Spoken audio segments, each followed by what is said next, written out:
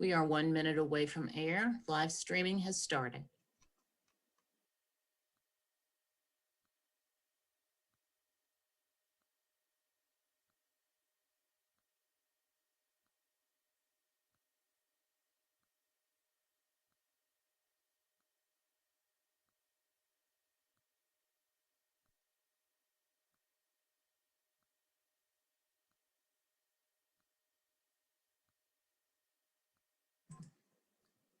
Thirty seconds.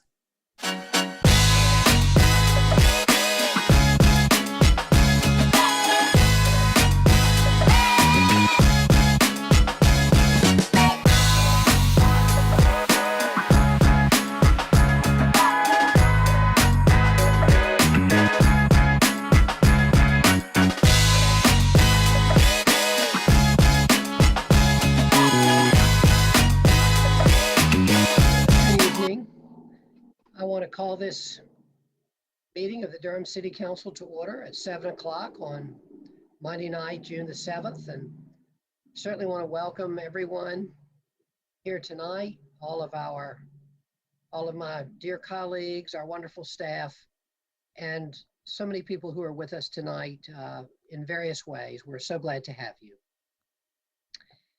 We have a long meeting tonight, a lot of good work to do. And so as we gather together to do that work, I ask you to please join me in a moment of silent meditation.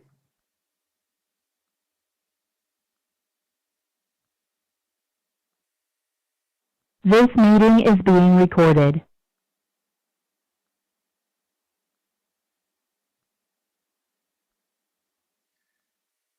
Thank you. Thank you. Councilmember Reese will be coming a little late to tonight's meeting, so I'm going to recite the pledge to the flag, which he usually does. You may join me if you would like. I pledge allegiance to the flag of the United States of America and to the republic for which it stands, one nation, under God, indivisible, with liberty and justice for all. Madam Clerk, will you please call the roll? Mayor Schewel. Here. Mayor Pro Tem Johnson. Here. Councilmember Caballero. Here. Councilmember Freelon. Here. Councilmember Freeman. Present. Councilmember Middleton. And Councilmember Reese. I'm here. Sorry. Thank you. Colleagues, Councilmember Reese will be here late this evening, and I'm going to ask that we I'm going to ask I just spoke to the city attorney about this before the meeting and can't remember what she told me. Madam Attorney, can you come on and advise me as to how to handle this? I apologize. Hi, Mr. Mayor. So why don't you just entertain a motion to excuse Councilmember Reese for that portion of the meeting for which he's not present? Thank you. And yeah. Thank you. Thank you. Sorry you had to tell me twice, but thank you. Colleagues, I'll accept a motion to excuse Councilmember Reese from the portion of the meeting at which he will not be able to be here. So moved. Second. Moved by Councilmember Freeman, seconded by Mayor Pro Tem Johnson. Madam Clerk, please call the roll. Mayor Schewel. Aye. Mayor Pro Tem Johnson. Aye. Councilmember Caballero. Aye. Councilmember Freelon. Aye. Councilmember Freeman. Aye. Councilmember Middleton. I vote aye. Thank you. Thank you, Madam Clerk. Mr. Mayor, may I make a point of parliamentary clarification? Sure. I think moving forward that at the time a member of a body isn't present, if they've already said they're going to be late, that the minutes would just reflect that at the time the roll was taken, person wasn't there. And if they show up during the meeting, I think a simple addition to the minutes to reflect that they did eventually arrive is sufficient under parliamentary procedures. I don't think it rises to the level of a body needing to take action for someone that's being late, particularly when they telegraphed it. Just wanted to make that point clear. Thank you, Mr. Mayor. Thank you. Thank you very much. I appreciate your parliamentary knowledge. Thank you. Colleagues, we'll now move to our proclamations and ceremonial items. And we've got 4 really great items tonight. And I'm excited to read the first proclamation. Madam Clerk, can you make Tom Miller available to be seen and heard? Mr. Miller, are you with us? I believe he is. I am. Thank you. Colleagues, as you all know, we have many, many people that serve us on boards. I believe we're up to close to 200 people that we appoint. Not sure of the exact number, but it's many. And many people, we have many people that, serve for significant periods of time and do so much great work on our boards and commissions. But tonight I'm recognizing with this proclamation someone who I think has rendered particularly spectacular service to our community in his role on the Planning Commission, Mr. Tom Miller. And I'm going to read this proclamation. I think it speaks for itself and talks about the reasons that we're honoring Tom tonight. And Mr. Miller, after I finish the proclamation, if you would like to speak for a couple of minutes, we would be happy to have you do so. So here's the proclamation. Whereas Planning Commissioner Tom Miller is stepping down from his service on the Planning Commission due to the expiration of his second term. And whereas Commissioner Miller has served with distinction on the commission for the past 7 years. And whereas Mr. Miller has served and continues to serve the Durham community in capacities too numerous to name, but including his years-long service as co-chair of the People's Alliance PAC, his decades-long devotion to historic preservation in Durham, including his frequent service as an officer of Preservation Durham, this particular commitment to the restoration of Durham's historic African-American cemeteries, and his critical role over many, many years as a leader of Durham's Interneighborhood Council. And whereas Mr. Miller has long been and continues to be the organizer, leader, spokesperson, grand poobah, and unofficial parade marshal for the city's oldest 4th of July parade in the Watts Hospital Hill and Dare neighborhood. And whereas Mr. Miller's service on the Planning Commission has been of exceptional value to our community and to this council. And whereas council members frequently begin their comments or questions on a zoning case with the phrase, "Can you respond to these remarks by Commissioner Miller?" Or "I don't really agree with Commissioner Miller," or "I learned from Mr. Miller's comments." And whereas Mr. Miller's expertise in real estate, land planning, the UDO, the comprehensive plan, the zoning questions of all sorts, has won him the respect and admiration of all of his Planning Commission colleagues, as well as every member of this council. And whereas Mr. Miller has guided neighborhood leaders from every corner of Durham through the planning process, meeting with them and advising them year in and year out. And whereas Mr. Miller's written comments are complete, sometimes over-complete, erudite, argumentative, sometimes over-argumentative, informative, wide-ranging, sometimes too wide-ranging, historically informed, unafraid of philosophical byways, and the arcane and fun to read. Whereas Mr. Miller's comments often possess independent literary merit, as with this question from a recent case, "Why must our planning process look like a tumble down the stairs?" Now, therefore, I, Stephen M. Schul, Mayor of the City of Durham, North Carolina, do hereby proclaim July 4th, 2021, in addition to being Independence Day, to be celebrated this year as Tom Miller Day in Durham, and hereby urge all residents to observe this day. Witness my hand of the corporate seal of the City of Durham, North Carolina, this 7th day of June, 2021, Stephen M. Schul, Mayor. Mr. Miller, congratulations and thank you for your extraordinary service. And if you would like to take a couple of minutes to make comments, we would welcome you. Thank you very much, Mr. Mayor. Mr. Mayor, the only thing I can say is shucks.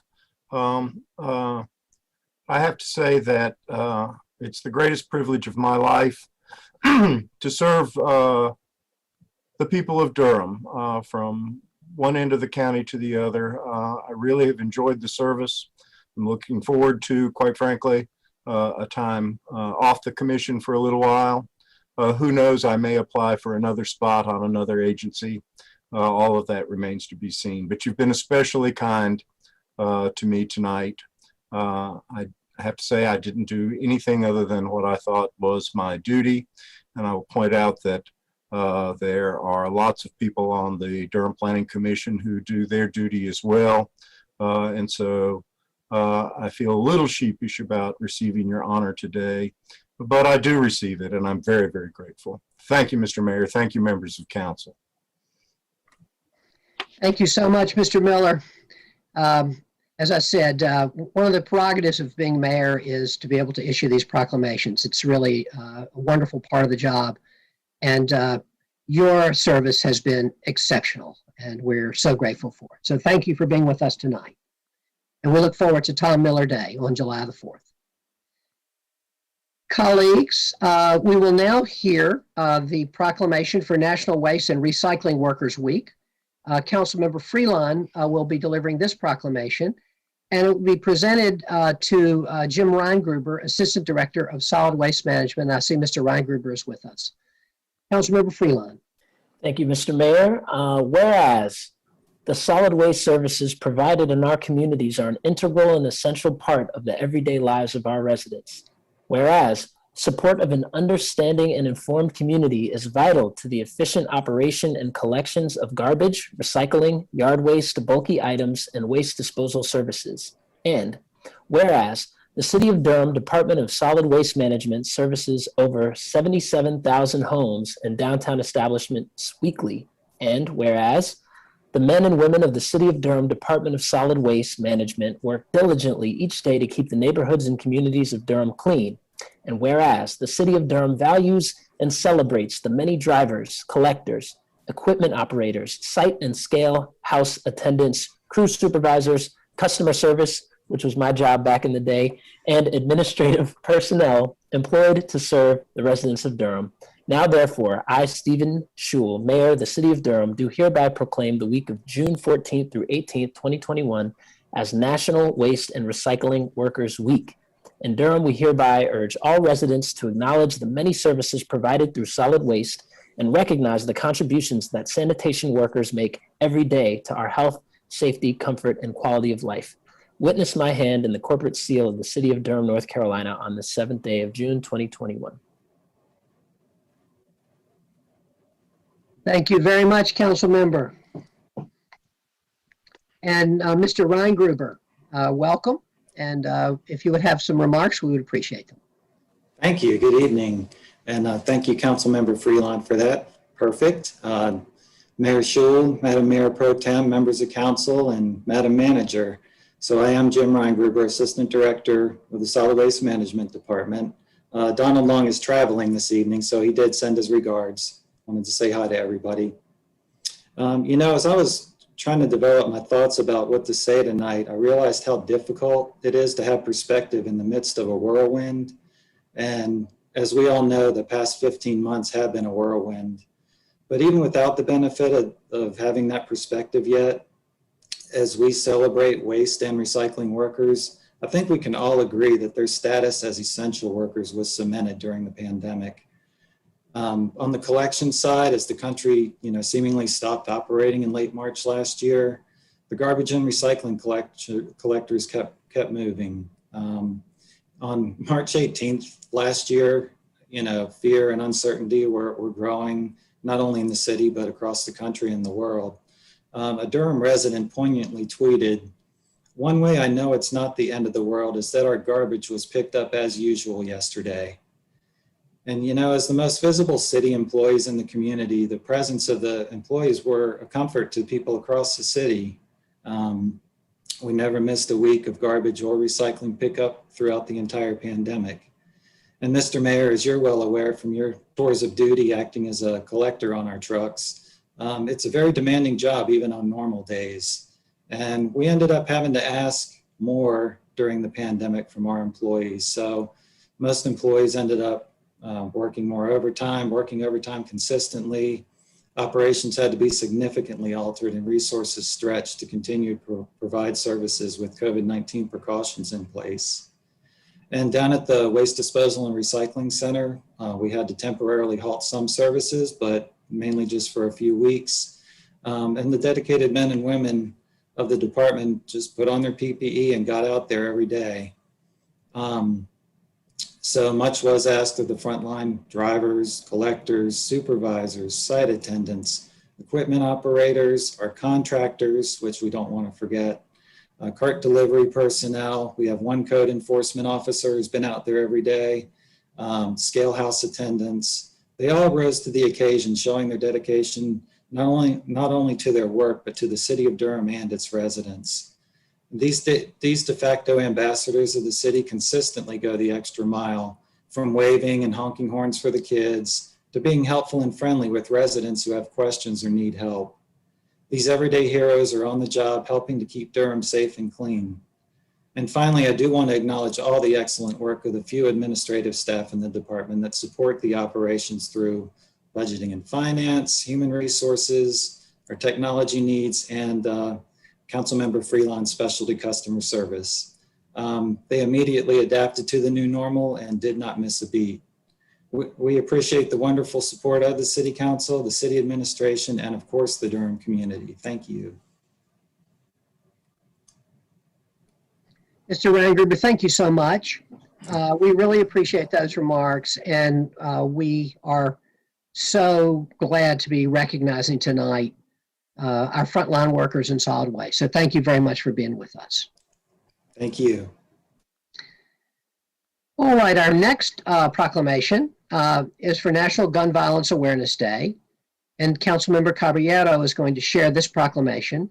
It will be presented to Sylvia Burns from Moms Demand Action for Gun Sense in America.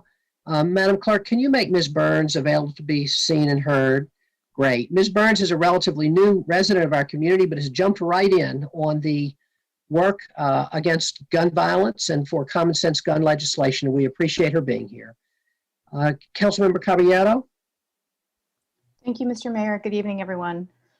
Whereas every day more than 100 Americans are killed by gun violence, alongside more than 230 who are shot and wounded, and on average there are more than 13,000 gun homicides every year.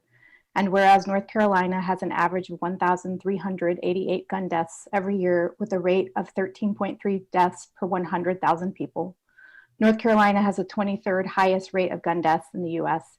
And whereas cities across the nation, including in Durham, are working to end the senseless violence with evidence-based solutions, and whereas protecting public safety in the community they serve are mayor's highest responsibility, and whereas support for the Second Amendment rights of law-abiding citizens go hand in hand with keeping guns away from people with dangerous histories, and whereas gun violence prevention is more important than ever as the COVID-19 pandemic continues to exacerbate gun violence after more than a year of increased gun sales, increased calls to suicide and domestic violence hotlines, and an increase in city gun violence.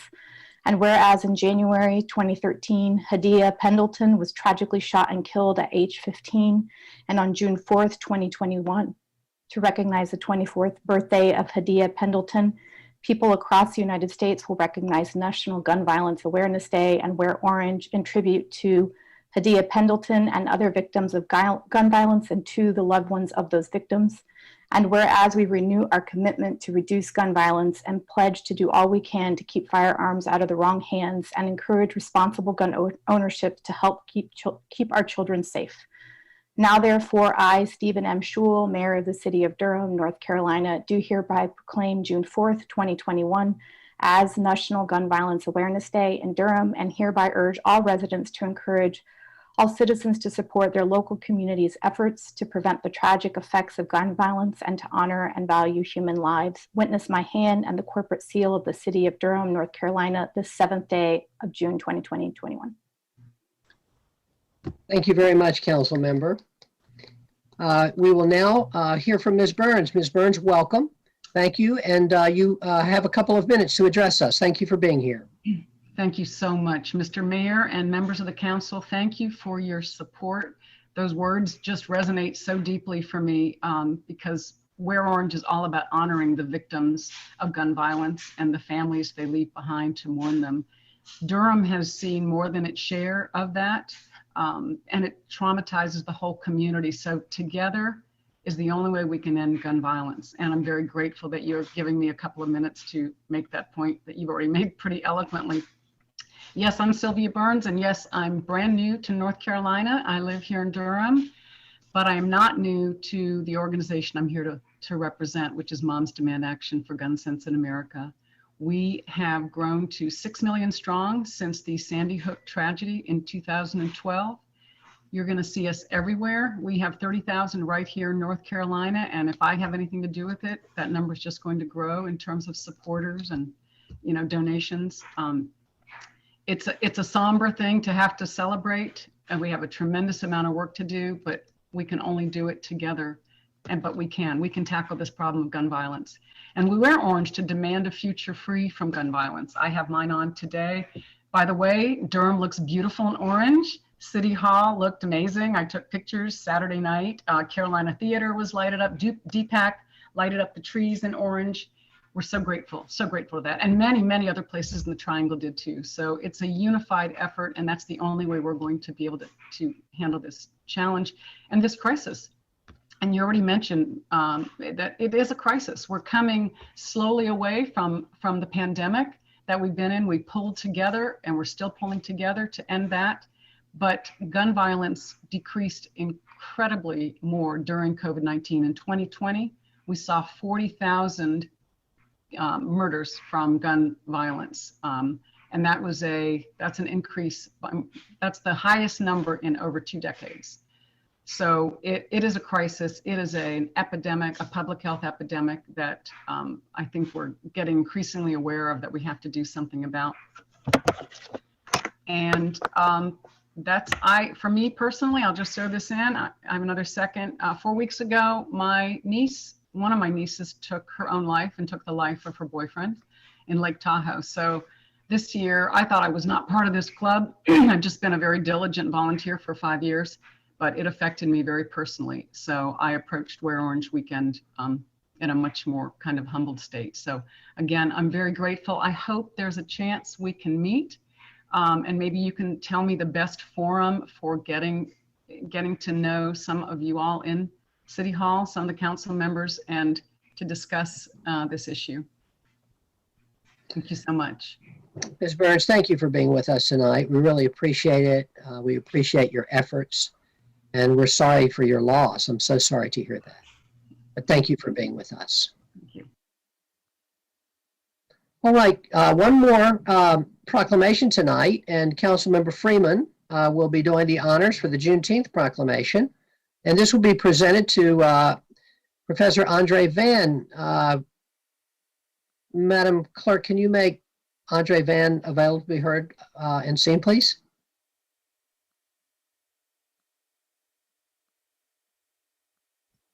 Yes. Professor Van, can you be heard? Professor Van, are you with us? Yes, I'm here. Yes. Great, thank you. All right, council member. Thank you, Mr. Mayor.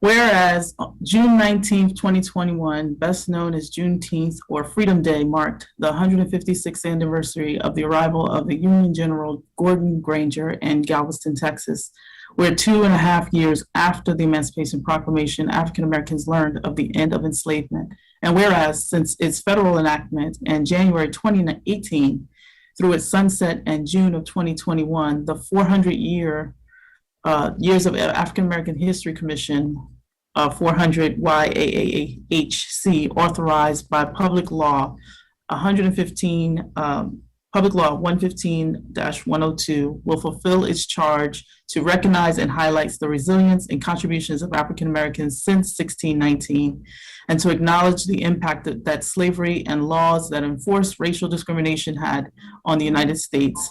And whereas on August 25th, 2020, we wrote new history as we acknowledged another year since the 400th anniversary observance of the first documented arrival of Africans in the African colonies, by looking forward to confront differences between the concept of freedom versus the reality of freedom. And whereas America must never forget or repeat its vivid and tragic examples of African American history,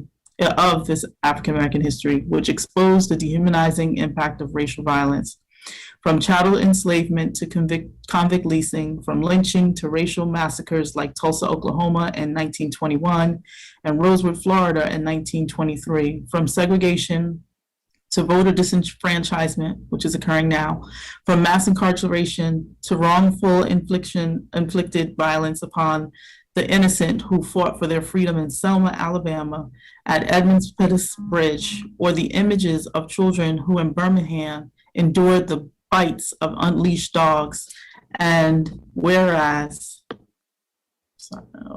we must collectively strive to close the gaps of immeasurable distance between us and affirm the promise of the Declaration of Independence that all people have the rights to life, liberty, and the pursuit of happiness, and hold that the purpose of the American government must be to secure these rights for all. And whereas we must reject acts of violence and expand opportunities to understand and learn from our frank and complex conversations. And whereas Juneteenth through August 25th, 2021 will serve as benchmarks to encourage individuals in collective reflection and transformation. And whereas it is through leadership and courage that we each have a responsibility to confront entrenchments which perpetuate injustice or a threat to America's true greatness. Now, therefore, I, Stephen M. Schewel, Mayor of the City of Durham, North Carolina, do respectfully join municipal leaders across the country and the 400 YAAHC in spirit and solidarity, and hereby encourage all citizens to honor June 19th through August 25th, 2021, as a period of reflection, cultural and public education, earnest assessment, planning, and commitment to end systemic racism and all forms of dehumanization which threaten equality and freedom for all. Witness my hand, the 7th day of June 21st, Stephen M. Schewel, Mayor. Thank you. Thank you very much, Council Member, for that very important proclamation. Thank you for sharing that. And now we'll hear from Professor Van. We're glad to have you. And if you'd like to take a couple of minutes to address the council, we're pleased to hear from you. Sure. Thank you so much to Mayor Schewel, Madam Pro Tem Johnson, members of the Durham City Council, especially Councilwoman Freeman for helping us out here, City Manager Page, and the Durham community. Let me say indeed what an honor and privilege it is to be here to accept this resolution in honor of Juneteenth 2021 on behalf of the Durham community. This is such an honor, but yet it is also emblematic, I think, of the Durham way, as I call it, in recognizing and bringing into the public consciousness the pride, the commitment, and the resilience of a determined people. The city of Durham and the African American community here have both blossomed and bloomed together since emancipation. This resolution is a tribute to the thousands of newly emancipated African Americans who migrated into Durham to work in the tobacco factories as they sought self-advancement, purchased land, created families, and vibrant communities. Further, this Juneteenth resolution really helps to widen the Durham narrative by weaving in the stories of the enslaved community, Black Wall Street, the role of women, North Carolina Central University, civil rights, heroes and sheroes, and certainly many underrepresented populations and communities that oftentimes do not get such exposure. While many African Americans migrated into other spaces to escape Jim Crow, many families in the city of Durham stayed and learned to live within the confines of segregation by working to bring about a better day. It is from this group that a strong and vibrant people flourish and Black communities grew. They used the tenets of self-help for their communities and promoted uplift for the race. Many of them went on to found early Black neighborhoods that served as safe places and great centers of social, economic, and religious endeavors for the African American community in the city of Durham and Durham County. Although Hayti was that residential center and social center of much of African American life, there were other communities such as the West End, the East End, Hickstown, Crest Street, Bragtown, the Bottoms, Pearsontown, the Merrick-Moore community, and later College Heights and the Stokesdale communities that served as a destination for some and yet home to other residents. So lastly, on behalf of the Durham community, I want to thank you all for this great opportunity of noting the significance of this great milestone in the life and history of African Americans here at Juneteenth. But also understanding very much and importantly that Black lives mattered in the past and they certainly matter today. So on June 17th, I want to invite you all as well at North Carolina Central University. We have a James E. Shepard Memorial Library. We'll be hosting a conversation, a virtual celebration entitled Juneteenth, Looking Back While Moving Forward at 2:00. So we invite you, encourage you to come and join us. And so with that being said, again, I say thank you so much. Professor Van, thank you. We appreciate you for being here. Thank you so much for the history lesson. And we are just so very appreciative of your work. Thank you so much. And thank you, Council Member. Thank you, Mr. Mayor. All right, colleagues, we'll now move to the announcements portion of our meeting. And I'm going to first call on Councilmember Freeline, who I know has an announcement tonight. Thank you. Excuse me. Thank you, Mr. Mayor. I've got two announcements. I'll be brief because I know we have a long schedule tonight. Well, first and foremost, actually, maybe there's three, because part of my first announcement is about you, Mr. Mayor. I want to congratulate you on your retirement and thank you for your service to the city of Durham. We haven't had a chance to gather publicly since you made that announcement.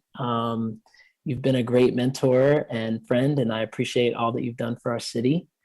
And I also want to take the opportunity to inform the public that I will not be running for public office this fall either. I was appointed in September to serve out the remainder of Representative Vernetta Alston's term, which ends this December. And after that term wraps, my wife and I will be moving out of the city and into the county. It's been a privilege, the privilege of my life, serving on this council, and I'm really proud of the work we've done. And we still have 6 more months of good work left to do, so I'm excited about that.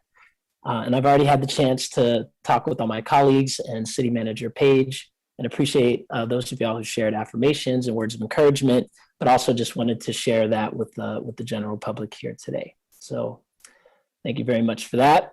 Another really quick announcement. I just wanted to share that this weekend, Saturday morning, I was in McDougall Terrace in the MAC, where there has been a lot of violence in recent months and years.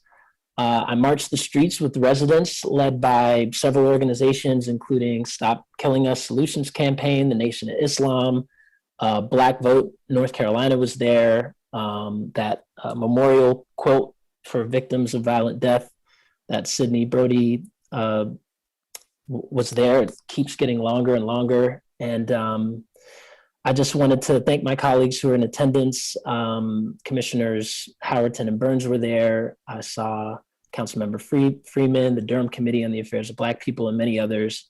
Folks with groups with different ideas for solutions on how to make our communities safe, but the dedication to standing up against violence and in solidarity with, a Durham community that's been really impacted was very clear.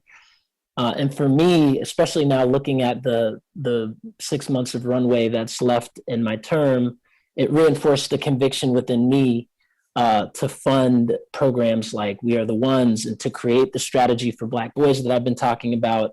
I want to make sure as we move into the summer that we have robust youth programming and activities and mentorship available for young Black men and boys, especially.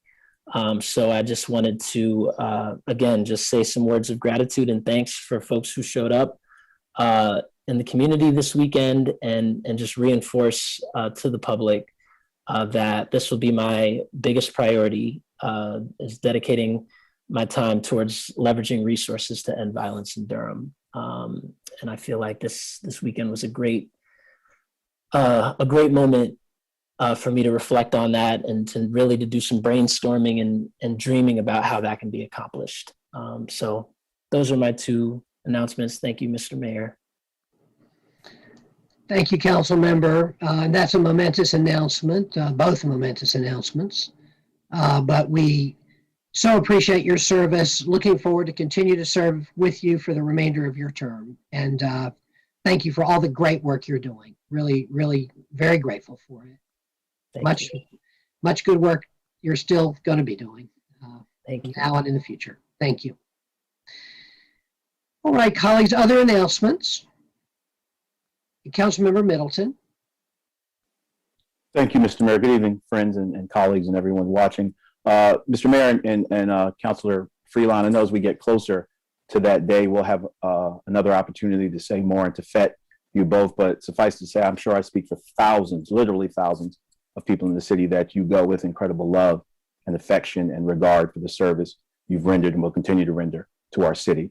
And I know we'll have more to say in coming months. Mr. Mayor, I wanted to say very quickly just two things that I think it's rather poetic that on this evening we had a proclamation for both Juneteenth and National Gun Violence Awareness day. Firstly, with respect to Juneteenth, the whole Juneteenth celebration is, I was going to say Shakespearean, but maybe I should say a Baldwin-esque kind of framing of the delayed, how justice has been delayed for Black people in this country. You know, we found out 2 years later that the Emancipation Proclamation has been signed. And that's just kind of par for the course of us kind of being behind when it comes to being served and to receiving justice. And I think that in the city, particularly with our upcoming budget and with discussions and echoing what my brother Pierce has said tonight, that we have a wonderful opportunity, I think, in Durham to display what it looks like not to delay things anymore.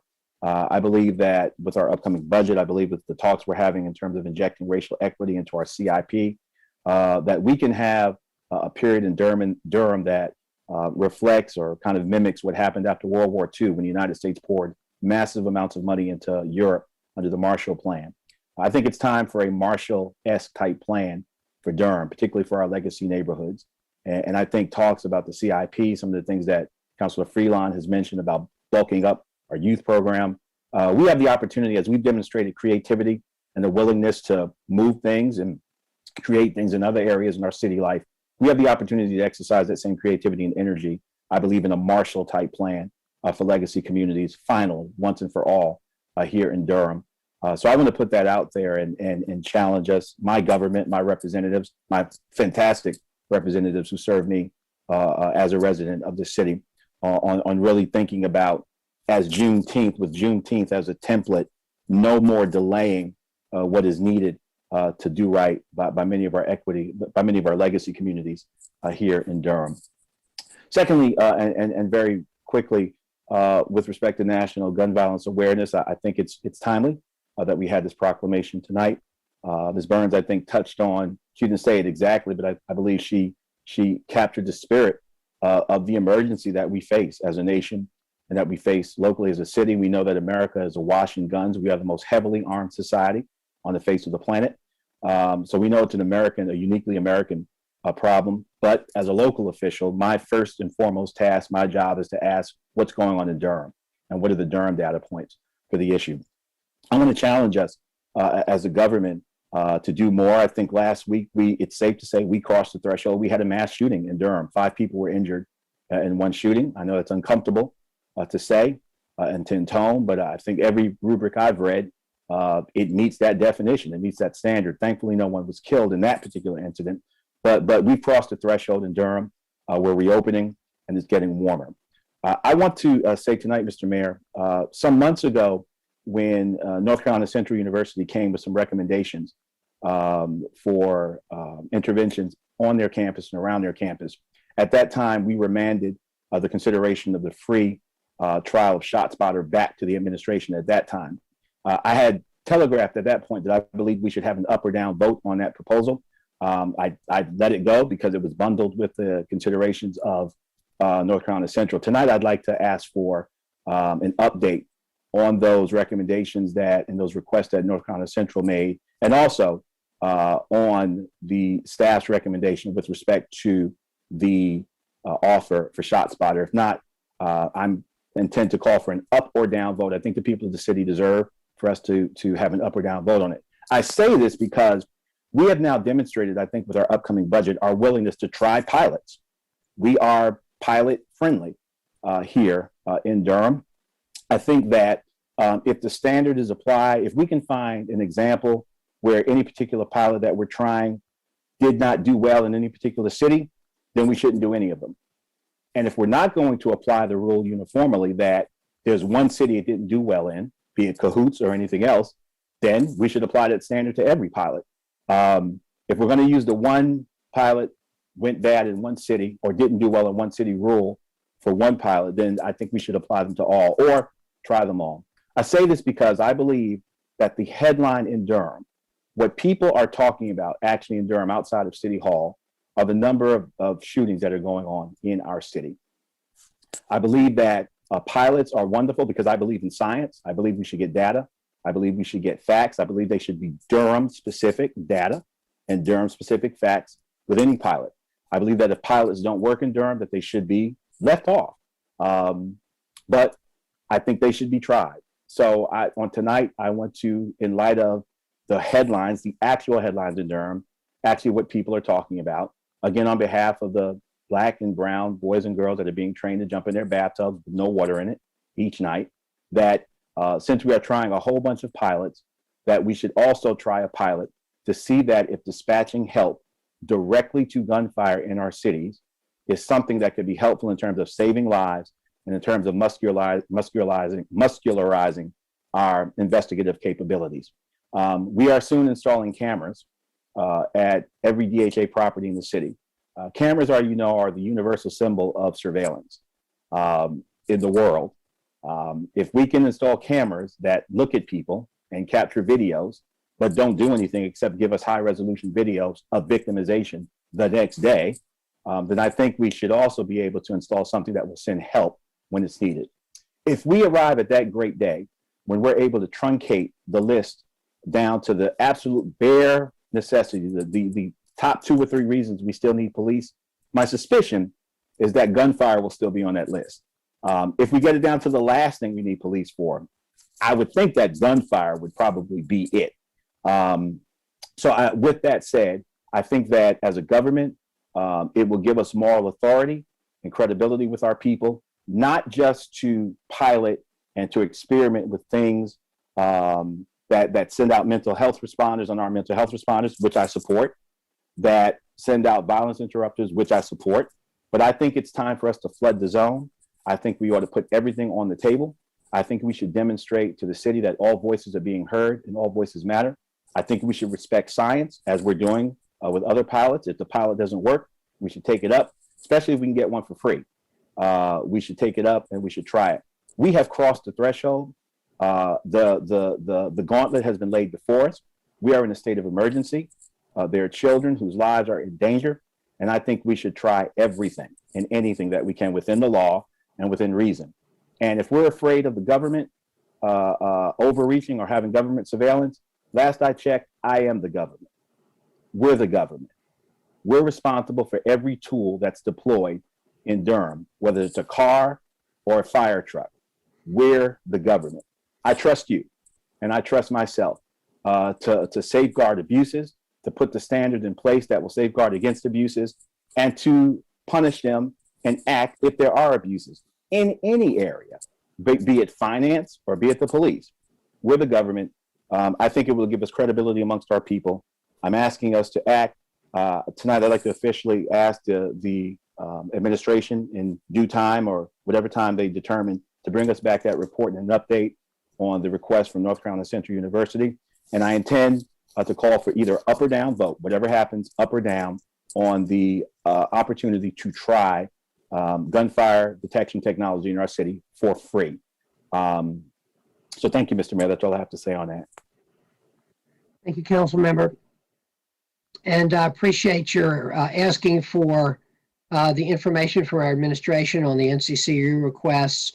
Let me just say that we do have an opportunity to talk about this if we so choose on next Thursday, at our budget work session in the morning.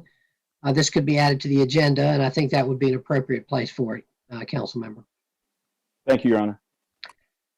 All right, colleagues, other announcements? Councilmember Freeman. Thank you, Mr. Mayor. I'm not sure, but I think you meant this Thursday. I just want to make sure. But I definitely. You're right. Yes. I wanted to make sure I associate myself completely with Councilmember Middleton's comments, and just note that I think that it's high time that we do more than just talk about what we can do in the future and do something now. I also wanted to take a moment, Mr. Mayor, and apologize because I feel like our last meeting, that tension that kind of spurred up also took the attention away from acknowledging your moment in the sun and that you are retiring. And I do want to congratulate you fully and completely on the the expectancy of a grandchild. I'm not sure if they came already or not. I know it was like 3 days or so, but I do want to say congratulations and I wish you all the best. I want to thank you for your service. And I do want to note that over the next 6 months, I look forward to making sure that your legacy does continue and live on. I also want to take a moment and just thank Councilmember Freelon for reaching out and following up. I did appreciate catching up with him at the event on Saturday. And I want to note for the public that it is going to be necessary because of the great length and the weight that Mr. Sidney Brody has been carrying for us to find a space for that quilt, because that memorial needs to live somewhere. And I think it's high time we figured out where. I think I'm hoping to have conversations with Durham History Museum, but I do think that it may need to be a one-off space. And so I just want to put that out there for folks who might have some information so that you can share if you do. And I also wanted to note that I did have a forum. So in addition to the shootings, a lot of folks in the Black community have been experiencing a high displacement rate, acknowledging that the pressures of gentrification have been unbearable during COVID for many in our community. It's been even more harmful for people of color and ways in which that have surfaced, and the conversation has been lacking around the industry and the kind of income aspect. And so I have taken the charge to make sure to have those conversations with folks in the community, and I'll continue to have those conversations with folks in the community. I'm hopeful that this summer we will have 2 students working through a collective group of folks in the community, interning to try and come up with a plan around what that might look like. And I look forward to including any and everyone who might be interested in having that conversation. And so I want to make sure that I share that here. And at the other end of this, I do want to just step back and just note that it was stated at our last meeting that the Durham can host events similar to what was proposed at the Durham Beyond Policing and Durham for All group. And I was advised to make it clear that the Durham Can group hosted candidate forums. They did not host host demand meetings during a budget cycle. And so there's a huge difference there. And I just want to make it very clear to folks that that is where some of this angst might lie. Other than that, I think I am mindful that there's a lot of pain in our community, and I do want to note that my neighbor is doing much better. She's recovering, and I'm mindful that that tension is in a space of like how emotional it is to experience something like that that close to home. She almost, a bullet went over her head, and she didn't bump into her granddaughter's knee, her granddaughter's aunt. She could have been killed. And so I want to make sure that I clarify that a lot of the tension from last week was mainly around that, and it had nothing to do with Councilmember Freelon. I do want to thank Councilmember Freelon for sharing that he's seeking to just end this out strong these next 6 months. And I look forward to helping you do what it is that needs to be done to make sure that these Black boys and men do have something to do this summer. Because as I stated last summer, how hard it would be to go through the Black Artistry Program project is just one thing. And I'm hopeful that we'll get the We Are the Ones program moving forward. So thank you. That is all. Thank you very much, Council Member. Colleagues, any further announcements? All right. Thank you all so much. We'll now move to priority items. Madam Manager, any priority items tonight? Good evening, Mr. Mayor, Madam Mayor Pro Tem, members of the Durham City Council. I do have 2 priority items for your agenda this evening. Agenda item number 30, development agreement with Lambert Development Hunt Street 2 LLC. Pursuant to City Council's request, additional information has been provided in attachment number 9. Agenda item number 38, Greater Triangle Commuter Rail Study Update. Pursuant to City Council's request, additional information has been provided in attachments number 2 through number 4, located under the priority items by the city manager, city attorney, and city clerk section of the agenda. That is all I have for you this evening. Thank you very much, Madam Manager. Madam Attorney, good evening. Do you have any priority items tonight? Good evening, Mr. Mayor, Madam Mayor Pro Tem, members of the Durham City Council. It's good to be with you all this evening. The City Attorney's Office does have one priority item this evening, Mr. Mayor. We would ask that Council, at the conclusion of tonight's business, entertain a motion to hold a closed session pursuant to North Carolina General Statute 143-318.11A3 for attorney-client consultation at my request concerning the handling or settlement of litigation in the following cases: Daryl Howard versus the City of Durham et al., and Deborah Friedman and Mark Ridden versus the City of Durham et al. Thank you very much, Madam Attorney. We will wait till the conclusion of the meeting to make that motion. Thank you so much. Very good. Thank you. Madam Clerk, any priority items tonight? Good evening, Mr. Mayor and Madam Mayor Pro Tem and council members. The City Clerk's Office has no priority items this evening. Thank you very much, Madam Clerk. Colleagues, we'll now proceed to the consent agenda. The consent agenda consists of items that the council has previously worked on, and those items can be approved by a single vote of the council.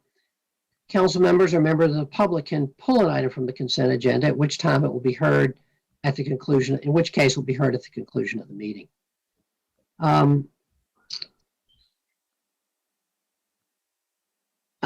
Before we go here, I've been getting lists all day of people that want to speak, and I see that Laurie Fox has signed up to speak on item 1, but I do not see Ms. Fox amongst the attendees.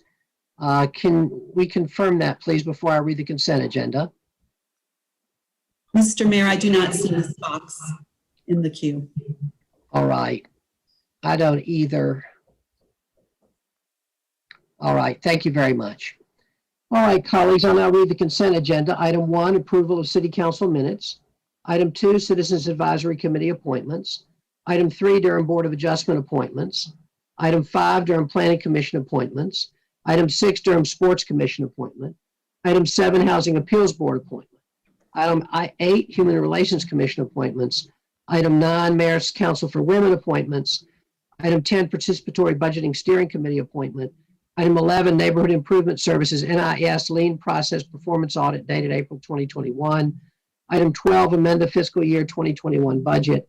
Item 13, amendment of operating agreement with Volunteers of America Carolinas, Inc., VOAC, to provide services for homelessness coordinated entry with diversion.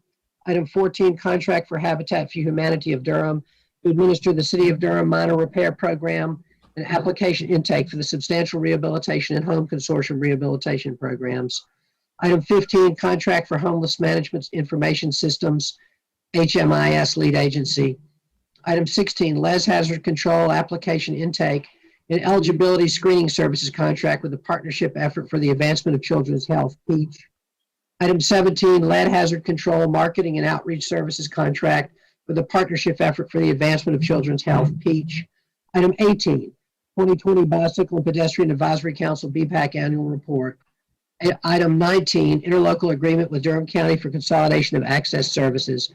Item 20, 2021 Lift Station Improvements Group A Gravity Sewer Professional Engineering Services Contract to McKimmon Creed Incorporated. Item 21, 2021 Lift Station Improvements Group A Lift Stations Professional Engineering Services Contract to Highfield Infrastructure Engineering PC. Item 22, 2021 Lift Station Improvements Group B Lift Stations Professional Engineering Services Contract with Kimley Horn and Associates Incorporated. Item 23, amendment number 3 for engineering services from Raymond Engineering, Georgia for various Department of Water Management roof replacement. Item 24, Newman Street Waterline Construction Contract Award.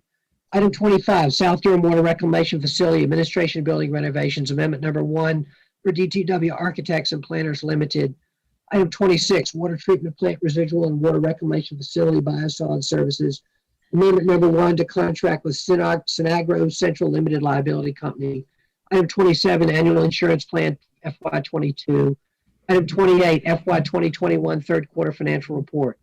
Item 29, resolution approving the application of the Local Government Commission for the issuance of water and sewer utility system revenue bonds. Item 31, lease with Salon Lofts Group LLC at the Morgan Rigsby parking garage. Item 32, contract renewal with Saba subscription and services agreement with Saba Software Canada, Inc. Item 33, contract ST317C utility locate services. Item 34, contract with WK Dixon and Company Incorporated for a stormwater municipal separate storm sewer system MS4 program review. Item 35, petition process assessment rate revisions. Item 36, residential septic to sewer cost share project for the Northeast Creek watershed. Item 37, contract renewal with Granicus LLC, DBA Granicus SAS LLC.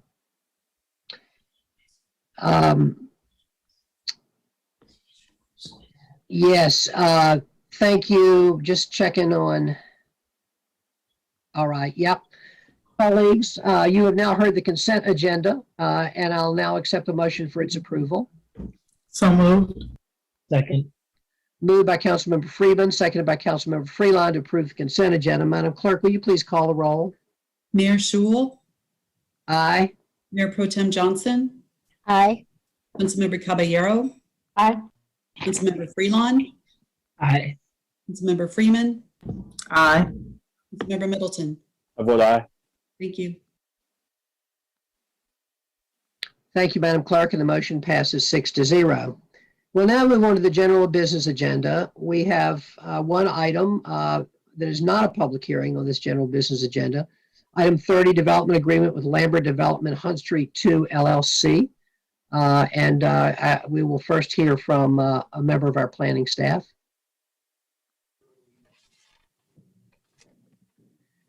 Good evening, Mayor, Mayor Pro Tem, City Council members. I am Robin Parrish with General Services Department. This item is a proposed development agreement between the developer, Lambert Development Hunt Street 2 LLC, and the city.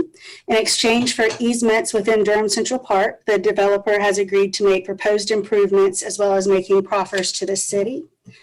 During work session, the developer gave a presentation about the proposed development, which is the Vega, and is located at the corner of Durham Central Park. There was feedback given from City Council regarding the proposed development agreement. The first was an increase in the amount of the Affordable Housing Fund from $57,000 to $285,000. And the second was to offer prospective purchasers of the residential units educational material or information about what to expect living in an area like Durham Central Park in an urban area. The developer and staff have met, and the developer has agreed to those changes within the development agreement. And pending council's concurrence, we will upload the revised agreement reflecting those changes. I am here along with representatives of the developer to answer any questions you may have. Thank you, Ms. Parrish. I said we were going to hear from a member of the planning staff, but of course we heard from a member of the general services staff, and thank you very much. I'm sorry. No, it wasn't your fault, it was my fault. Thank you very much for your presentation. Let me just be clear then,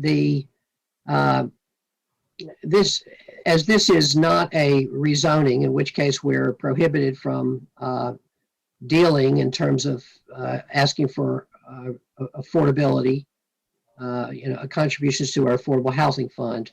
This is not such a situation. This is not a rezoning. This is a deal, a business deal. They want easements, and we are asking for changes in the business deal. And so, am I to understand then that the developer has agreed to proffer? I suppose you used the term proffer. I suppose here it's really to include as part of their purchase price, $5,000 as an element of this purchase, $5,000 per unit to our affordable housing fund. Is that correct? Yes, sir. Thank you.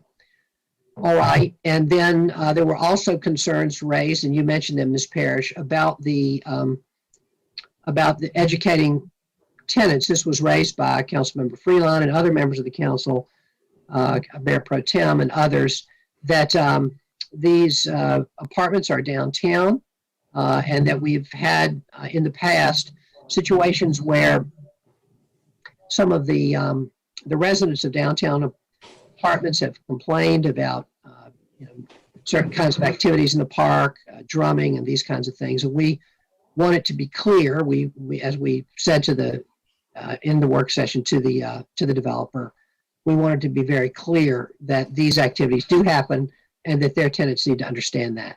So I would like to hear from you or perhaps from the developer about how they're planning to make that clear so we can understand exactly what they're offering here. The developer has agreed to place material around the development itself, as well as give prospective residential unit owners information. It's a flyer regarding things that they can expect, events that they can expect to take place at Durham Central Park. It does refer to the skate park, as well as, the Durham Farmers Market, that there's a lawn there, that people congregate there, and that there are things to be expected that happen within the park, and they'll hear things while living that close to the park. They are here, they can speak. Mr. Kuhn is the attorney for the developer, and he can elaborate on that a little. Thank you, Ms. Parrish. I really appreciate it. Let's hear from Mr. Kuhn. Mr. Kuhn? Yes. Are you available to be heard? I am. Hello? Hi, Mr. Kuhn. Would you like to talk to us about the this education of Yes. Thank you. Thank you, Mr. Mayor, Mayor Pro Tem, fellow council members. Yes, we listened closely to the input and comments from the last meeting, and I would point out that the existing website, thevegadurham.com, has already had a page on its website that's dedicated to a discussion of what the neighborhood and the surrounding area is all about and the vibrancy of that neighborhood. We worked with Molly Barnes, the marketing person we're working with, and she helped us put together a what I would say is an educational marketing document that we are using to provide to prospective purchasers and to existing reservation units, people who have reserved existing units, that basically discusses and the features and attractions of Durham Central Park and the vibrant urban park environment around it, and the desire and need to obviously be good neighbors to everyone in that nearby community, essentially to highlight the vibrant park atmosphere that they're going to be living next to. When I did speak with Molly Barnes, she expressed, absolutely that they have focused on that as part of their marketing to outline that amenity, so to speak, and the unique community in the area. And so that is one thing that is being highlighted in the marketing materials and on the website and so forth. We've also took to heed the comment from Councilmember Freelon in terms of the idea of placing perhaps some signage around to make sure residents know of non-emergency numbers to call in case of a non-emergency park-related matter, so as to make sure that the appropriate level of response is brought in particular matters, so as not to heighten it unnecessarily, so to speak, which we have agreed to do in the development agreement. And so we think we've gone a long way and have accomplished that effort to do that, to bring that kind of educational information as part of the marketing materials and package that we'll be providing to everyone who looks at these units and who has already reserved units at the Vega. Thank you, Mr. Kuhn, and thank you for taking that seriously, as well as the inclusion of the $5,000 per unit to the Affordable Housing Fund in the development agreement. We appreciate that. Colleagues, other questions or comments for Mr. Kuhn or for Ms. Parrish? Councilmember Middleton. Thank you, Mr. Mayor, and thank you, Mr. Cohen. And I want to echo the mayor's thanks for the contribution to our affordable housing fund. Living in an urban environment comes with some stuff. I have some experience growing up in an urban environment. It took me a long time when I moved to North Carolina to get to sleep because I could not hear fire engines and noise. But I got accustomed to it living in the suburbs here.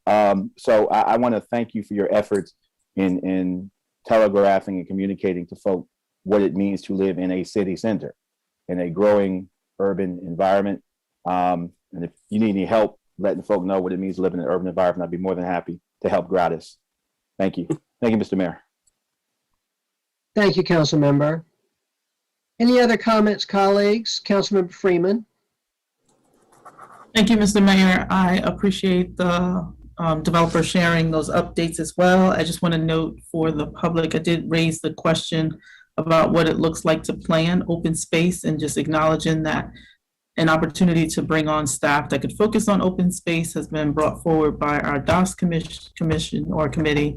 And I really would like to pursue that, acknowledging that this $6.6 million, I think it's less than an acre, maybe just shy of an acre, but this, the price of land is going to get more and more expensive, and it's going to get really, really hard to plan our open space as more development is trying to kind of pack in around our downtown community. And just noting, like, I live in downtown or right outside of downtown, and the very few spaces that we do have to actually go out and enjoy. I'm not in the suburbs, Councilman Middleton. I still have gunshots and fire engines and police cars in the background to keep me sleep at night. I will note that I think it's going to be important, just noting that for staff as well, to figure out how to understand what that means for their departments, because we do not have specific folks aligned to just focusing on citywide what that looks like. Thank you. Thank you, Council Member. Mayor Pro Tem. Thank you, Mr. Mayor. I just wanted to appreciate the developer team for increasing their contribution to the Affordable Housing Fund. And I hope that other folks who are coming to downtown who are seeking easements from the city or other concessions from the city to build their developments will follow this example. We need more affordable housing in our community and downtown especially, and it's great to see a developer, especially a developer who's building downtown, be willing to contribute more significantly to that. And I hope that we continue to see developers step up to meet more of our community's needs in that way. And also wanted to just appreciate the conversation that we've been having about downtown and inclusiveness and making sure that the community that we're building is a community for everyone, and making it very clear to new folks who are coming into Durham and into downtown what the expectations are for being involved in that community. That there is already a community in downtown. There are already people there using this space. And we welcome newcomers, we welcome people to join, but we want people to know what they are entering and to respect the existing community and culture and space that they're coming into. So I just want to appreciate us having that conversation and really making it clear what our values are, and the development team for taking it really seriously and making sure that the people that they're bringing in are on board with downtown Durham and everything that downtown Durham is. So thank you. Thank you very much, Madam Mayor Pro Tem. Any further comments? All right, colleagues, we need a motion on this item, which will be to receive the presentation, which we already did at the work session, to authorize the city manager to execute the development agreement with Lambert Development Hunt Street LLC, to authorize the city manager to execute an easement agreement that is not inconsistent with the development agreement, and to authorize the city manager to execute, record, and make changes to any documents related to the development agreement consistent with the manager's delegated authority. Can I have a motion to that effect? I was going to say so move to all three. All right. Moved by Councilmember Freeman, seconded by Councilmember Middleton. Madam Clerk, will you please call the roll? Mayor Schul. Aye.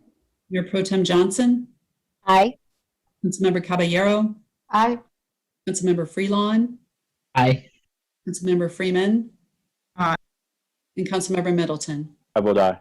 Thank you. Thank you, Madam Clerk. The motion passes 6-0.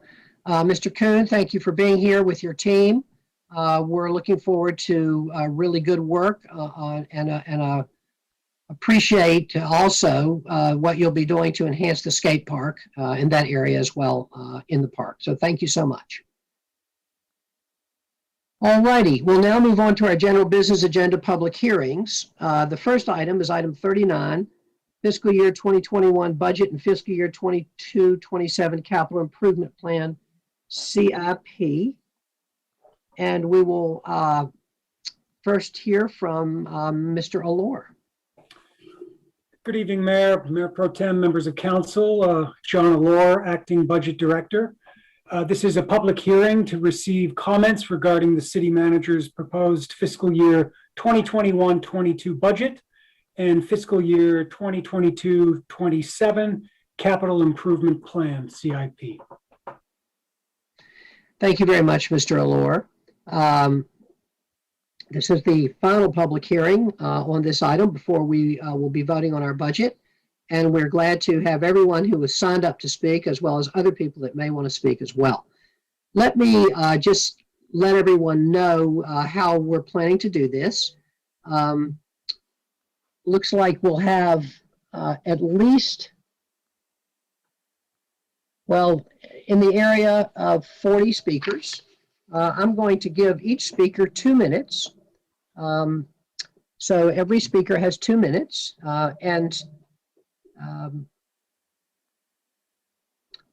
The way I have a list of people who signed up prior to the meeting, and I'm going to start with them in the order in which they signed up.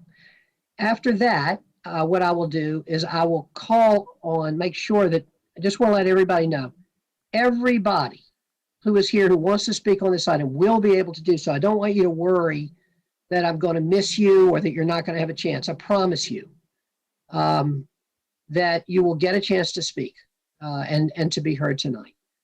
I'm going to read the first thing I'm going to do, and this will help me and the clerk and everyone, I think, is I'm going to read a group of names in the order in which they've signed up, and so you can be ready for your testimony. Let me also just say, we really appreciate you being here. We know how important this is. We know that the budget is probably the most important work that we do, and we are very grateful to all of you all to be here and offer your input. It's really important to us, and we will all be listening very, very hard. We have some more discussions to have about the budget, and what we hear from you today will definitely inform those discussions. So thank you for being here. All right. The first 5 speakers in order will be Stephen Nill, Hillary Ensminger, Larissa Seibel, Jim Svara, and Latasha Gibson. And we'll begin with Mr. Nill. Mr. Nill, are you available to be heard? You have 2 minutes to speak, sir. Yes, I am. Can you hear me? Yes, we can. Thank you for being here. In 2019, Durham residents voted overwhelmingly for a $95 million affordable housing bond. That bond will be issued in 2 parts in 2023 and 2025. Part of the reason for the tax increase in this new budget is to pay the debt service on the bond with an increase at the rate of 1.38 versus starting next year at a rate of 1.50. I got that information from David Boyd, the Durham Finance Director. I have 2 questions. Why has it taken this long to issue the bond when the mayor and council have discussed affordable housing, even tonight, as one of our top priorities, going so far as to press developers to contribute to affordable housing funds instead of contributing to infrastructure in the areas the developments are being built? And second, given the economic damage COVID has done to many residents, why would we ask them to pay more this year when the bill isn't even due yet? Why not give them more time to get on their feet? Thank you very much. We don't answer questions as the hearing goes on. We like to hear from everyone, but your questions are duly noted. I'll also say that at the end of the hearing, some council members may have comments, And I will take the opportunity to answer that question. So thank you so much. All right, now we will hear from Hillary Ensminger.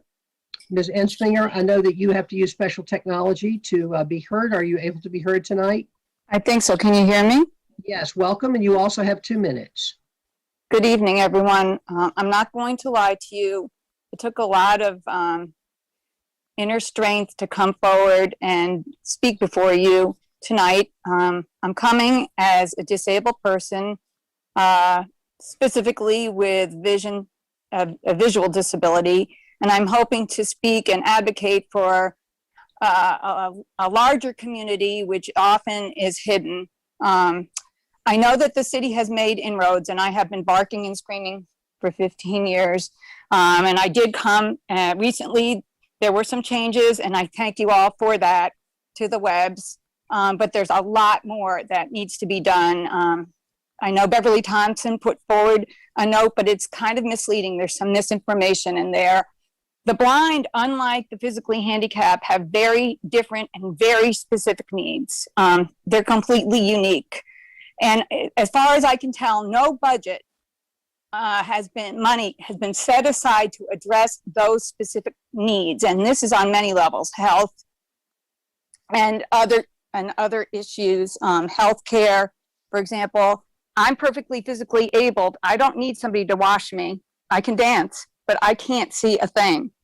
I can see some with assistive technology. I need the kind of help I need when I have somebody come into my house is somebody to help me read or help me pay my bills. There are people who are sighted who go blind in a day and are sent home, and the system is not set up properly. It was designed by sighted people who were well-meaning, sighted people, but don't know what it is that our needs are. Mostly, we need some money set aside to address these needs. For the physically handicapped, there are ramps, there's building codes, there's all this sort of stuff with a long-range plan. There is no plan for the blind.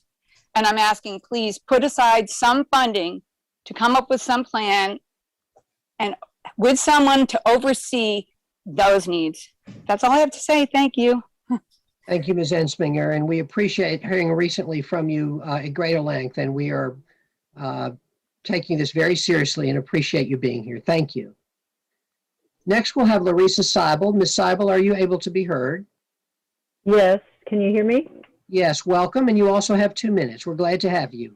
Thank you. I'm Larissa Seibel, Durham People's Alliance Housing Action Team, and I just want to summarize some of our requests to fund emergency rental assistance to prevent evictions and homelessness with legal aid, and to continue and expand long-time homeowner grants to stabilize property taxes. We need everyone in Durham to keep their homes.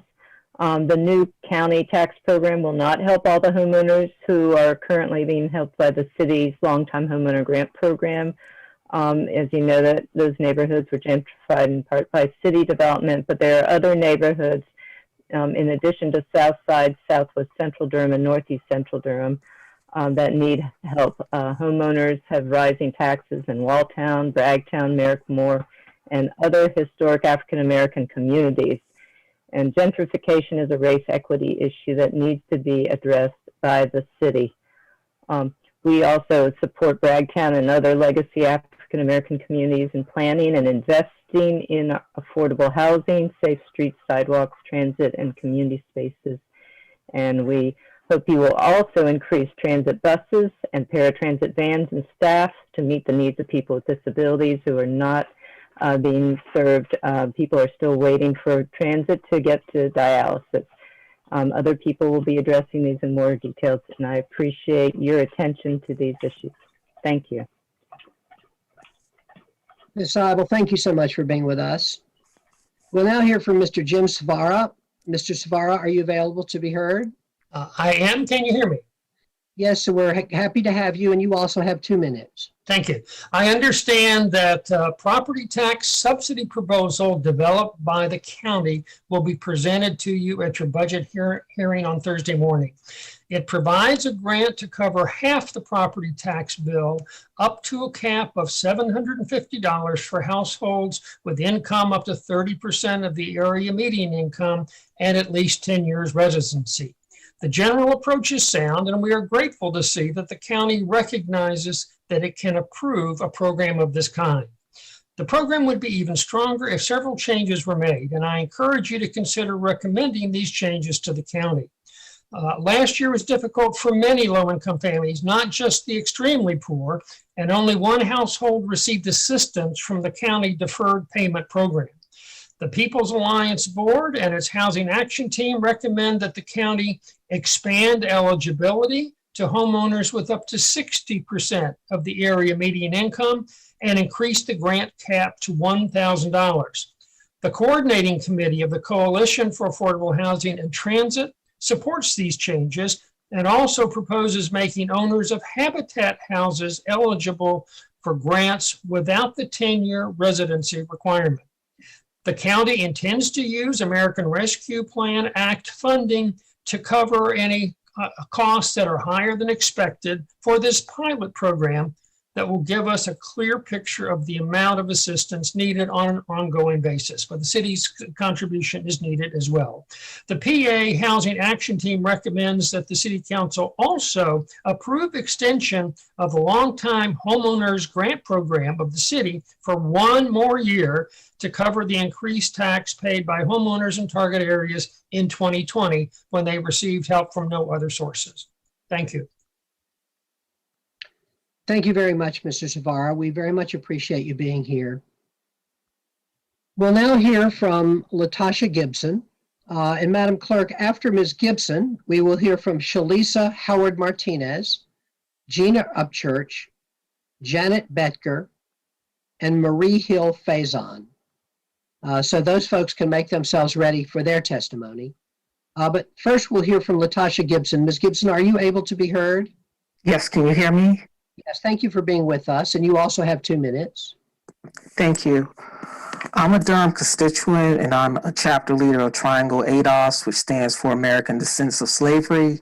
And my statement is in reference to the increase in property tax as it pertains to gentrification. I had prepared statement, but I'm going to summarize since I have 2 minutes to talk. So basically, I don't think Durham City Council or Durham City is doing enough regards to gentrification, and I know other people have spoken on it. But one thing that or a couple of things that I want to mention pertaining to gentrification is that we do need to look at the history of redlining.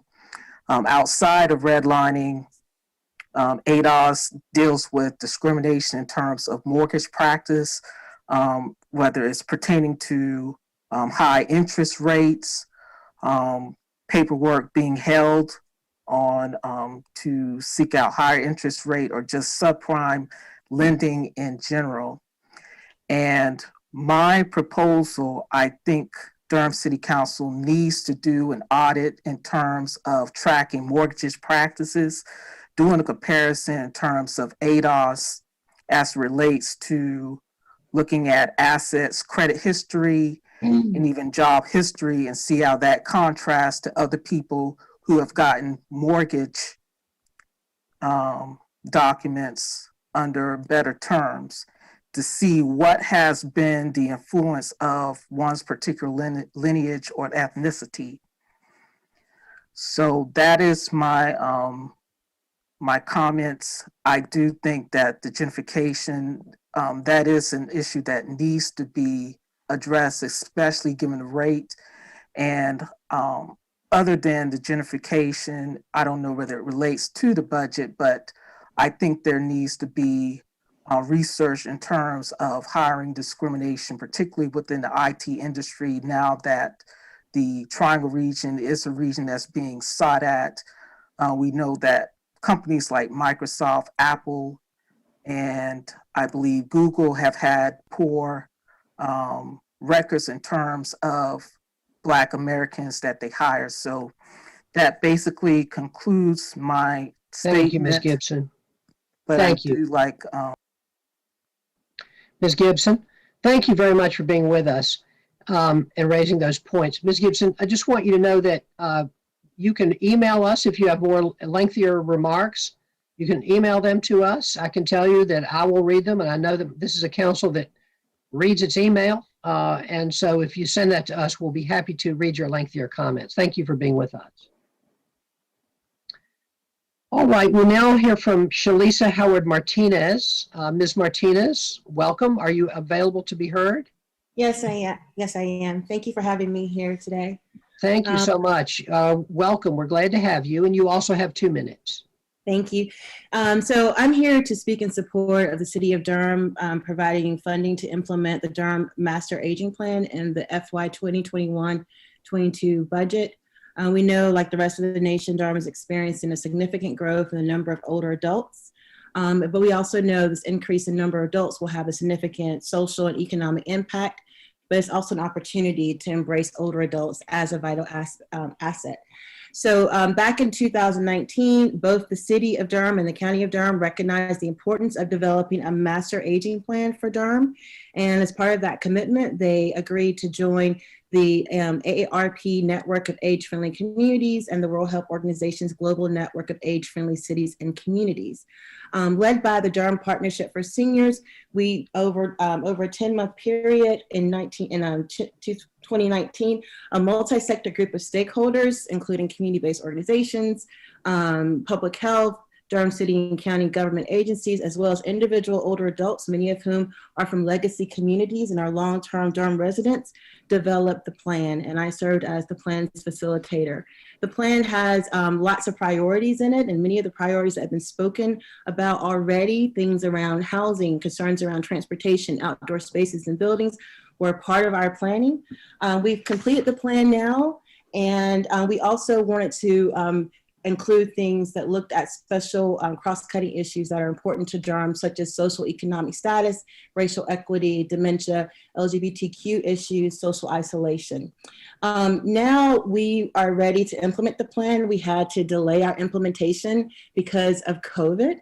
But since then, we have continued to work together to collaborate around improving the health and well-being of older adults, particularly during COVID. And so now we're turning towards you and asking you for support in funding initial implementation of the Master Aging Plan. I also want to say that while this is called a Master Aging Plan, this plan is really about making Durham a more age-friendly community for all ages, races, ethnicities, gender identities, and abilities, because we know that when communities become more age-friendly for older adults, that all groups benefit, especially people who have disabilities, families with young children, and youth. So that's why I'm asking you tonight to please support implementation of the Durham Master Aging Plan. Thank you. Thank you very much, Ms. Howard Martinez. We appreciate you being with us, and thank you for your work on the aging plan. We'll now hear from Gina Upchurch. Ms. Upchurch, are you available to be heard? I am. Thank you so much. We're glad to have you, and you're also have 2 minutes. Thanks for being here. Wonderful. First of all, thank you all for your service. You do a tremendous job for our city. I'm Gina Upchurch, and I'm the Executive Director of Senior Pharmacist, but I'm actually here tonight on behalf of many, many agencies that have signed a letter to support the Master Aging Plan that you should have all received, the actual Master Aging Plan, as well as the people who sign on to endorse it. There are many, if you had a chance to look at the document, many times it'll say the Durham's Partnership for Seniors or the Durham Community Resource Connections and for Aging and Disabilities. And I just want you to know it's a very loose connection of agencies doing the best we can to try to work together. We have a 12-hour per week coordinator, but that is it. So we're trying to formalize our work together. During COVID, many of the folks have been gathering. We started out by helping people who we knew were going through scary and isolated times. It was called Durham's Partnership for Seniors and More, COVID Response. And we actually got a lot of things done during these scary times. We are now proposing to merge many of these groups together to create a nonprofit organization to implement the Master Aging Plan. And we want to do it using the principles of an accountable care community.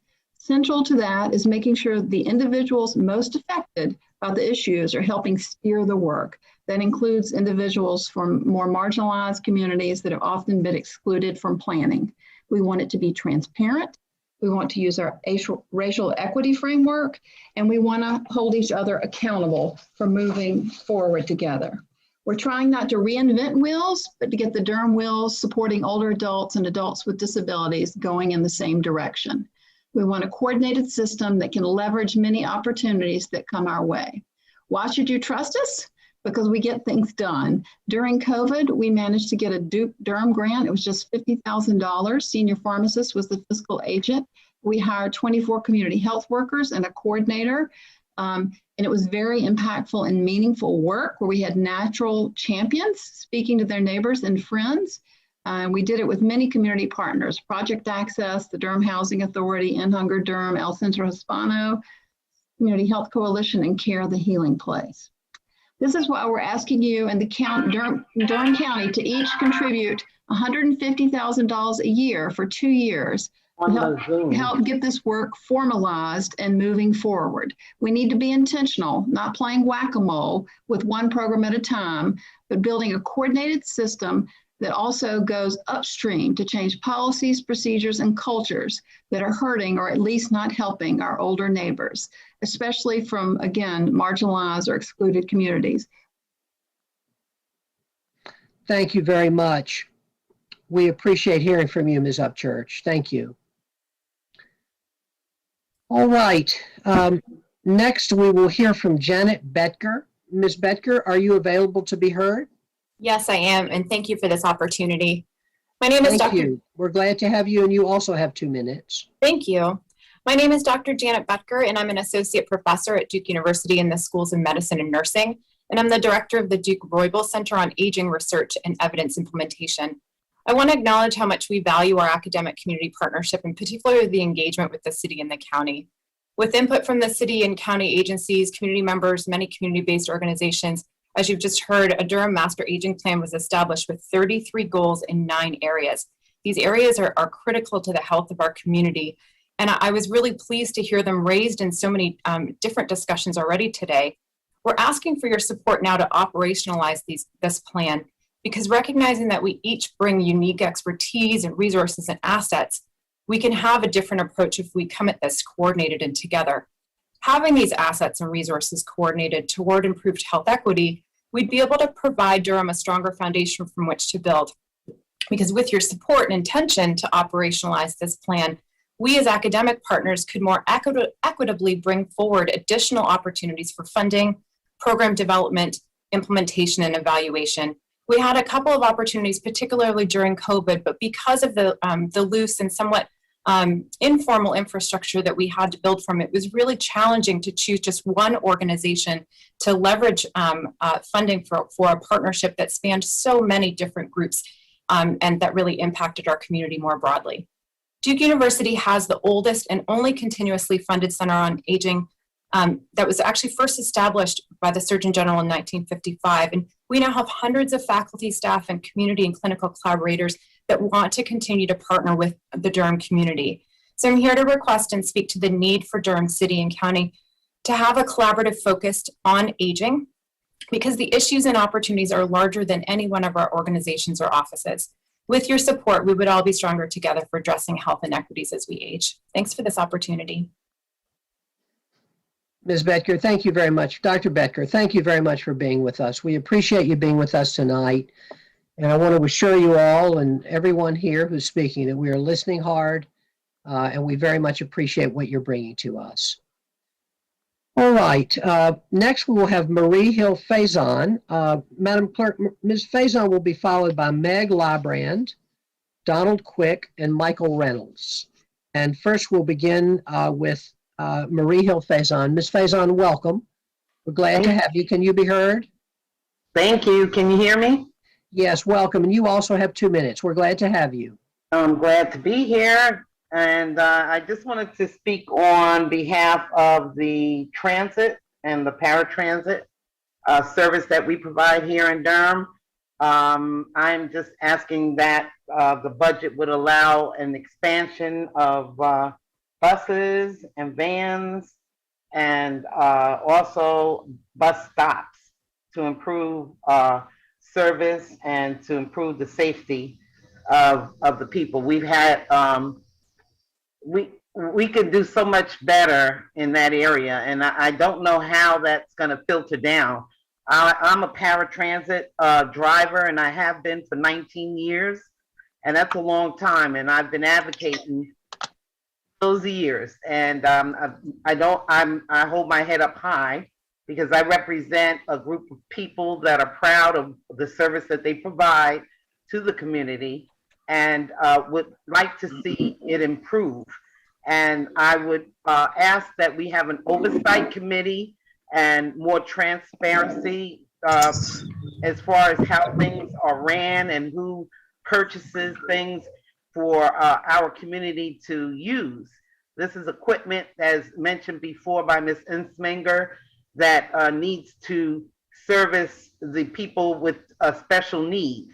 And from my experience, we don't have that. I don't know, you've got people that don't have special needs picking out equipment, and it's not working for the people that are servicing the community. And so if we can get an oversight committee to look at possibly picking out the equipment and when purchasing it, and that it's just not under the table deal and somebody's pockets are being lined for this particular thing. And because I can't understand why we love the new equipment.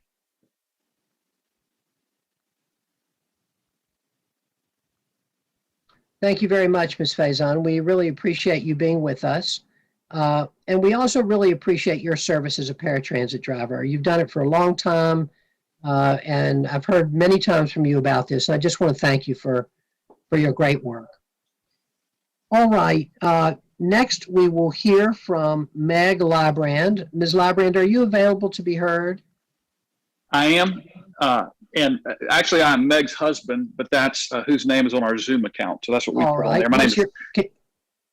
Yeah. So I forgive me if I am out of place in terms of in terms of the agenda item. But I read an article that talked about the City Council's plan to move up to 15 police positions to. Sir, excuse me one second. You're fine talking about that item, but can you tell us your name first? Yes, I'm sorry. My name is Brett Librand. Great. Mr. Librand, welcome. That's perfectly good topic, and you all have 2 minutes. We're glad to have you with us. Thank you. And thank you all for the good work that you do. I know you have a tough job. But I wanted to express concern about that plan to move up to 15 police positions to a community engagement team, simply because of what's been addressed tonight already, the rise in violent crime. In fact, just near our house over the last 3 months, we've had one shooting about a half mile away. We just this past week had a neighbor whose door was kicked in by a group of folks, middle of the day. They shot up the downstairs of their house. By God's grace, no one was down there, but apparently there was a 2-year-old and a caregiver upstairs. And so anyway, it concerns me to think that with growing crime and a growing city, that we would reduce the number of police officers that we have. Now, I don't think that we don't need to have conversations about policing and how we do that well. But to put funds into an untried plan, I don't think is wise. And so I wanted to raise that concern. I know that Chief Davis, I think it was several years ago, asked for more officers and was not granted that. It would seem to me the wisest move going forward would be to think about how to increase police presence. I know I'm a pastor of a church, and several of our members live in underserved sides of town. They want increased police presence instead of not. So that just wanted to bring that to you all's attention. As a citizen of Durham, that concerns me, and I don't think decreasing the number of positions is wise at this point, especially for a program that's not tried yet. Not that it shouldn't be tried, but I don't think it should be tried with funds that would normally be available for the police department. Thank you. Mr. Librand, thank you for being with us tonight, and we very much appreciate your remarks. Next, we will hear from Donald Quick. Madam Clerk, can you make Donald Quick available to be heard? Mr. Quick, are you able to be heard? Mr. Mayor, there's no Donald Quick in the queue. Okay. I know Michael Reynolds is here. Can you make Mr. Reynolds available to be heard? Mr. Yes. Reynolds, I believe you can be heard. Are you with us? Yes, can you hear me? Yes, we're glad to have you and welcome. And you also have 2 minutes. Yes, I want to say thank y'all for having me tonight. My name is Michael Reynolds. I'm at General Services. I work at Maplewood and Beechwood Cemetery, and I just want to make a couple of issues known. First of all, thank y'all for the bonuses that we were going to receive, and it's really been a tough year working through the pandemic. Unfortunately, we have not had no days off from the pandemic versus a lot of folks was off maybe the first 2 months or whatever. We bury people, so we don't get no time off. We work mostly 6-7 days a week. And with that said, that we're the hazard premium pay is appreciated and deeply needed to retain some of the staff and recognize our service for what we do. And speaking on the behalf of other city departments, we deserve, to be recognized and for the hard work that we do because, even though, and we should be equally, I don't know why we're not equally to the police department and the fire department, because when we get raises, they get a step more than we do. And I thought that we was, on a step plan, which we are behind on our step plan because we got no raise last year.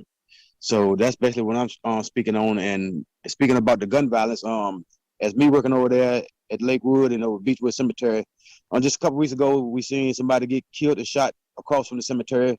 A few days later on a Saturday, that was a Wednesday, on a Saturday, we had a funeral service, birthday funeral home. And right during the service, while people was at the grieving, they had another shootout and drive-by in the same place. So we feel, every day that we work, that we got to watch our backs and, and worry about if we're going to get hit by a bullet because all the violence that's going on. So that's just my concerns and everything. Mr. Reynolds, thank you so much. We really appreciate you being with us. Let me say, first of all, how much I appreciate you and the work that you do at the cemetery. You've always been incredibly dedicated to that work, and I want to thank you. And in terms of the premium pay, I'll address that at the conclusion of the public hearing and can talk about what we have included in our budget. But thank you for being here. All right, Madam Clerk, we'll now hear from Stephanie Burrell, followed by Barbara Jacobs, followed by Nina Plosek, followed by Carmen Kwan. And I apologize if I'm getting those names wrong, friends. But we'll begin first with Stephanie Burrell. Ms. Burrell, are you available to be heard?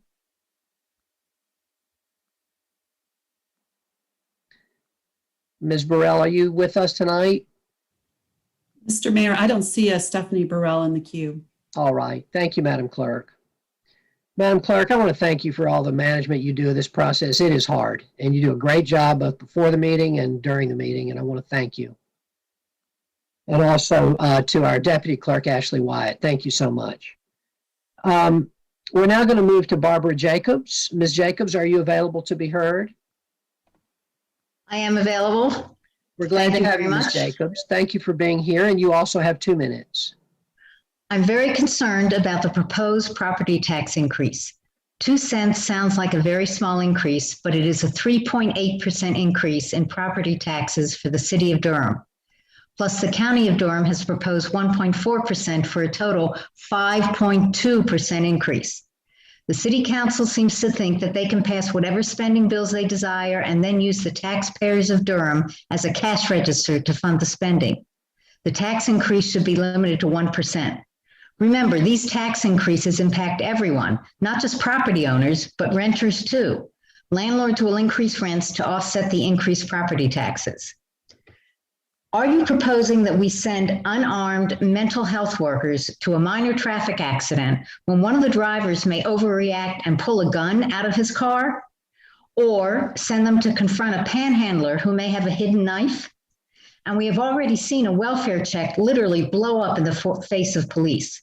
It is a team effort, and we need both police and mental health workers. I would suggest we pilot a small plan to send mental health workers out alone. The city manager has suggested moving only 5 police vacancies to the new department. This is a reasonable plan.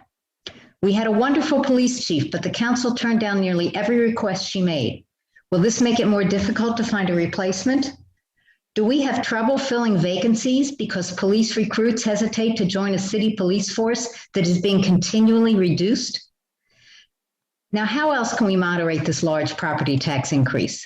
The budget document states that salaries and benefits are projected to grow 4.5% to 5%, a rapid increase. Salaries and benefits represent 40% of the budget. Could each department or area cut 1% of its workforce?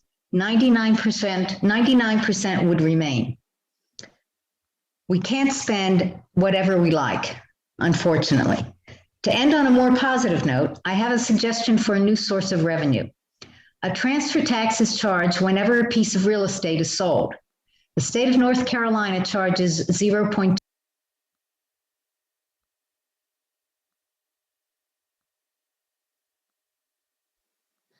Thank you very much for being with us, Ms. Jacobs. If you have further comments, please email them to us. We will read them. We're happy to get them. And thank you for being with us tonight. Unfortunately, transfer taxes, we're not able to charge that in the state of North Carolina. Localities are not able to levy those taxes. All right, next we will hear from Nina Plosek. Ms. Plosek, have I pronounced your name correctly?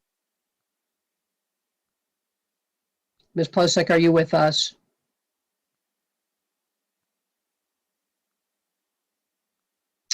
Madam Clerk, do we see Ms. Plosek in the queue? Yes, she's in the queue and she's been approved to speak. All right, Ms. Plosek, can you unmute yourself? Are you able to hear me now? Yes, we are. Okay, great. Hi, my name is Nina Plosek.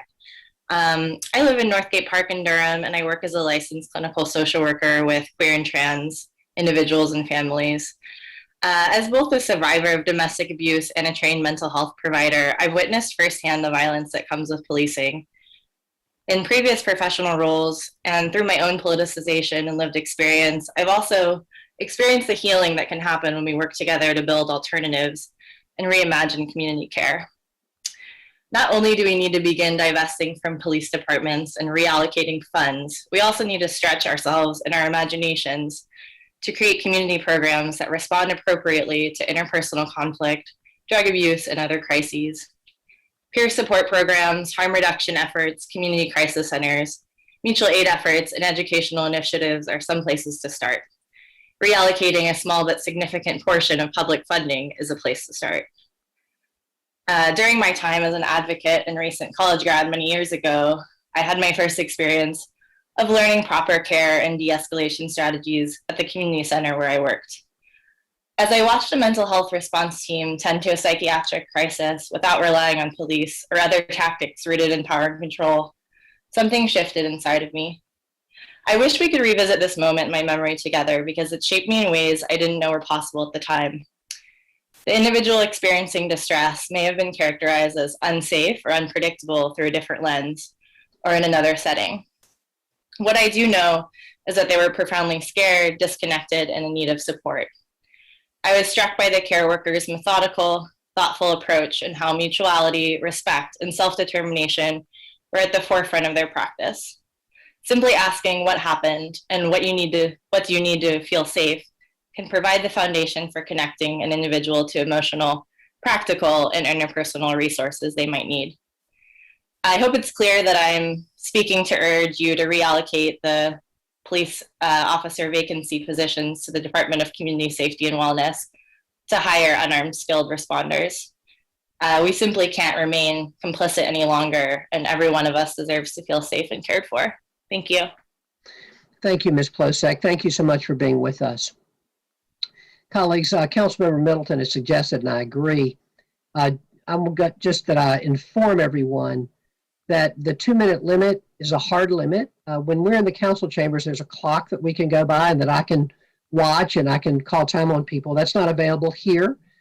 So the clerk will be cutting you off after 2 minutes, not to be rude, but to be fair.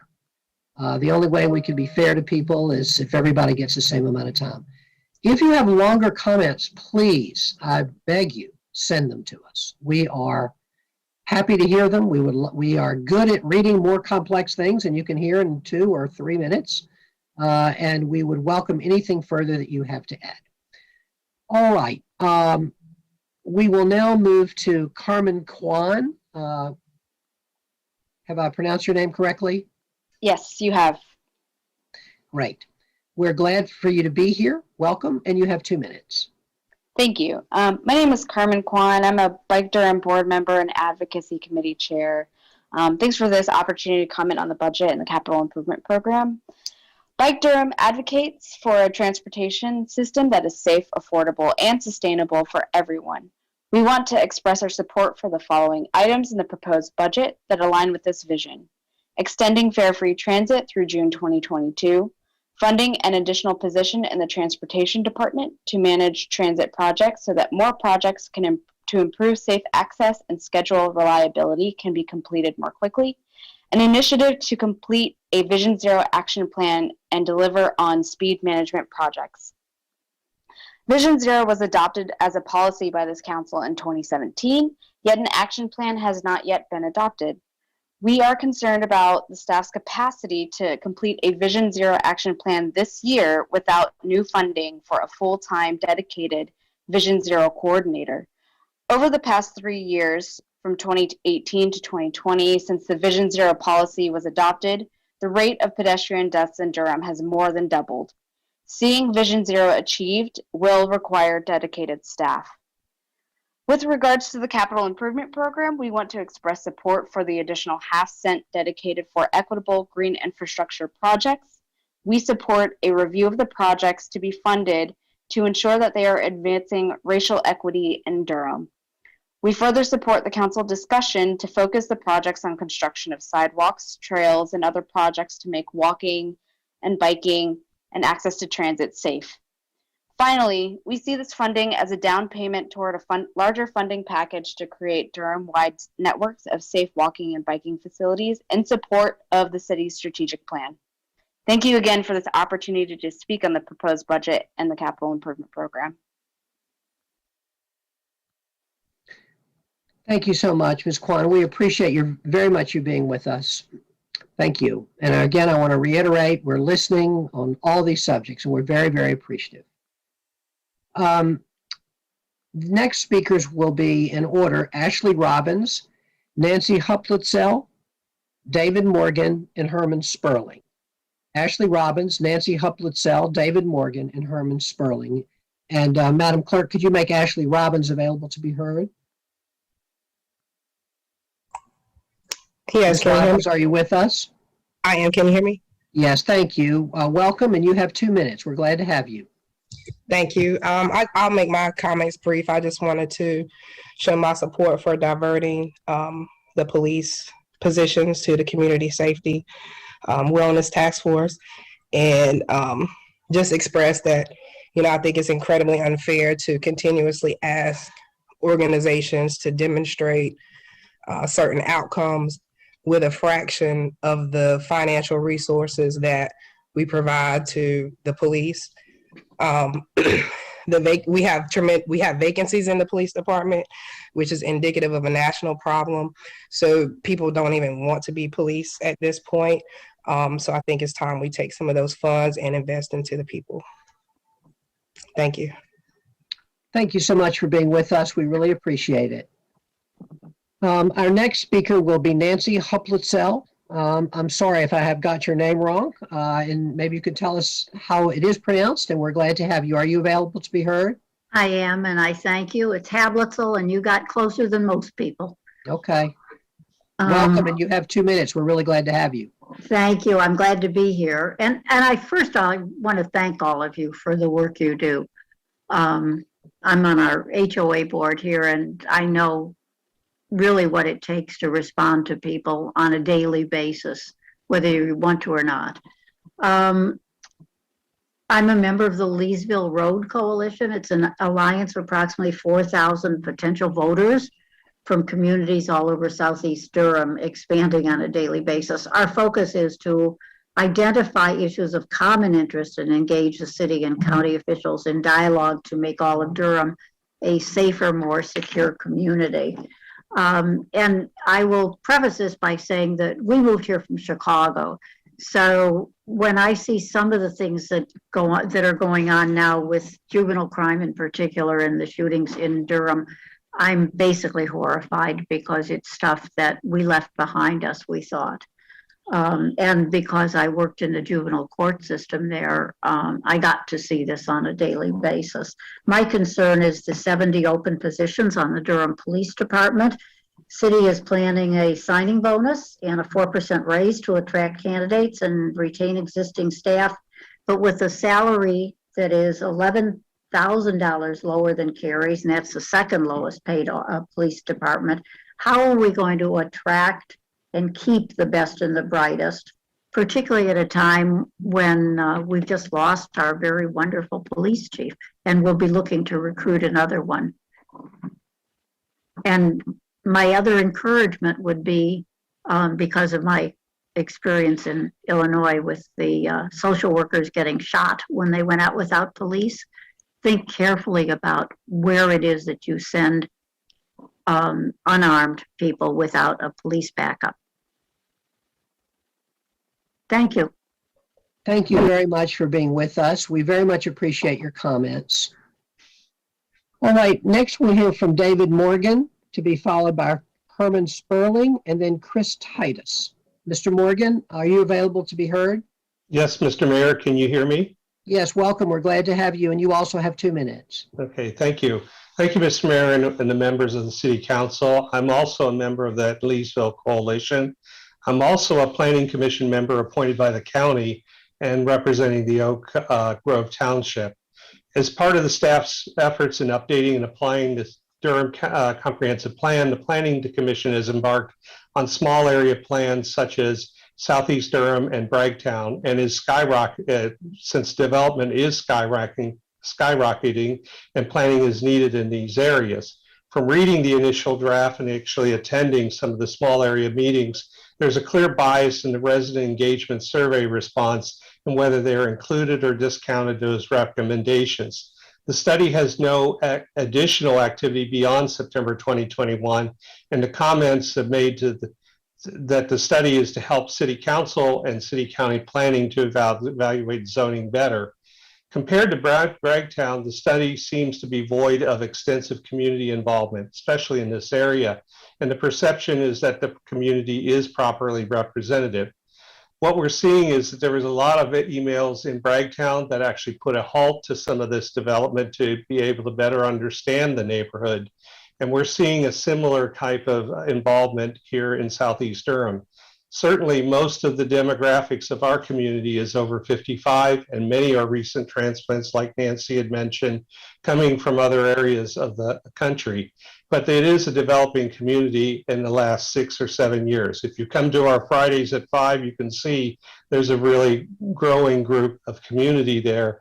And certainly we are open to inclusiveness and diversity in that, but we believe that these approved and potential new developments are really going to defeat that purpose. So the value of this study with more community involvement would help provide the direction for this growing Southeast Durham community. I Googled the word equitable in the 2021-22 budget, and it came up 42 times. And so I really don't see what we need.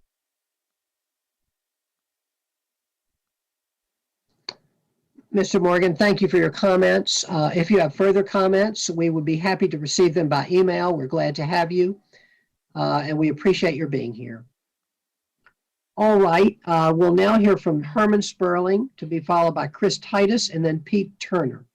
Mr. Sperling, are you available to be heard? Hi, I'm sorry about that. Thank you, Mr. Mayor. Thank you, Mayor Pro Tem. Thanks to the members of the City Council. I'll call you Steve because as you retire, we're going to spend more time together. And I'm looking forward to talking about grandkids together.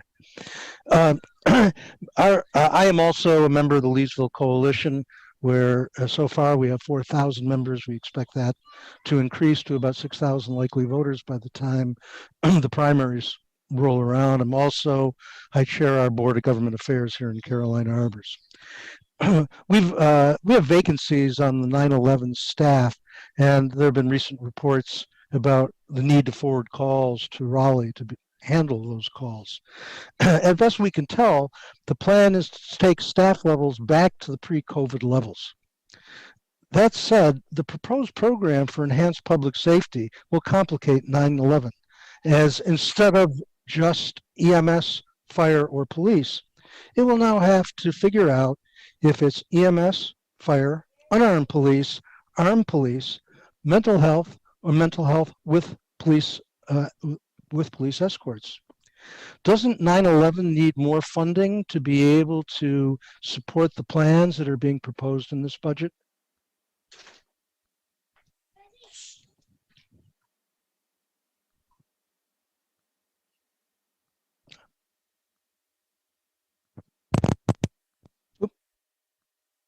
Mr. Sperling, I'm having a hard time hearing you. Does that complete your comments? Yes, sir. Thank you very much. Thank you very much. We appreciate that. We very much appreciate that input. We'll now hear from Chris Titus, to be followed by Pete Turner and then Camilla Faust. So Chris Titus, Pete Turner, and then Camilla Faust. We'll begin with Chris Titus. Is Chris Titus? Mr. Mayor, Mr. Mayor, do you want to pause for the 9 o'clock break? Yes, yes, I do. Let's hear from Mr. Titus, and then we'll do that. Thank you, Councilmember. Yes, thank you so much. Is Chris Titus with us? Mr. Mayor, no, Mr. Titus is not in the queue. All right. Councilmember Freeland and also Deputy Clerk Wyatt have both reminded me that we take a break after 2 hours for our closed caption folks to be able to rest. And so we're going to do that now. We are going to take a 5-minute break. We will be back sharp at 9:05. And the first speaker when we come back will be Pete Turner. So colleagues, remember to turn off your microphones. We are still on the air. Thank you.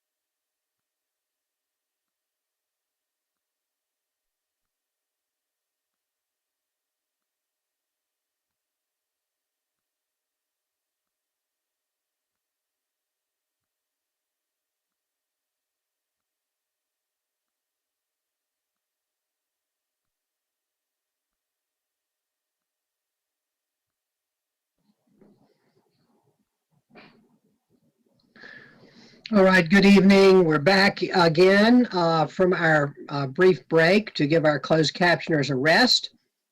I want to say how much we appreciate our closed captioners and the work that they do to help make our meetings accessible. We're so appreciative. Our next speaker is Pete Turner. Is Mr. Turner available to be heard? Mr. Mayor, there's no Mr. Turner in the queue. All right, thank you, Madam Clerk. Next, we have Camilla Faust. Is Ms. Faust available to be heard? Mr. Mayor, Ms. Faust is calling in. Okay. So she needs to dial *6 to unmute herself. All right. Ms. Faust, have you been able to do that? Yes, I believe you're unmuted now. Can we hear you? Yes, hello. Welcome. We're glad to have you. And you also have 2 minutes. Welcome. Okay. Thank you. Thank you, Mayor and the City Council members. My name is Camilla Faust, and I'm a representative from the Southside Neighborhood Association. And I just like to speak about the long-term homeowners tax grant for the South Side, because majority of the long-term homeowners are seniors with a fixed income, and also the neighborhoods that gentrified also throughout the city. My main concern is, are we going to continue or do expansion for the long-term homeowner grant? Mine is very brief. Thank you, Ms. Faust. Brief, but to the point, and thank you so much. We very much appreciate you being with us. All right, our next speakers will be, in this order, Benita Green, Waldo Fenner, Marcus Southern, and Vanessa Evans. Benita Green, Waldo Fenner, Marcus Southern, and Vanessa Evans. Ms. Green, are you with us, and can you be heard?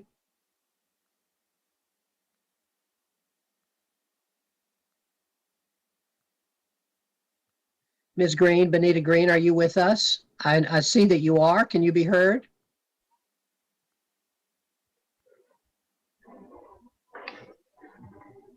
Ms. Green, you're unmuted. Can you speak? Well, we'll come back and see if Ms. Green wants to speak later. We'll now move to Waldo Fenner. Madam Clerk, can you make Mr. Fenner, it looks like you're available to be heard. Can you be heard? I can hear you. Can you hear me? Yes, we can. Thank you. Welcome. And you also have 2 minutes. Thank you for being here. All right, let me be very brief. We keep talking about property tax, this grant. If the county and the city got together and did a proper assessment of property tax, we won't have to do these grants. We should have to come to the city council or county begging for relief when our property taxes haven't been assessed properly in the first place. Think about this. How does a home increase in value of $100 and some thousand in 1 year? There's no way. And this is what's going on in every neighborhood in the city of Durham. If we can make those adjustments and change that platform, then we'll have to do all these grants. That's one. Two, they talk about the police department. Well, how about telling them to stop standing in the parking lots, chit-chatting all time of day and night, and do their job? Answer 911 calls within a timely frame manner and not an hour to 3 hours later. I'm with Ms. Johnson on that. I haven't seen anything they've done to get a raise or to hire any more police officers. There's no need. As far as the shot dictator, you got enough people in the city of Durham that can call in when they hear gunshots fired. And half the time it's not gunshots, that these messing with these cars that's backfiring. Just yesterday, it was so daggone loud, almost made me hit a pole and the bridge over here on Guest Road. So it's not so much as if people have to come out here and beg so much, is that we elected you all officials to appropriately use the funds that you've been given to you, and you're not doing that. You're not doing that. It's unfair. Third is that the light rail. Go to the county commissioners and ask them what have they done with over $180 million taxpayers' money and not have accounted for it. If you do these things, then we can understand raising, doing, putting money toward other things. Mr. Fenner, thank you for being with us. I do want to say that all the tax assessment is done by county government. So I think the city doesn't have a role in that. I appreciate your comments on that, and please address them to your county commissioners. Those are important comments. It looks like Ms. Green's microphone is working now. I see in the chat. Madam Clerk, can you make Ms. Benita Green available to be heard? Hello, can you hear me? Yes, we can, Ms. Green. We're glad to have you with us, and you also have 2 minutes. Okay, thank you very much, and thank you for allowing me this time to speak this evening. I am here supporting the Walltown's proposal for the city long-time homeowner grant program. And I'm also asking that this program be available to assist, you know, Merrittmore community, Bragtown community, and all of the heritage historically Black communities in Durham. These communities have residents that have basically worked to develop the city, to bring a sense of community and family to this city. And now with recent developments, their homes are being they're being put at risk, they're being put in harm's way. They're being displaced, and they can't afford to live in Durham. And, you know, these people have been paying their taxes. So we should be concerned about the human element when we're developing and the lives that are being put under pressure. So I'm asking that we, include this and vote in favor for that long-time homeowner assistance program. And also I would like to say, as far as police go, is that I feel we need to take a look at this as not divesting in the police. With Durham growing as a metropolis, we're going to need the police force even more.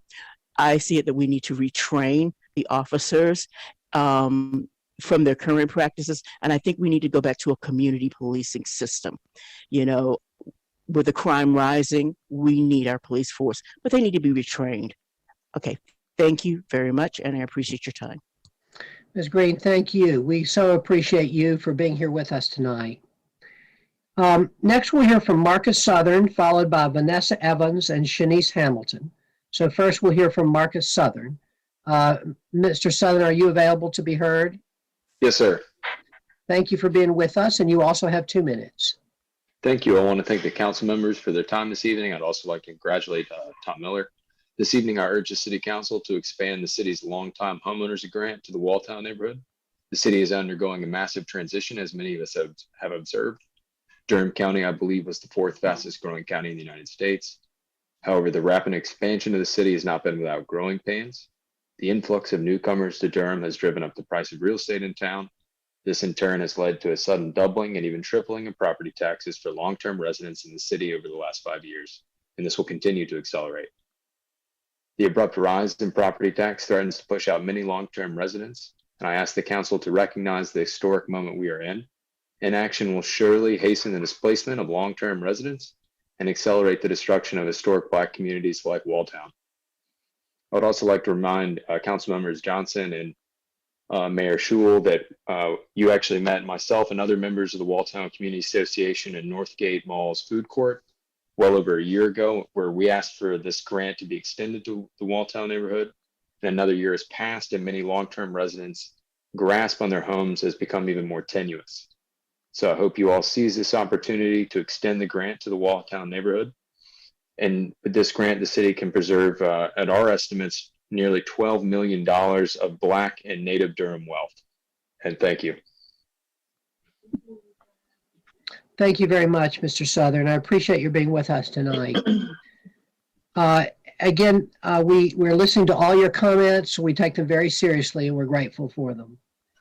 Now we'll be hearing from Vanessa Evans, followed by Shanice Hamilton and Julia Springer. Madam Clerk, can you make Vanessa Evans available to be heard? Good evening, Marshall and City Council members. Ms. Evans, thank you for being with us, and you also have 2 minutes. We're glad to have you. Thank you. First, I'd like to say we, the Bradtown Community Association, are in support of Merrick-Moore and the Walltown community and all Black communities that have been underserved here in Durham. We ask that the city and the county of Durham be transparent in what they are doing within the Black, Brown, and Indigenous communities of Durham.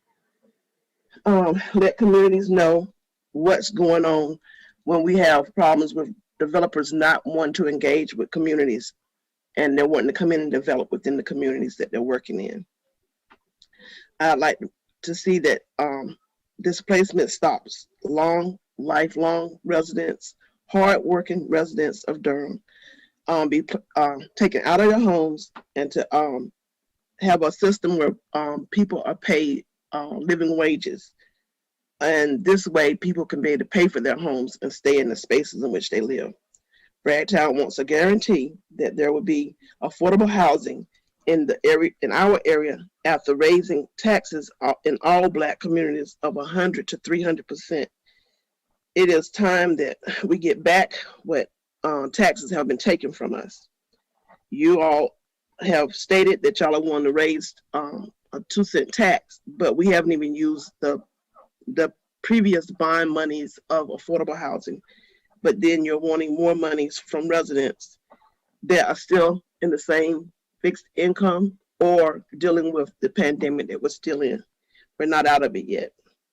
From 2010 to now, over $64 million has been taken out of taxes out of just Bradtown residents. We would like to see some of that money put back into our community, as well as other communities that have been underserved. And they too can go to DataWorks to find out their information of how much taxes have been taken out of their community. Durham speaks of equitable services to all communities, but where is the true equitability in Durham? Ms. Evans, thank you for being with us tonight. We very much appreciate it. All right, now we'll hear from Shanice Hamilton. Ms. Hamilton, are you available to be heard? I am. Thank you for being with us tonight, and you also have 2 minutes. Okay, thank you. So I would just like to clarify a few things. The city demand for Tins to Transform is to reallocate the currently vacant 10% of the DPD police officer positions to the Department of Safety and Wellness and invest in unarmed roles for responding unarmed folks to respond to 911 calls, specifically mental health calls and traffic stops. And so there's over 60 vacancies right now for sworn officers in the police department. We're asking for the funding for those 60 vacancies to be reallocated to the Department of Safety and Wellness and hire unarmed compassionate care responders. We're not asking to move actual police officers from DPD to the Department of Safety and Wellness. Our goal is to actually create more safety measures for our community, and police do not keep us safe. Also, police do not stop crime. I also just want to share that, like, you have no idea how many times I've jumped on my own child because I hear the gunshots and they're literally right outside my window. And I'm like terrified that one of those bullets will come through my bedroom wall one of these days. I've also had threats made against me. I was more afraid to call the police than deal with the situation as is. And yet I still believe that we need to divest from policing and invest in care in our community, and so do so many of our residents. I shared my lived experiences in meetings with city council members. I also know that there's stuff going on in the streets because our folks are struggling and in need of help. Our community has the resources that, if we have the resources that we actually need to get folks like the help that they need, stable housing, resources, food, insurance, medical, health, transportation, like all of the basic needs, like our community would be better situated to thrive. Bringing in more surveillance in neighborhoods that are already being over-policed is not the answer, ever. We are tired of living in fear. As for like the work that we've done with this campaign, we've met with each member of City Council, each of you, as well as our city, as well.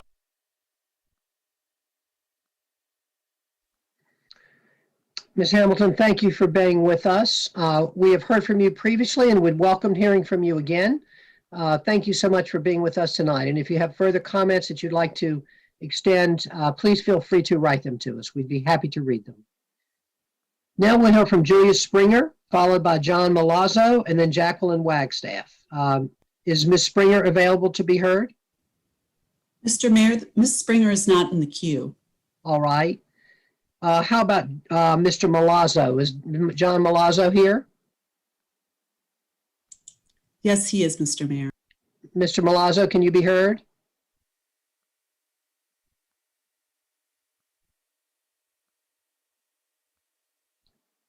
Mr. Malazzo? Mr. Mayor, he's no Yes. longer here. No longer here. Okay. Thank you. Ms. Wagstaff, Ms. Jacqueline Wagstaff? Ms. Wagstaff, are you available to be heard?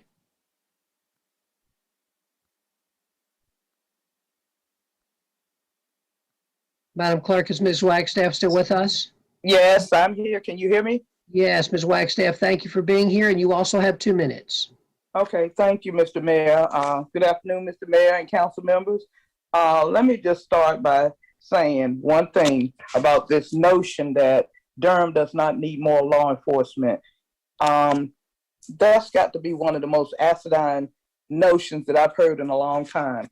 I had the privilege of just 2 weeks ago standing in the middle of the street with a mother who lost her 26-year-old son who laid in the street for 6 hours with her watching him. And I didn't see one of those mental health people that. I'm sorry, Mr. Mayor. I'll call her back. We lost her, Madam Clerk. Just noting, I just want to take a moment and appreciate former council member Wagstaff's service to this board and also to the Durham Public Schools Board. Thank you, council member. We're going to just wait until we can get Ms. Wagstaff back.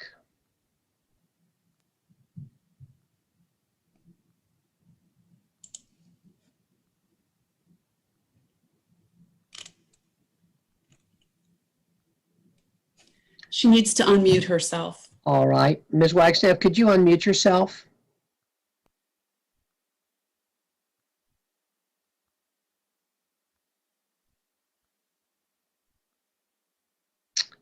Ms. Wagstaff, are you back with us? Can you unmute yourself?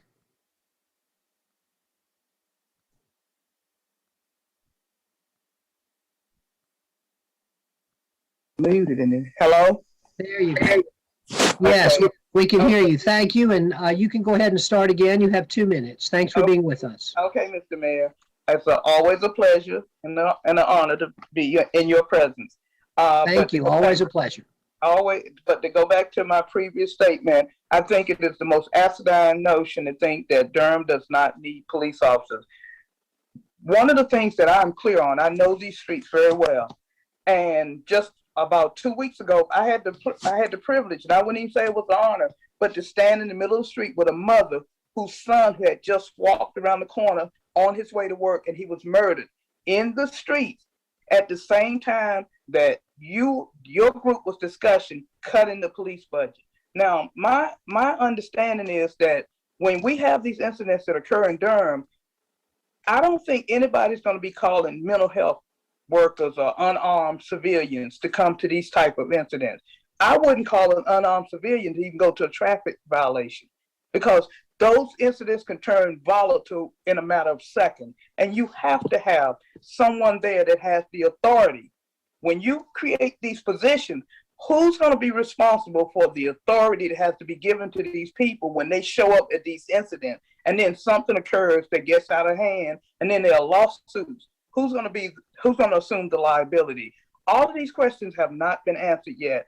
And to hear 4 members of this council pledge a commitment of 20, getting rid of 20 positions this year, 20 next year, and 20 in the third year, it makes my skin crawl. to believe that if you were looking at what I see in these streets from these people that are suffering every day at the hands of the crime that's going on, and we say we don't need law enforcement to help us out, there has to be something wrong with your mental psyche. But if you want to invest in something, start investing in these youth. Start putting some of these youth programs back together that we had years ago that kept our kids out of the street and kept the guns out of their hands. We have to do that. We had 5 people shot at 2 a.m. on Fayetteville Street. Thank you very much, Ms. Wagstaff. Thanks you for being with us. And if you have further comments, please feel free to email us. We are happy to hear them. We'll now hear from Danielle Doman, or Doman. I'm not sure how that's pronounced. Madam Clerk, could you make Danielle Doman available to be heard?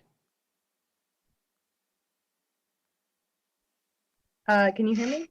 Yes, we can. Thank you for being with us, and you have 2 minutes. Perfect. Thank you so much. I'm speaking in support of 2 items this evening, the Longtime Homeowners Association program and funding for transit. So as a Walltown resident, I urge all of you to add Walltown to the Longtime Homeowners Association program and ensure that there's sufficient funding not only for this year, but for years to come for income eligible residents. NC DataWorks estimates that just an investment of $100,000 will protect longtime homeowners in the historic Walltown community that, as you are well aware, and as others have said, is under ongoing threats from unchecked development and gentrification. So including Walltown in the program is one way that you all, that City Council, can take meaningful action to support my neighbors. And I agree with a previous speaker that the assistant cap should be raised, since the average long-term homeowner of color in Walltown, again, according to NC DataWorks, saw their property tax at least double from $1,500 to an average of $3,000 in just the past 3 years. So a $700 grant is not enough. A related request for more updates and transparency around what actions taking place on the affordable housing bond. Since it was passed in November 2019, there's been very little publicly available information. And finally, I urge you to please invest in transportation that is safe, affordable, accessible, and sustainable by extending free transit for the next year through June of 2022, funding staffing that's needed for associated projects, and also committing those resources to end pedestrian deaths and develop and implement a Vision Zero action plan. Thanks for your time. Thank you, Ms. Doman. We appreciate you being with us. Thank you so much. We'll now hear from Donald Hughes, and Mr. Hughes will be followed by Charlita Burris. Mr. Hughes, thank you for being with us. Are you able to be heard?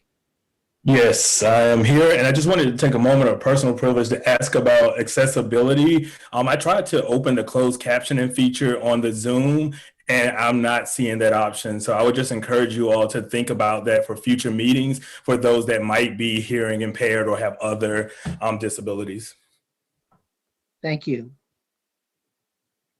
All right. Well, good evening, Mr. Mayor and members of the council. I'm going to keep this pretty direct. Over my last 3 decades living in this city, I'd have to say that this is probably the most disappointed I've been in our elected members of the Durham City Council. I have sent multiple emails to the council regarding the FY 21-22 proposed budget and ideas that I think could address the many social ills that are plaguing our city. Only one council member has responded to my email, and that is Council Member Deidreana Freeman. And I've tried through multiple mediums to reach council members Jillian, Javiera, Charlie, and Mr. Pierce Freeline, but I've gotten no response. I've even gone to Zoom meetings and sent direct messages to these council members and still received no response. I guess we live in a time where council members choose to ignore those constituents who they feel don't agree with them on the issues of the day. But tonight I'm here to request that the council really considers adding more funds to the Youth Works program, the summer jobs program for our young people. Currently, a mere $550,000 is proposed for the program, only providing summer employment opportunities to less than 500 youth in Durham to gain much needed employment and job skills. While there seems to be a singular focus from council members Johnson, Javiera, Reese, and Pierce to take money away from local law enforcement, which I think is a reactive response, I have not seen much innovative thought from these same council members in the way of proactive solutions that provide opportunities for Black and brown youth in our community. We must do better, and we can do better. Research shows that summer youth employment correlates and is particularly effective in reducing violent crimes such as gun violence, something that we know Durham knows a lot about recently. I encourage you all to read my proposal, which has the support of local community members and State Representative Hawkins, and vote to double the youth employment program to $1 million, providing about 1,000 opportunities for Black and brown youth in this community. And similar to Councilmember Middleton, if we're going to pilot programs such as Councilmember Johnson's pet project, the participatory budget program, where we've given over $2 million to just go to any type of program, maybe we should consider direct investments into our young people by providing them with opportunities to gain. Mr. Hughes, thank you so much for being with us. We're happy to have you, and if you have further comments, you may send them to us. I assure you, I read all of your emails. Like all of my colleagues, we get hundreds and hundreds of emails, and unfortunately aren't able to respond to all of them. But very much appreciate your being here. Ms. Charlita Burris is next up in the queue. Madam Clerk, is Ms. Burris available to be heard? Ms. Burris, can you unmute yourself? Yes, I can. How y'all doing tonight? Thank you for being here with us, and you have 2 minutes. Okay, real quick and fast. I had shots fired right at my place, right at the entrance of Edgemont Elms on Saturday morning at 3:58 a.m. Now, I was ducking gunfire. Also, I tried to call 911 in the middle of the day, no response. Now, I sent 2 emails to 2 of the council members, Freelon and Freeman, and this bothers me when some of y'all are not in our areas. You say you in the community. I don't see you, but I'm grateful that Councilman Freeland and Freeman did go to McDougal Terrace, but McDougal Terrace is not the only place that is having gunshots fired.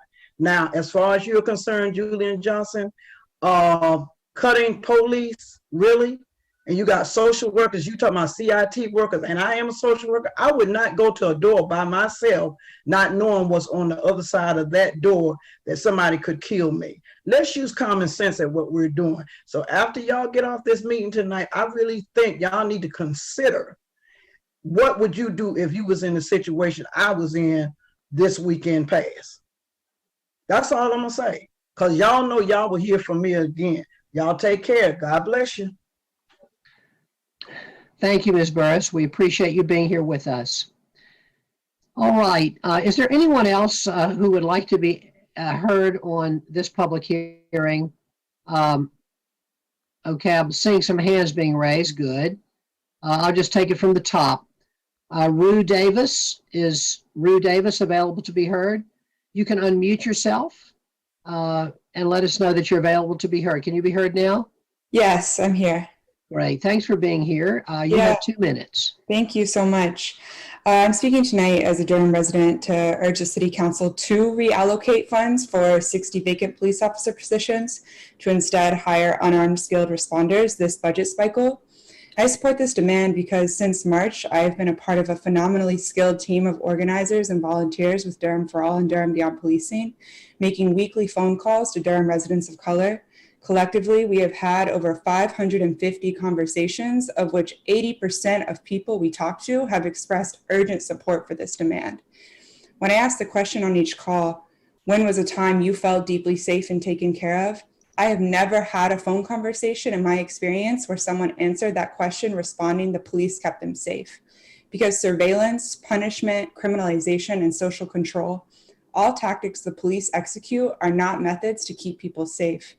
Instead, I've heard answers such as, when surrounded with trusted people such as family and friends, when having access to good and affordable healthcare, when being able to just freely be themselves, or when feeling connected to neighbors. When I ask a follow-up question, how do you think all communities can experience safety and care? I then have heard answers such as having more resources, all healthcare, especially mental health care, is free and accessible, higher wages, having someone to call that is not the police when they need help and are experiencing an emergency. And so from these conversations, it is certainly clear that we have a profound collective responsibility in Durham and across the country to reimagine safety beyond policing.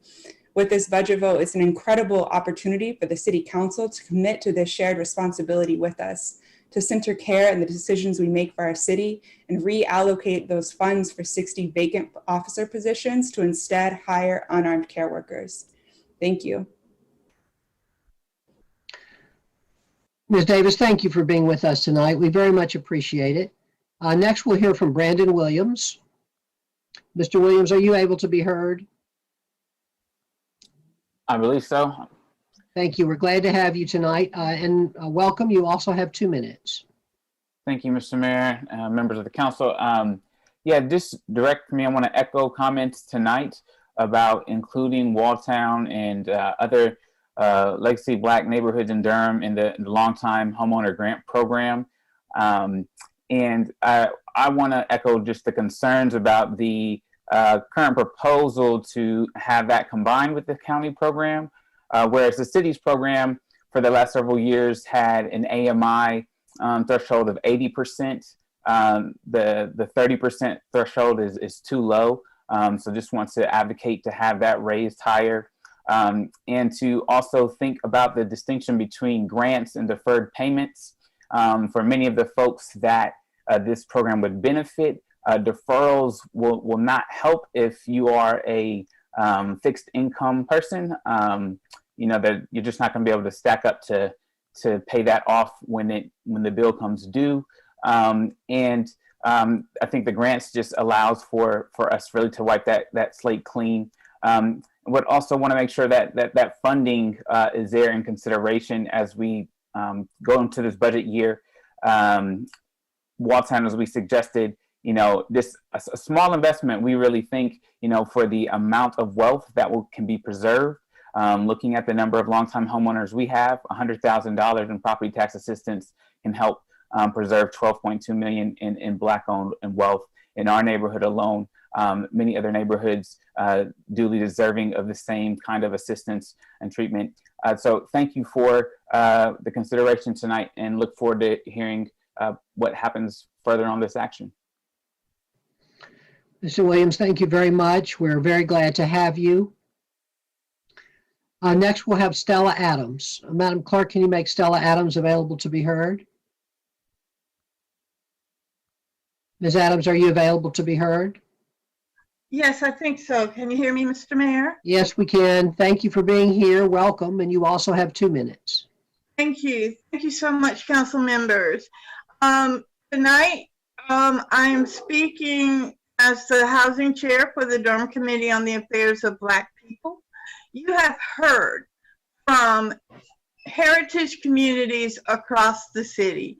You have heard from Southside, Merrickmore, Bragtown, Walltown, and historic Hayti about their needs from this council.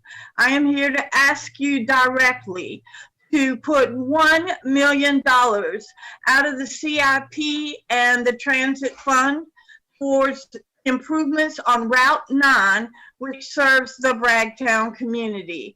I am going to ask you on behalf of the people of Walltown for the $100,000 in long-term homeowners assistance grants that would allow them to preserve the $12.2 million that they have in equity and wealth in their neighborhoods and communities.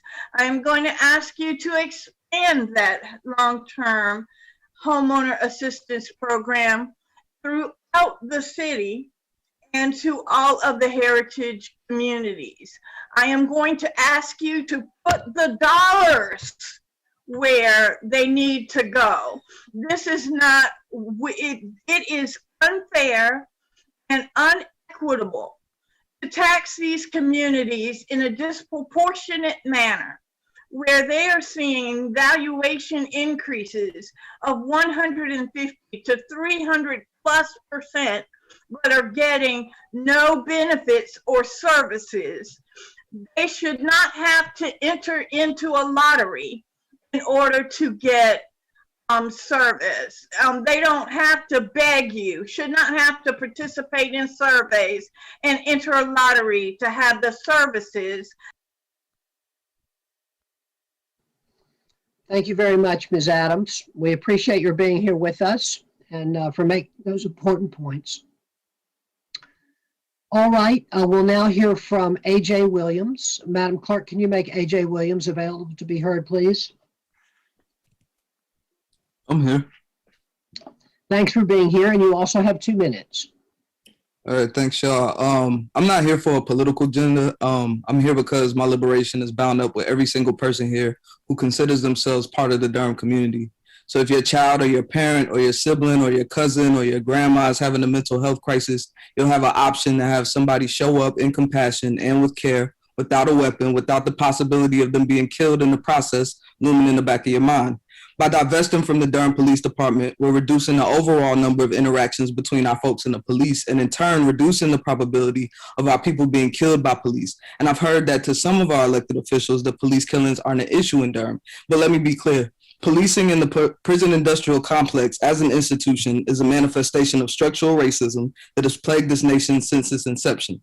Frantz Fanon said, each generation must, out of relative obscurity, discover its mission, fulfill it, or betray it. And we can make bold choices today and secure the promise of moving towards a vision for our city that invests in more than just a little something in its people, but is willing to take the, dare I say, risk of trusting that communities can self-determine for ourselves, and is willing to push back and divest from systems that have not served the needs of the people who have been subject to the conditions that we didn't create, who were created by our oppressors. Conditions like poverty, mental illness, poor education, poor housing that are actually the root cause of gun violence when people are in a state of desperation. Let's make the decision that fulfills our mission and our generation's mandate to transform the ways we address harm, that heal generational trauma, that show up for each other and keep each other safe. We've seen enough police shootings on social media over the last decade to know that police do not keep us safe. Let's not betray the people. Let's make the investment in Durham communities and honor the tend to transform demand by transferring 60 positions from the Durham Police Department to the Office of Safety and Wellness over a period of 3 years. Thank you. Thank you very much, Mr. Williams. We appreciate your being here. All right, we'll now hear from Stephen Abrams. Is Stephen Abrams available to be heard? Yes, I am. Thank you, Mayor, and to the council members. Thank you. We're happy to have you, Mr. Abrams. Welcome, and you have 2 minutes. Thank you very much. I just want to make it very short. I think many of the statements that I was going to make tonight have already been said. I believe totally in what Councilman Middleton has already put forth as far as the going through as far as research and the pilot programs. I can't believe anybody would invest money into something that they really haven't done the historical research on, and to get the open hearings that's needed for the community to understand what's going on. Just to jump into something that you saw in some other state or some other city makes no sense whatsoever. So I totally agree with him and with former Councilwoman Wagstaff. Clearly, what's going on in the city needs to be addressed. And I don't think you have the time in what I see and what's happening in the community to invest in immediately in the community as far as their youth is concerned. That has to be done along with it. It can't be done separately. You've got to find the funds to do both. You can't possibly just do one. So that's all I want to say. Most of my comments have already been said by others. So I want to thank you all for your time in this matter. Mr. Abrams, thank you very much for being with us. We very much appreciate it. All right, next up will be Mab Segrist. Ms. Segrist, welcome. We're happy to have you. Can you be heard? Thank you. I think so. Yes, we hear you. Thank you. Welcome, and you have 2 minutes. Thank you, Mr. Mayor and council people. My name is Mab Segrist. I live off Umstead Road in North Durham. I'm here to urge you to reallocate those 60 vacant police officer positions over 3 years to the Department of Community Safety and Wellness in order to hire unarmed skilled responders for 911 calls. These responders can both help deter violent interactions with armed responders and keep people in mental crisis in treatment and not in jail. The Department of Community Safety and Wellness is now in place to redirect these resources from sheriffs and police departments to underfunded resources for mentally ill people.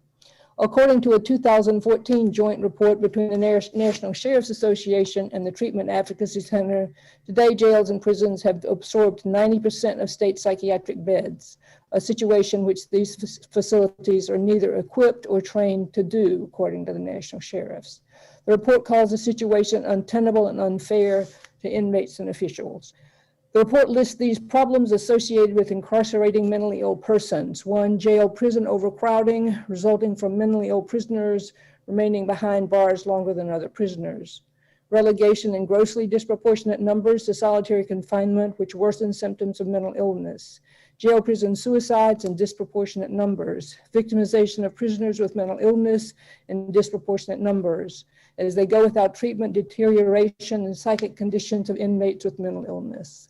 The National Sheriff's Association report concludes the ultimate solution to this problem is to maintain a functioning public mental health treatment system so that mentally ill persons do not end up in prisons and jails. And I agree with this report. The jail is under Durham County Commissioner's jurisdiction, of course, but it's the City of Durham's police officers whose actions bring many of our residents to the county jail. I believe that the choice to deploy these 60 positions in the Durham Police Department to unarmed skilled responders begins to shift the conditions in our nation that our jails and prisons are all we provide for 90% of the people in psychiatry. Ms. Segrist, thank you so much for being with us. I think we got to the end of your comments, but if you have further comments, we're always happy to read them. I and my colleagues read everything that we receive, and we'd be happy to have it. Thank you for being here with us tonight. Next, we'll hear from Manju Rajendran. Are you available to be heard?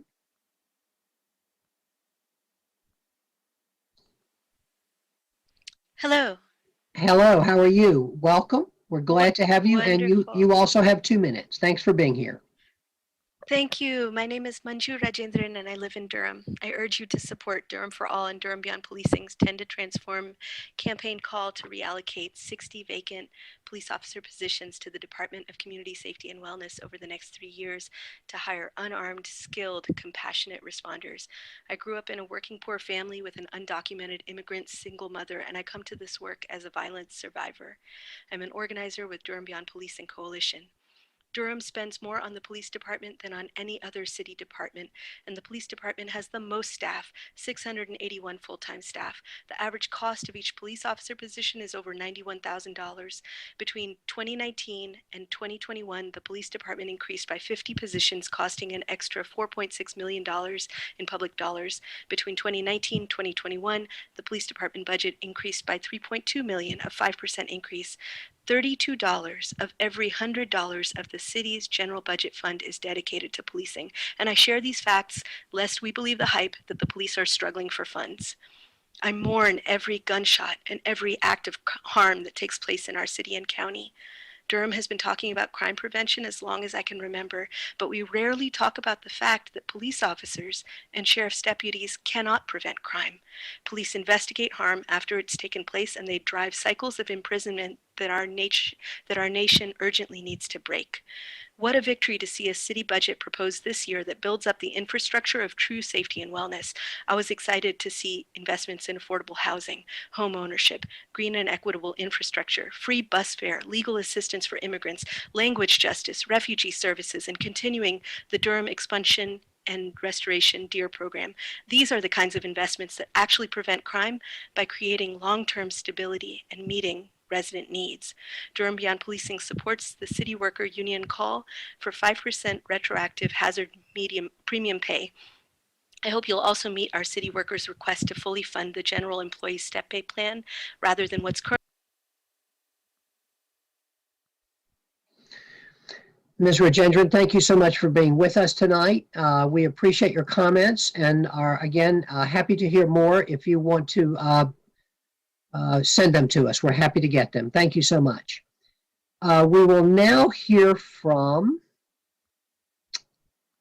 Robert Heinz. Madam Clerk, can you make Robert Heinz available to be heard, please? Hello, am I coming through? Yes, you are. Thank you for being with us, and you also have 2 minutes. Welcome. Good evening. My name is Robert Heinz. I would like to yield my 2 minutes to Herman Sperling, who spoke earlier. Thank you. We don't yield, Mr. Heinz. You're welcome to have your 2 minutes, but we don't yield here at the Durham City Council. But you're welcome to your 2 minutes. Would you like to take them?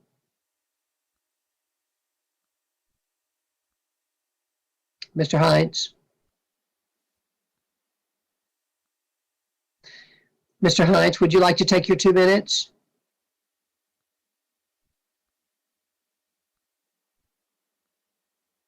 Okay, I guess not. Madam Clerk, we'll move to Paul Weincoop.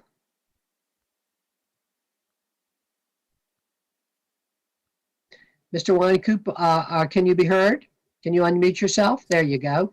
Hi, can y'all hear me? Yes, we can. Welcome, and you also have 2 minutes. Can y'all hear me? Yes, we can hear you, Mr. Weincoop. Welcome, and you have 2 minutes.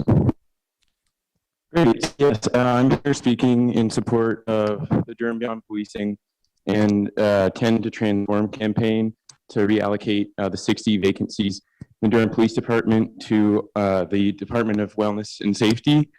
I think we've seen this past year a lot of movements pushing back against policing, and it's been frustrating, but also optimistic to see that some changes are being made. And had a number of these city council meetings where we have a lot of you all talking about how you want to change things and ensure equity, but it's time to put your money where your mouth is and really support this call to change the way that we address harm instead of investing in systems that we know don't help people. And it's really time to take up that call for equity and inclusion, support this movement to divest away from prisons and towards real communities of care. Whether it's home ownership or mental health, youth programs. It's time to make a change, and I'm excited at the possibility of starting that change here today. Thanks, that's it. Thank you very much, Mr. Weincoop. Madam Clerk, we'll next hear from Constance Wright. Ms. Wright, are you available to be heard? Yes, I am. Thank you for being here with us, and you also have 2 minutes. All right. Good evening. Bragtown alone has paid $64,102,917 in tax dollars, and $64,102,917 has gone out of Bragtown over the past 10 years. That does not include water and sewer taxes, and Bragtown has nothing to show for all the money that we have paid into the Durham City and County system. It's robbery. There's no good infrastructure. Streets are crumbling. Sidewalks are in most areas of Bragtown are non-existent, and the sidewalks that do exist are barely functional. Potholes and ditches are everywhere. Most bus stops are not comfortable or safe because of where they are situated. Bus Route 9, which includes 9, 9A, and 9B, has practically no amenities. I rode bus 9A and afterwards drove that route just to see what is there. It's hard to see when you're riding the bus what shelters or benches or whatever is there. So there are very few shelters and they are far apart. I counted only 6 ridiculously small benches on Route 9A. As I have stated many times, bus 9A, 9B, and 9 go through the predominantly Black, Hispanic, and Latino communities. There are ditches, no sidewalks, and many potholes. Although I do not want to see a tax increase, and I'm struggling with the tax increase from the past 2 years, if one is granted, the increase should go to the communities like Bragtown, Merrittmoor, and Walltown, and other underserved legacy communities. Our communities should be prioritized over communities that have consistently benefited from tax dollars and have been historically included in all previous budgets. Newcomers to Durham seem to benefit from our taxes more than the original and longtime residents of Durham. The city manager's budget also should help, as she stated, pay for new sidewalks, bus stops.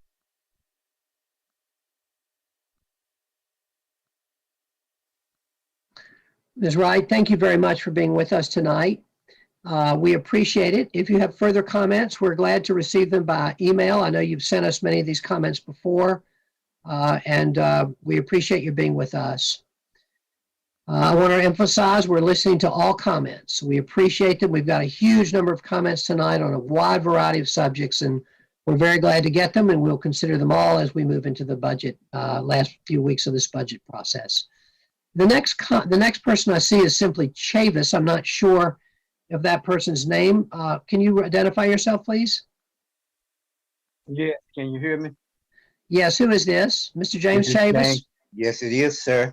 Mr. Chavis, good to hear from you. I haven't seen you in a long time. We're glad to have you with us. Welcome, and you have 2 minutes, Mr. Chavis. Well, thank you. You know, my comment is, I do not want to hear y'all say when these doors really open up that it was a COVID problem. Okay? Because as I see you all are the problem. And the problem is you're not listening to the people. Why would you want to get rid of something and you surely ain't got the right thing to put back into place? Why you want to give away our taxpayer money to what? Uneducated people to get out into our community and do what with the money? We don't know today. So you are talking about a $1 million money that you're already giving out, but other people are saying what their community needs, and y'all are not listening. So stop y'all little bulls and get on board to find out what the people really need and do something, because y'all are intelligent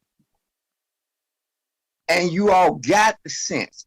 Take that politics of trying to get somebody to keep you all in those seats and get out here and do the work, and you shall stay in those seats. Thank you. Thank you, Mr. Chavis. Thank you so much for being with us. We'll now hear from Mr. Antonio Jones. Madam Clerk, can you make Mr. Jones available to be heard? Mr. Jones, can you be heard? Yes, can you guys hear me? Yes, thank you for being here. Welcome, and you also have 2 minutes. Yes, my name is Antonio Jones. I am the chair of the Durham Committee on Affairs of Black People. Now, I want to make just a few comments on this public budget. What is clear in my professional experience is that Durham is becoming a petri dish for social experiments, for people to bolster their future political aspirations at the expense of Durham residents. So for this budget speaks a lot. You have heard the voices of the community, and we have to tailor a solution that's for Durham, not for national politics. Our communities are hurting.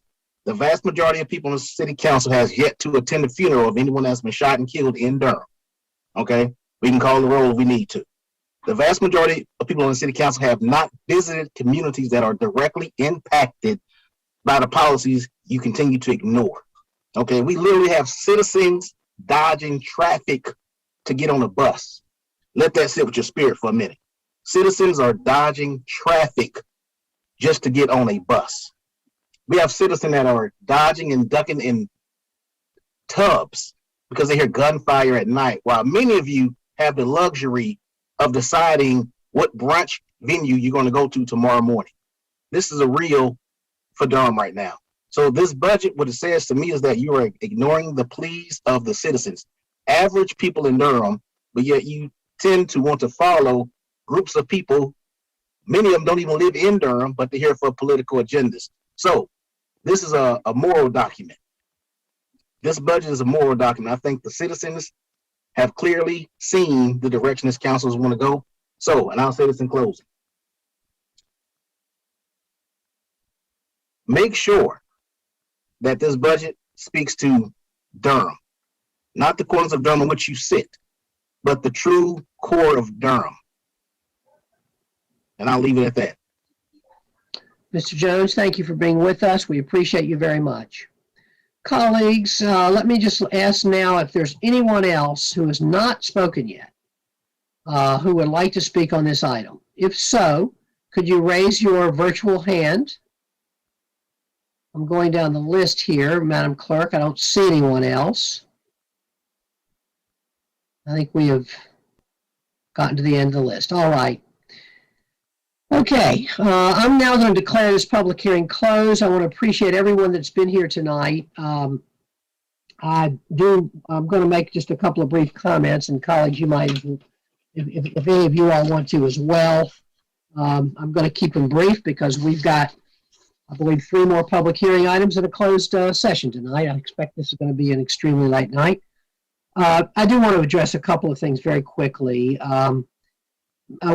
Raised early on by one of the speakers, why has it taken so long to issue the bonds?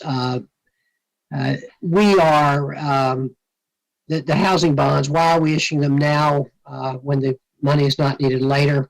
So 2 different kind of questions leading in different directions. But let me just say that we were planning to, after the voters approved this in 2019 and the 2020 budget, we were planning to fund it as we told the voters that we would. We didn't do that because of COVID, and we were very concerned about our budget at the time, and we didn't want to raise taxes for any purpose. And so even though the voters had supported that, we waited until this year to put it in the budget and to meet the request of the voters.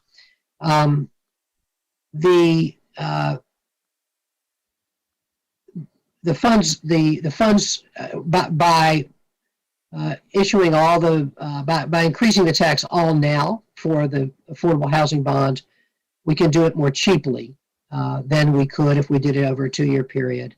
And also we are in that way prepared for all the large projects that are coming down the pike in the next couple of years. So that the timing is related to when the big affordable housing projects that are getting underway now under design are going to be realized. I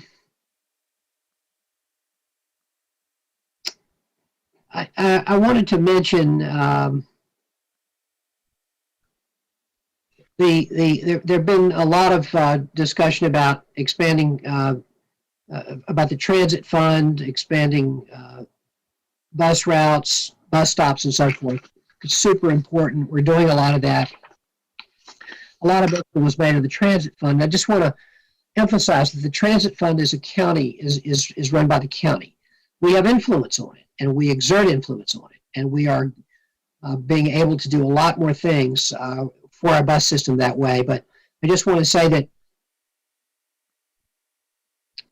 for the transit fund, the county is really critical. I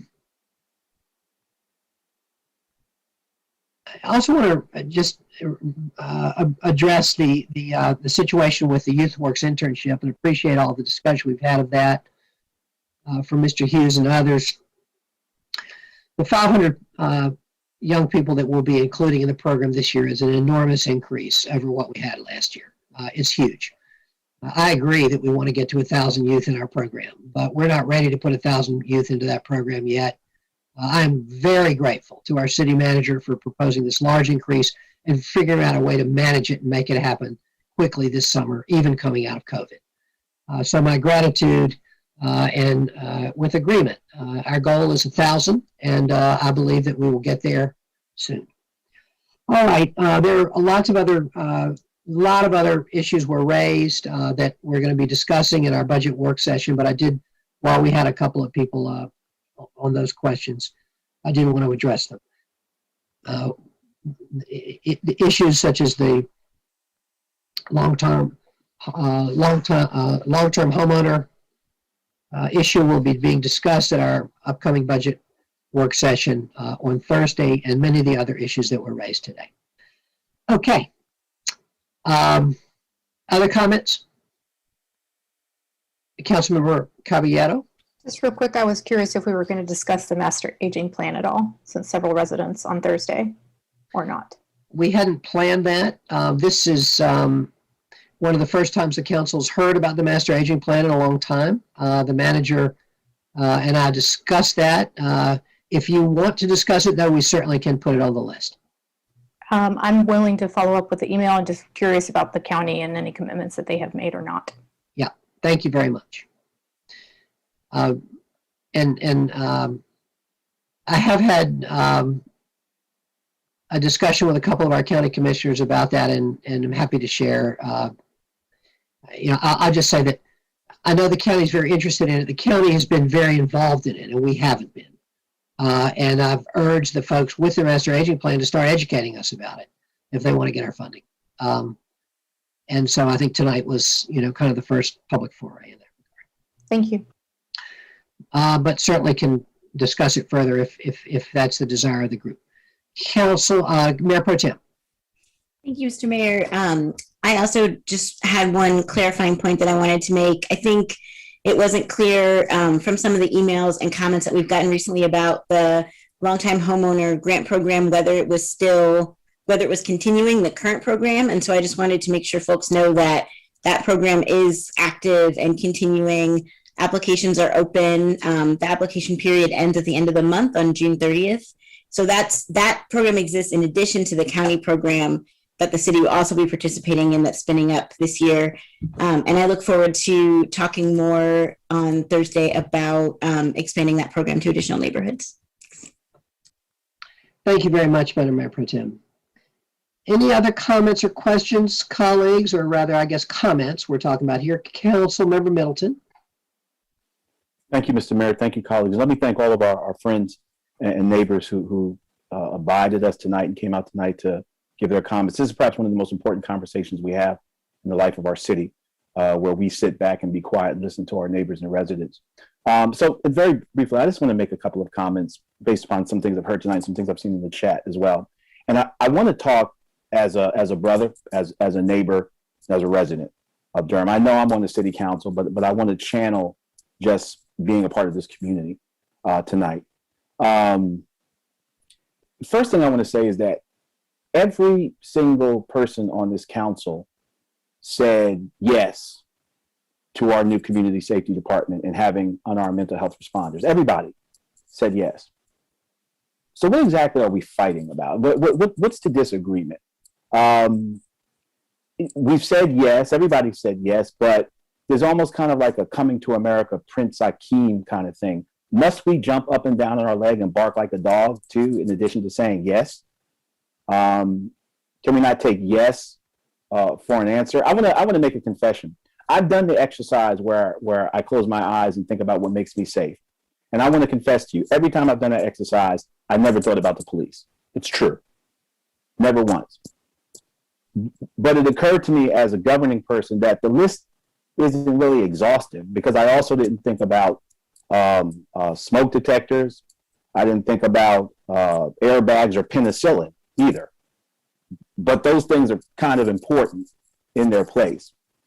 And governance can't be done by kind of imagining a list, trying to come up with an exhaustive list before things happen. That's just not the way governance works.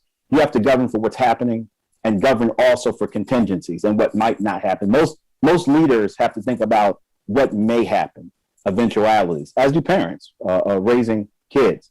So I also want to say tonight that, I've seen some folk raise the name of Adam Toledo in Chicago. And I just want to caution my brothers and sisters that all of us be very careful about invoking the names of victims to buttress and forward our particular addresses in an issue.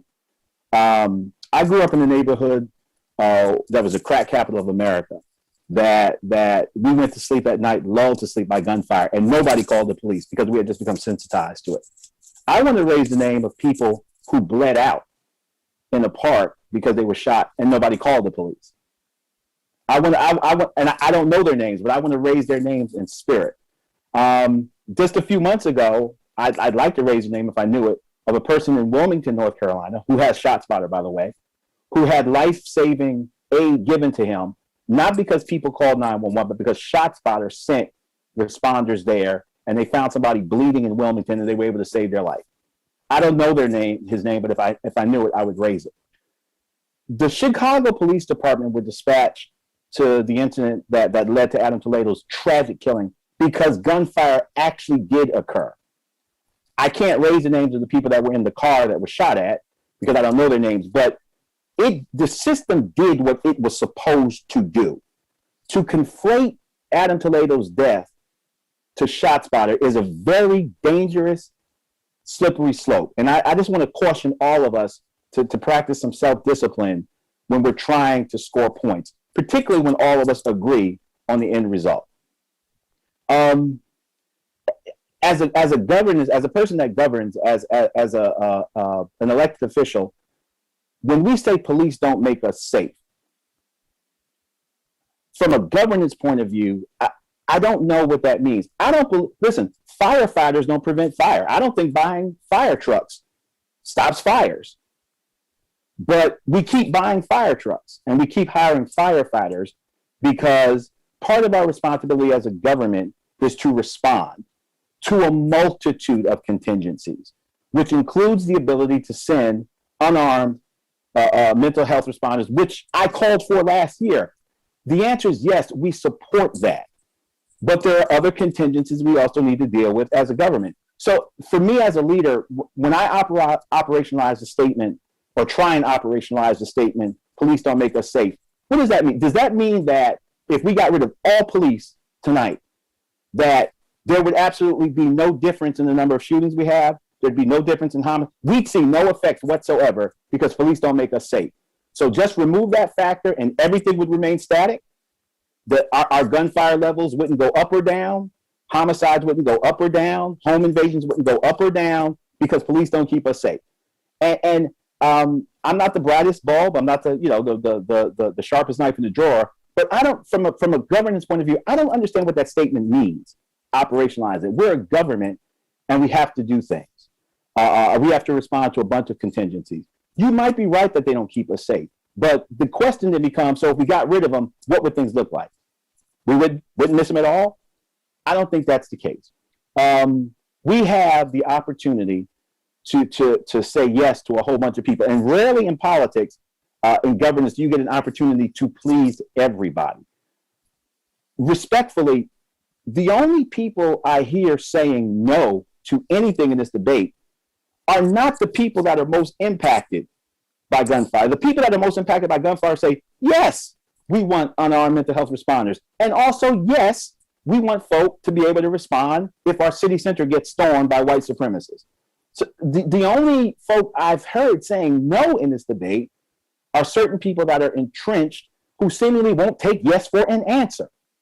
I believe that our city manager has done an excellent job in presenting to us a balanced and reasonable approach where we, as a growing metropolis, as a city that does not have the luxury of turning off all of the things that governments respond to, I believe that our city manager has put us in a position to say yes to almost everyone in this. We need Black and brown people and mentally challenged folk to stop having death encounters with police. I want the ability as an elected leader to send unarmed mental health responders in situations where we need them. But I also, as a leader, have to imagine if that situation escalates to something else, as they often do, and then we have to call for help. We're now calling for help from a department that we've been downgrading, but we're still asking them to respond. And from a governance point, so I would just ask everybody to do the exercise. Don't just do the exercise of closing your eyes and asking what makes you safe. Do the exercise of putting yourself in a city council position. Put yourself in charge of 300,000 people and try and figure out how one decision in one area impacts not 2 or 3, but 15 other areas and what the outcome will be. Because if Adam Toledo was killed by ShotSpotter, what do we say when the day comes, and God forbid, when the day comes when a mental health responder, an unarmed mental health responder, dies at a call? Do we then say scrap the whole program? Are we going to put that on unarmed mental health responding programs if one person gets killed or injured, God forbid? We're on the same side. We all want the same thing, and we all want the same outcomes. It just seems like we're talking past each other on a lot of these issues. And I hope we get to a point where all of us realize that we're not trying to score political points. We're not trying to engage in self-aggrandizement. We're not trying to put people down or look better than the other. We're trying to save our babies' lives. We're trying to save our brothers and sisters' lives. That's all that matters. No matter not whose name on it. Now we are trying to save lives.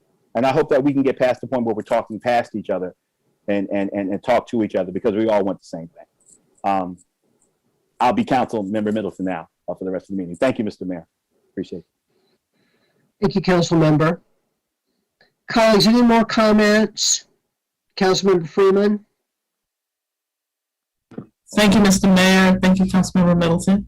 And I just wanted to just agree and note that I want to make sure that we're acknowledging as well that conversation around the long-term homeowner grants that could be available, which also could save or preserve residency for some folks here in our community.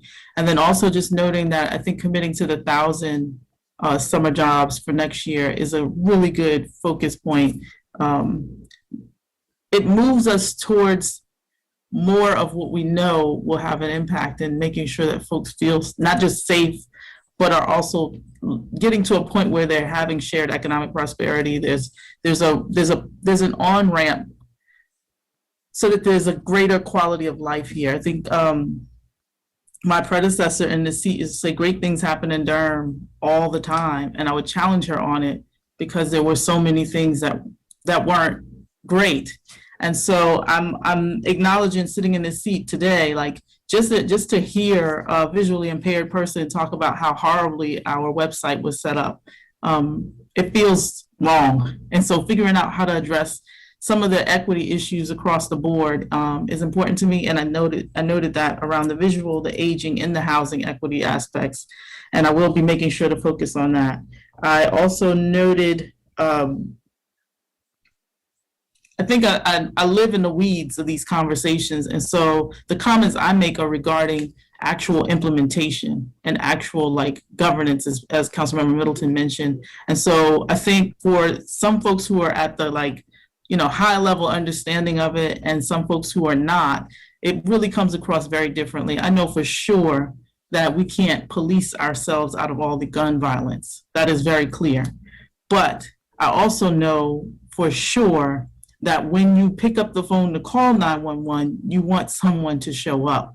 And so as folks' fear starts to envelop them with this conversation, as I said last year, we've got to be mindful that that doesn't decrease folks wanting to purchase guns and respond for themselves. And so I'm just trying to keep it all in the road or in this conversation. And I really, really want us to be successful at finding ways to, wind down how much we have to be dependent on police. But at the same time, I'm very clear that if I need to pick up the phone to call a police officer because someone's coming into my house, I want someone to show up. Whether that's an investigation, whether that's not, whether it's an unarmed person, whatever that looks like, I want it to be effective. And so I'm grateful to be in a city that so many folks are dialed into this conversation at such a level that they would spend countless hours. I can't say over and over again, I'm so greatly appreciative of so many folks who've really tried to pour in on these issues and come up with solutions. But I do want to note that there are some areas that just haven't quite gelled yet. And so I'll also note that I'm very proud of where we are at this point in our budget, acknowledging just how much is in there, but you can always be prouder. And so I'll be pushing in certain areas, as I mentioned, but I do want to make sure I take the time to thank staff for getting us to this point. And as Councilmember Middleton mentioned, our city manager, who is 90 days in to the official role, we're moving and the things are happening. And I would love to get to the point where I can say great things are really happening here in Durham, but I'm really feeling uneasy about it right now. And thank you. Thank you, Council Member. Any further comments? All right, colleagues, thank you all. Thanks for everyone who attended this public hearing. And now we'll move on to our next item. Our next item is item 40, Plan Amendment, Camden Avenue Tier Change. And this time I do think we'll be hearing from someone on the planning. Yeah?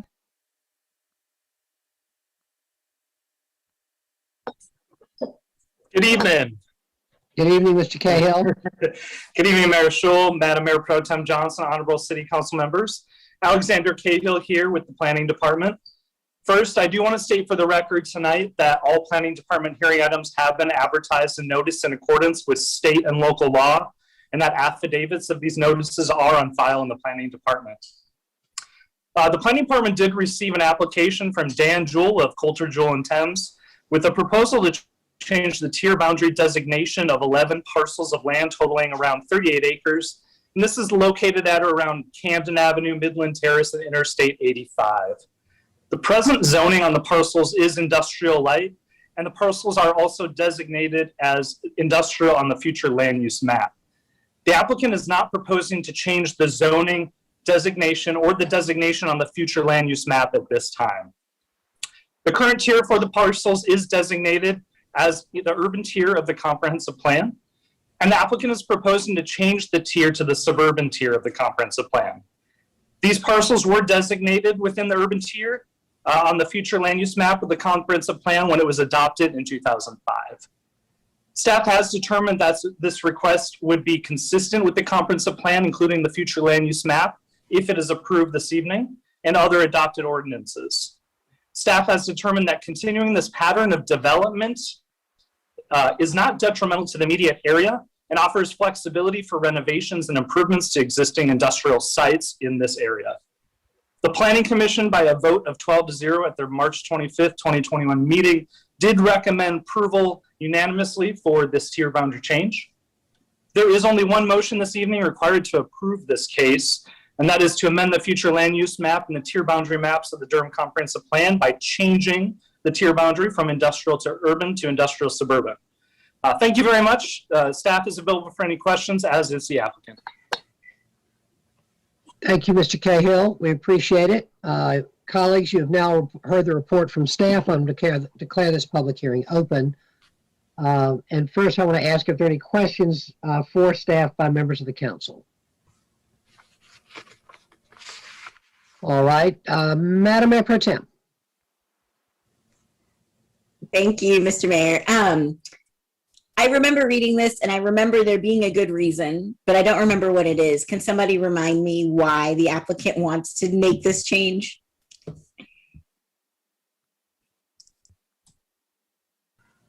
Absolutely. So the applicant is looking to, has a couple of different industrial users in the area, and they're looking to expand their existing facilities. In order to do that, they need different placement and setbacks for both their parking and the way they're going to access in and out of the sites. In the current setup, the way the setbacks are set up, it's hard for them to meet those requirements for their industrial services. Thank you so much. You're welcome. Any further questions for staff? Councilmember Middleton. Yes, Mr. Mayor, very quickly. I was just flipping through my notes. I want to thank Madam Mayor Pro Tem for channeling my exact question. Thank you. Great.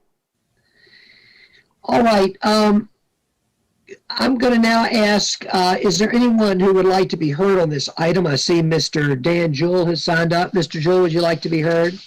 I would, Mr. Mayor. Good evening to you, Mayor Pro Tem of the Council. How are you this evening? Fine, thank you. We're doing fantastic. Very good. I can tell. I've been sitting through the whole entertaining Mr. Joel, evening. this is what we live for. That's right. I can tell. I can tell.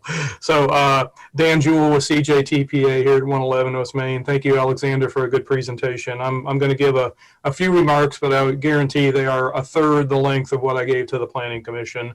An excellent question, Mayor Pro Tem and Councilman Middleton. The reason we're asking for this change is that industrial uses are just not a good fit in the urban tier.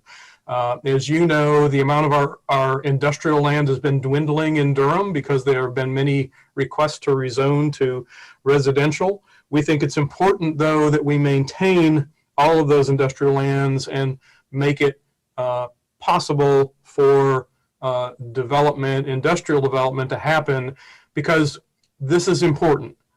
These projects create space for businesses, and these are businesses that hire employees, particularly employees who don't need a college degree, and in many cases don't need a high school degree, and we need to help those folks in Durham. So why is being in the urban tier problematic? Well, it's because industrial facilities are designed with the car parking in the front and the trucks in the back. And there's a very important reason for that. This separation is for safety. The tenants have customers, employees, and visitors coming to their place of businesses.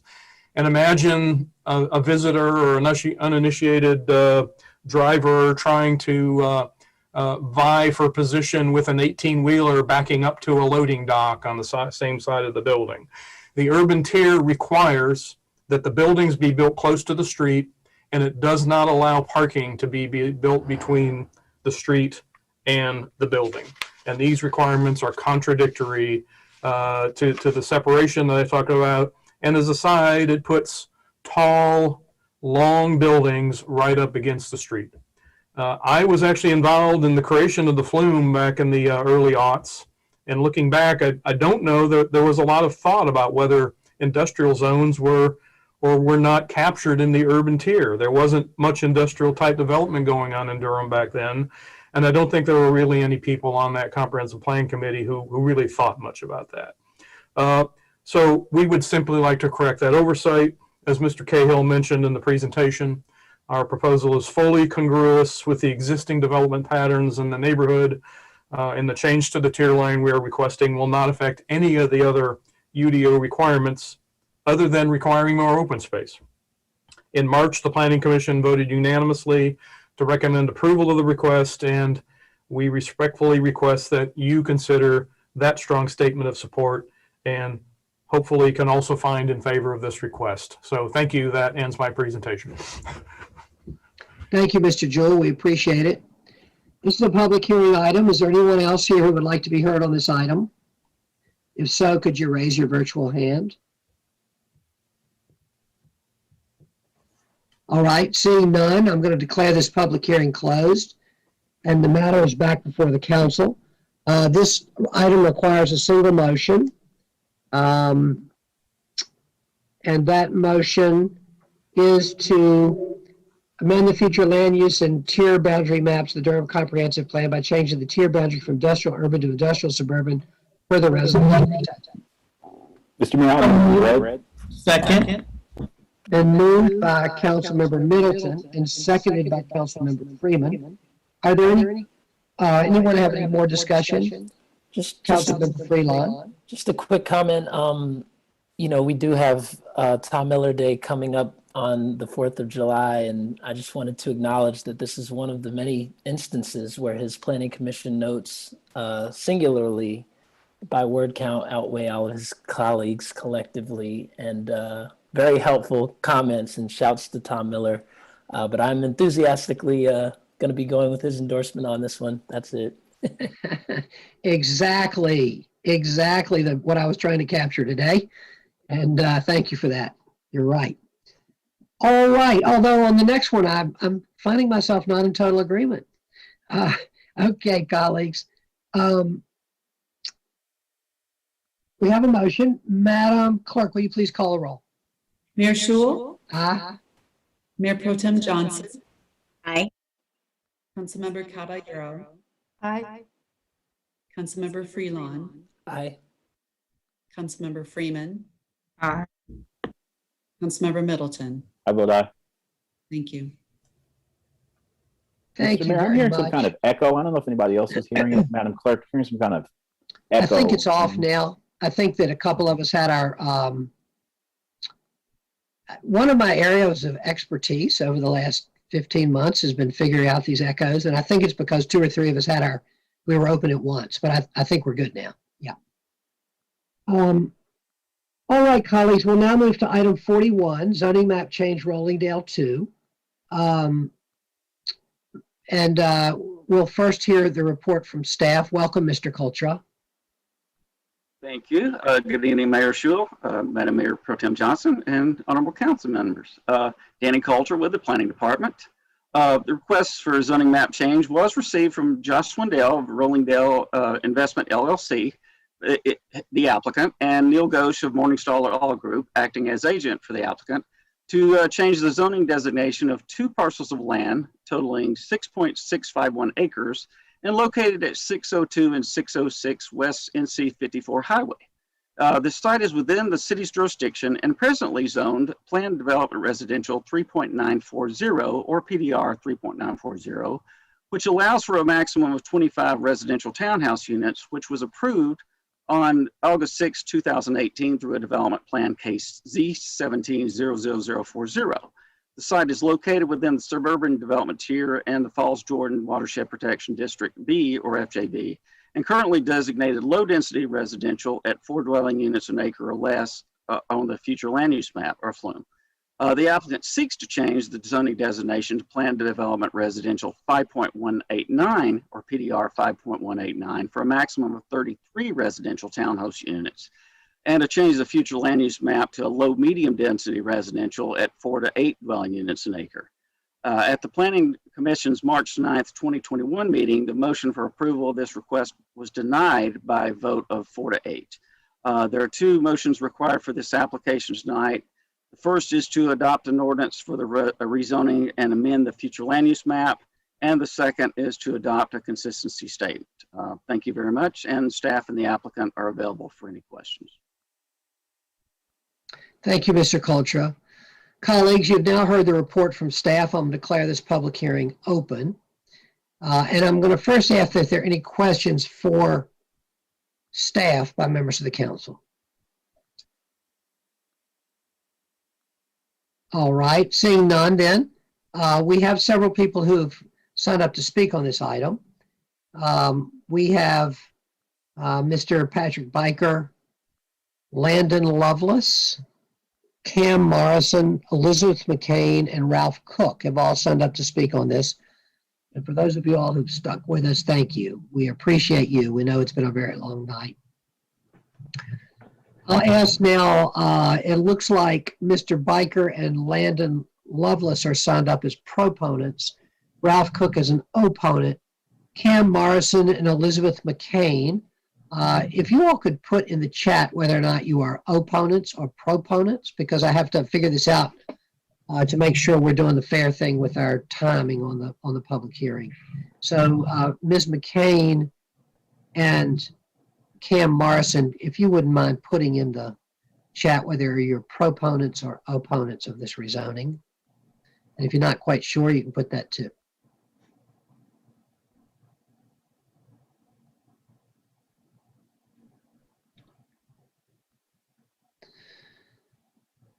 Okay. Not sure that we have them here. We'll find out as we go then. All right, Mr. Biker, you and Landon Lovelace are listed as the proponents.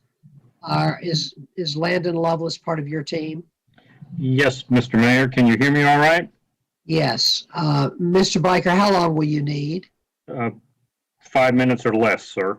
Okay. Go ahead, Mr. Biker. Thank you. If I could ask Mr. Cultra to pull up a PowerPoint that I sent over earlier. If you could pull that up, Mr. Cultra, that'd be wonderful.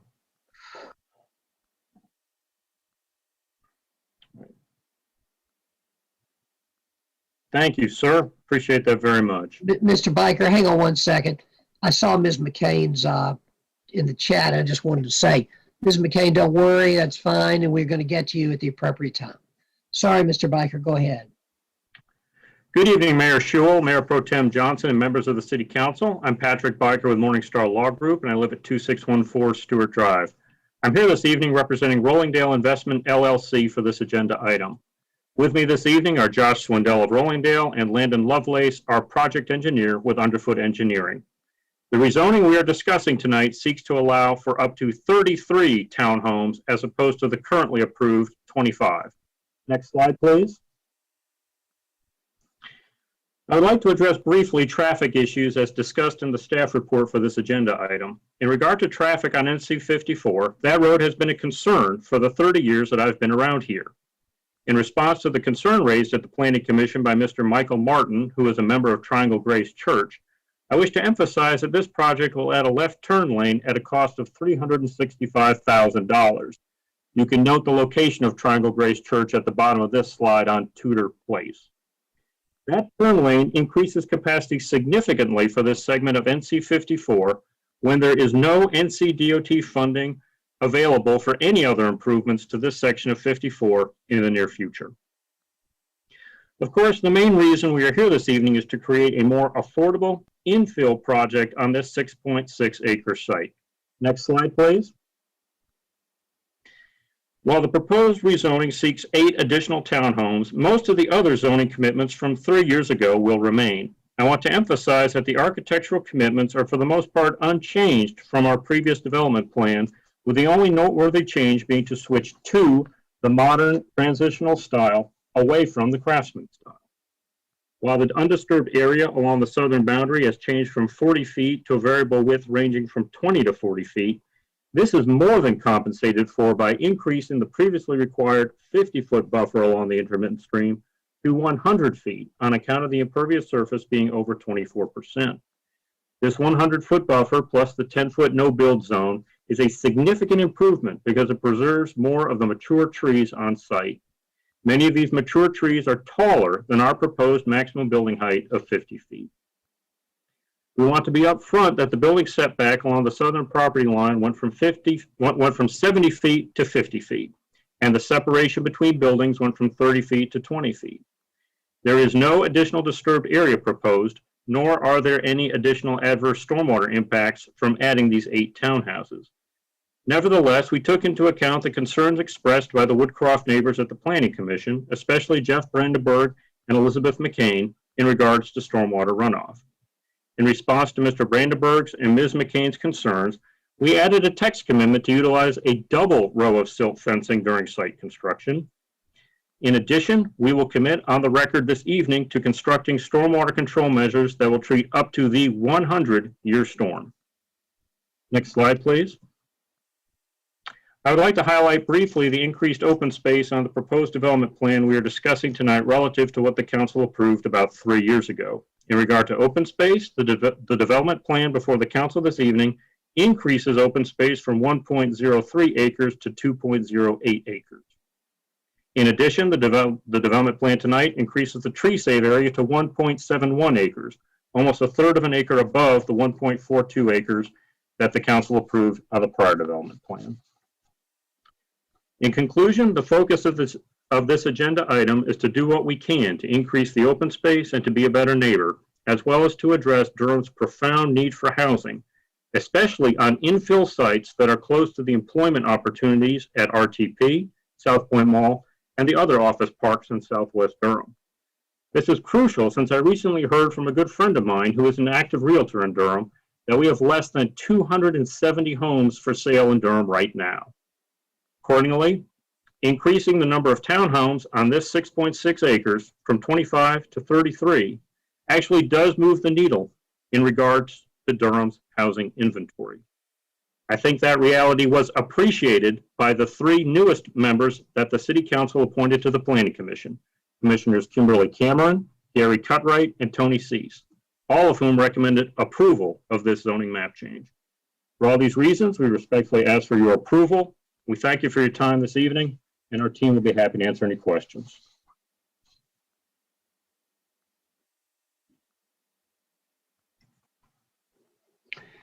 Mr. Biker, thank you very much. There are several other, hang on a second, let me get into my,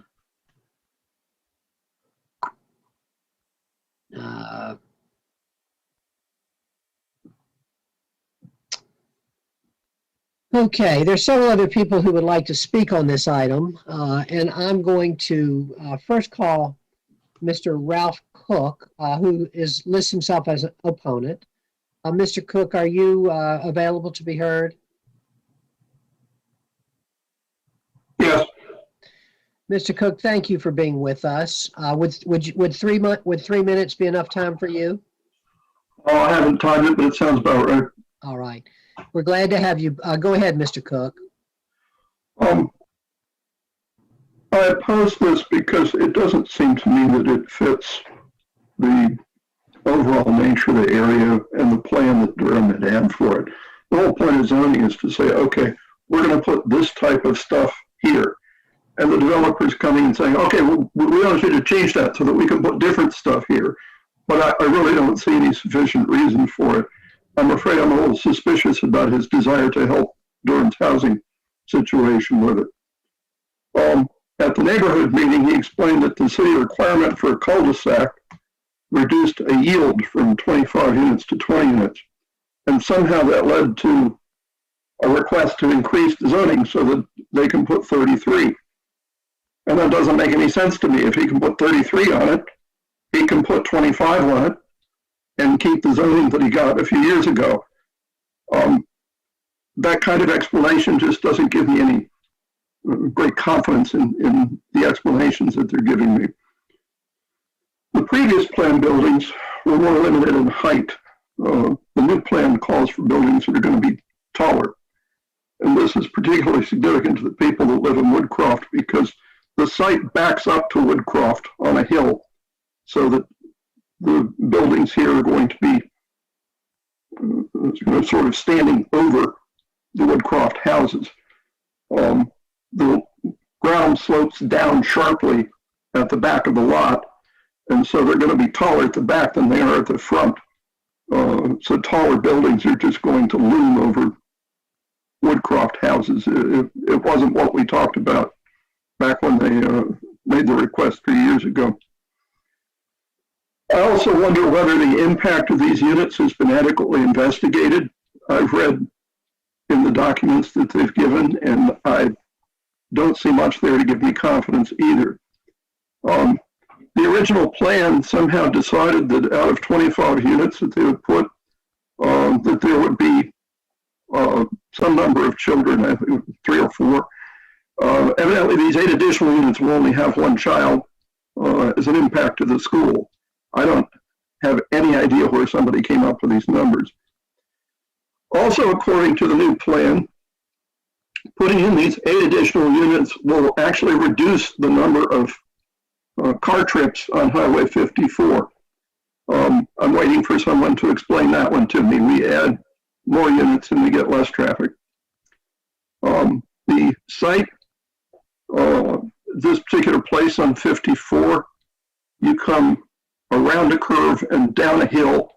You come out of an area where you are naturally going a little slower. There are a lot of curb cuts, a lot of commercial developments, as well as entrances to places. And after you go past Grace Church on your way down towards Chapel Hill, people tend to speed up. And as soon as they hit a car that's slowing down to turn into this, well, we're going to have more accidents. It's just going to happen.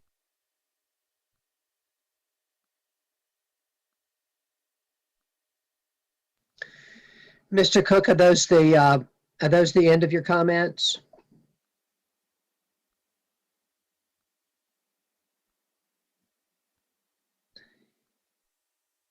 Have you completed your comments, Mr. Cook?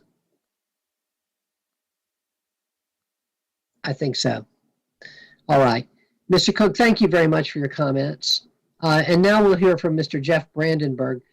Madam Clerk, can you make, I see Mr. Brandenburg is available to be heard. Mr. Brandenburg, will 3 minutes be enough for you, sir? Yes, that will be fine. All right. Thank you for being with us. Thank you for your time. As Ralph already said, we have several concerns about this development. We're aware that with this rezoning, the proposal has continued to inch further and further away from the original proposal that was received favorably a couple of years ago. It feels like someone is slowly turning up the heat on the pot, hoping that we will not get alarmed enough to jump. We naturally welcome changes to the plan that increase the depth of the wooded buffers around the proposed development. And we do understand that this land is going to be developed one way or another sooner or later. We're very, very concerned about the proposal to increase the number of units, decreasing the spacing between units, which was a center point of discussion the first time around, and also to raise the structures from 2 to 3 stories, which from our perspective behind the development will be raising them from 3 to 4 stories. That is close to double the height of most of the houses around here. And it is going to be situated on a hill, so it is going to completely visually dominate the surroundings. There are mature trees between us and the proposed development. Since those are mature trees in a mature forest, they do not have a lot of low branches, so the shielding that they will provide is going to be quite limited. The proposed evergreen buffers that are discussed for being planted, particularly along the southern border, have the opposite problem. They will not get that tall and will never reach up high enough to conceal these buildings, which are perched high on the mountaintop. We also have heard mentioned several times of providing more affordable housing stock. That's obviously required in Durham. And we question the idea that these $320,000, $330,000, $340,000 townhomes really constitute a breakthrough in affordable housing. It seems to me that the reason for this change is simply to change the profit that's available out of this development, to increase the profit that's available. And it doesn't really seem like that should be the goal of zoning policy and zoning changes. I would strongly urge the council to reject this proposed rezoning and to avoid ratcheting up the heat further in this area. Thank you for your time. Thank you very much, Mr. Brandenburg. Madam Clerk, can you make Cam Morrison available to be heard? Cam Morrison, are you available to be heard? Can you unmute yourself?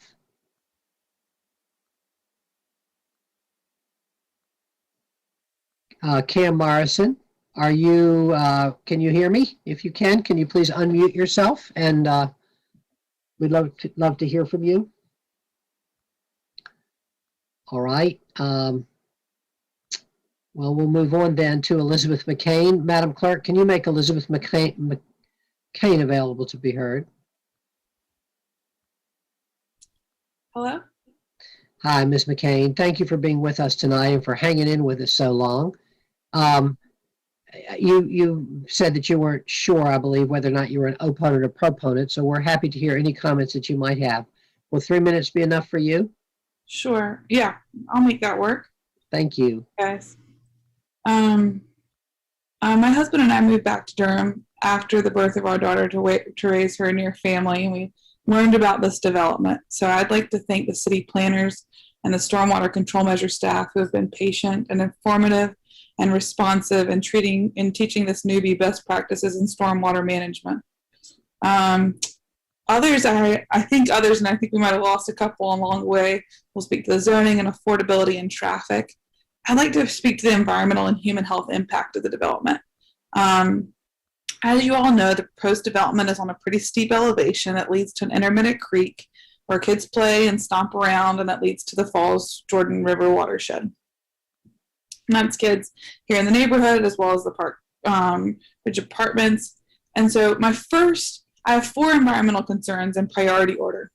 My first is and I'd like to thank the engineering team for also responding to some of the concerns raised at the planning committee meeting. I have some new things that I've been learning in the interim. My first and primary concern is putting in a wet pond. The reason for that is the pond captures nitrogen and phosphorus, which is with increased impervious surfaces, it puts residents at risk for algal blooms. So we know that algal blooms are increasing worldwide and here locally, and we've seen this at nearby Jordan Lake. So in one study done by an NC State researcher, toxins were detected at 86% of the tested sites during 44% of sampling events. So really increasing in frequency worldwide as well as locally. But what's so bad about this algae? Well, folks have found that researchers in Italy has found that those living near water bodies in the past 30 years had a 30% greater odds of developing ALS.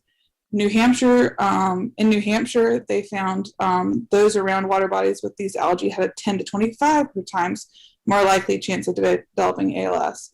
Researchers regarding Parkinson's have found that the blue-green algae affects the genes linked to Parkinson's, and Alzheimer's researchers are exploring similar paths. So there's a link between these algae and neurodegenerative disorders. My second concern is the monitoring of ponds. So we currently monitor ponds that are non-water, that are not like water source ponds once a year from my understanding. But the problem is that these algal blooms are increasing in frequency because temperatures are rising and they're seasonally affected when you have hotter temperatures. So once a year is insufficient to be able to detect for current, future, all ages of residents, the frequency of algal blooms. One of my concerns was addressed, which was the storm management. But the other concern that I have is the visibility into other stormwater control measures as this intermittent creek is headed to the Falls River Jordan Basin. So what are we doing about pelt waste, groundwater filtration, rainwater, plants leading to the pond or any retention cell? In summary, I wonder about the possibility of a bioretention cell instead of a wet pond, or a bioretention pond in a combination with other stormwater control measures. I know I will speak for also, or I'll speak to something that Cam Morrison has raised to me, which is the concern about height. But overall, my concern is regarding the wet pond, the increased risk of algal blooms, and the risk that poses to current and any future residents. Thanks so much for the time of this committee to listen, as well as the staff to explain to me more about traditional stormwater control measures. Thank you very much, Ms. McCain. We appreciate your comments. It looks like maybe Cam Morrison is ready to be heard. Cam Morrison, are you ready to be heard? Can you unmute yourself?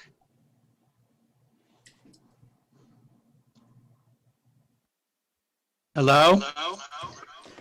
Hi. Hi. We're glad to have you. Will 3 minutes be enough for your remarks? More than enough. This is actually Bernard Weissman, Cam Morrison's husband. I don't know if I'm still signed up or not. You are, Mr. Weissman, you are. We're glad to have you. Thank you. But I'll save you some time speaking for both of us. We actually live next door to the previous speaker. Sorry, we have two computers open. We're hearing some feedback because you have the two computers open. Yeah, I'm trying to get rid of it. For all the reasons that the previous three speakers presented, I'm just worried this is their second bite at the apple.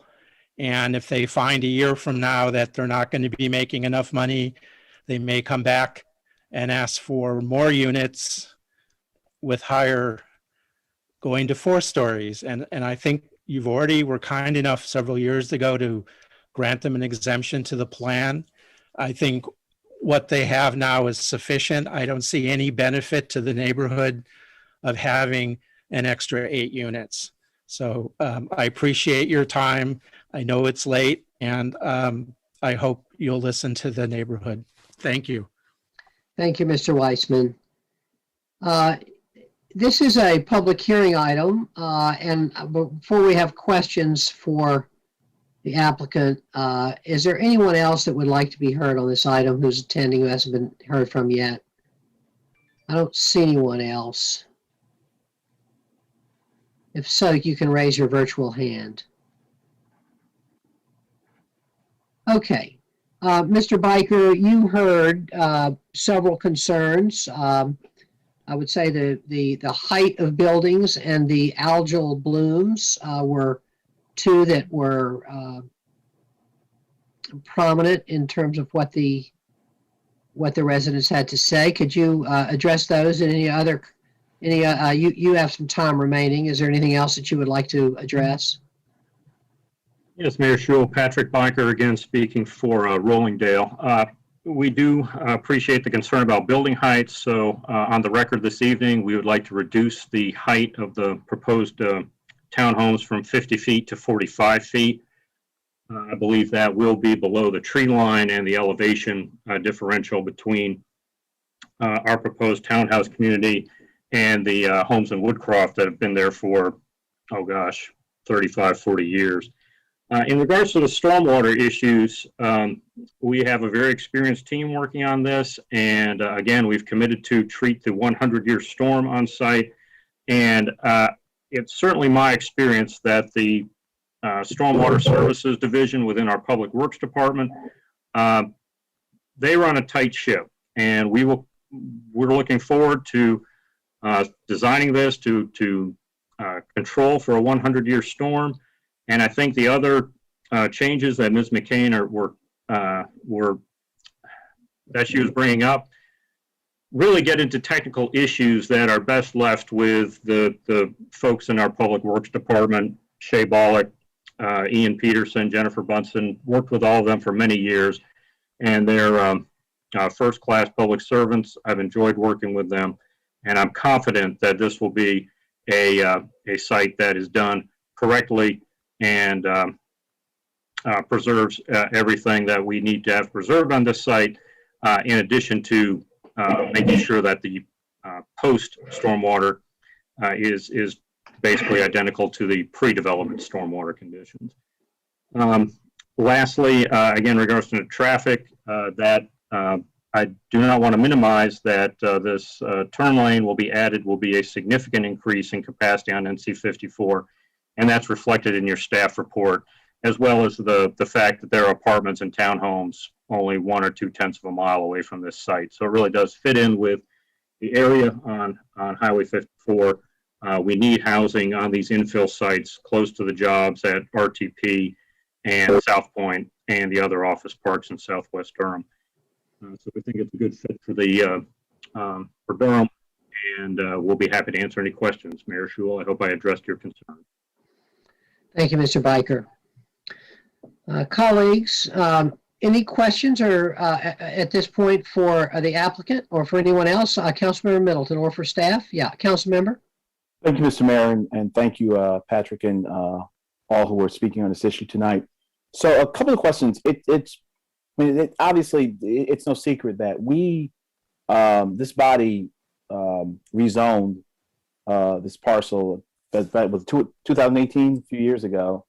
Could you just give us directly, Patrick, the rationale for coming back and asking for it to be rezoned? One characterization has been that it's purely profit driven, which, if that's the case, that's fine. But would you just kind of give us a sense as to why we're revisiting this? Yeah, it was the $365,000 turn lane is a significant issue. When we got to the site plan phase and we could only fit about 20 townhomes on the site, that you can do the math, that equates to $18,000 per townhomes for each townhouse, just to cover the cost of the turn lane. If we can increase the density to 33 townhomes, that makes that cost of the turn lane be just slightly more than $10,000 per townhouse, which is a much more easier number to work in for the pricing of these townhomes. Right. There's been an awful lot of media coverage of lumber, plywood cost increasing significantly. What hasn't been covered so much is the cost of other infrastructure costs, especially resin and concrete, everything that goes into the sewer lines, the infrastructure for this site. And just to have that infrastructure burden be divided by 33 townhomes as opposed to a number in the low 20s makes it a much more, I use the term affordable as a relative term, not as a UDO defined term. It is, I can't tell you exactly what the prices are going to be, but I can tell you that the 33 townhomes on an individual basis would be much cheaper than if we can only build 20-some townhomes. So that's really what is driving it, is trying to build smaller townhomes, increase the number from 25 to 33 on the zoning, and that enables us to handle the infrastructure burden that has to be handled, even if there were only a dozen townhomes. It would be the same infrastructure burden. Thank you for that clarification. And it's not a perfect science. Obviously, nailing down what the price point is going to be, but your working range is 315,000 to 350,000. Is it not? Yeah, that's a good ballpark. But I go to, many of you know, I've been a member of the home builders for many years. The cost of lumber, plywood, building supplies, appliances is just off the chain right now. So we'd be hesitant to give you any projections on sales prices when these units are actually available for sale. But given that, it's not going to be south of 315,000, right? I think that's a fair statement. I can text my folks and see if that's the case. But obviously, if there's only 20 some, if it's in the low 20s, the townhouses would be way more than that. So I think we'd be in the low 300s at 33 units. If we can only build 20 some units, each townhouse will cost significantly more.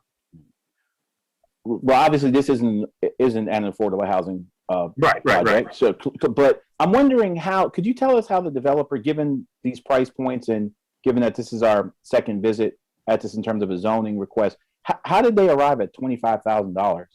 Could you just tell me what the calculus was to arrive at that amount for the affordable housing? Oh, yeah, that was last time, Councilmember Middleton. It was simply based on $1,000 per unit. Okay. So is that 25,000 reflective of the new unit request or the old unit request? It stayed the same. It stayed the same. If that's an issue, it's I just want to understand the calculus. Yeah, that's all it is. It remained unchanged from the previous application. Do you have any idea as to why? Can you speak to what the developer's mindset was on it? Just curious. It was something to be honest with you, we didn't think about it because the other issues related to infrastructure dominated the calculation of how this project could move forward. Okay. We can certainly, if I could just confer my clients right quick. Sure. And with that, Mr. Mayor, I'm going to yield to my other colleagues if they have any questions. I had a couple more, but I'll yield at this point, and throw back to you, Mr. Mayor. Thank you. And I'll await that information, Patrick. Thank you. Thank you, Council Member. That's a good question. Colleagues, other questions for either the residents, the applicants, or staff? All right. Well, Mayor Pro Tem. Thank you, Mr. Mayor. I don't have a question, but I do have a comment, which is given the situation that we have with the housing shortage in Durham, there are now more realtors than homes for sale in the city, which I'm sure is a bizarre situation for people who work in that industry.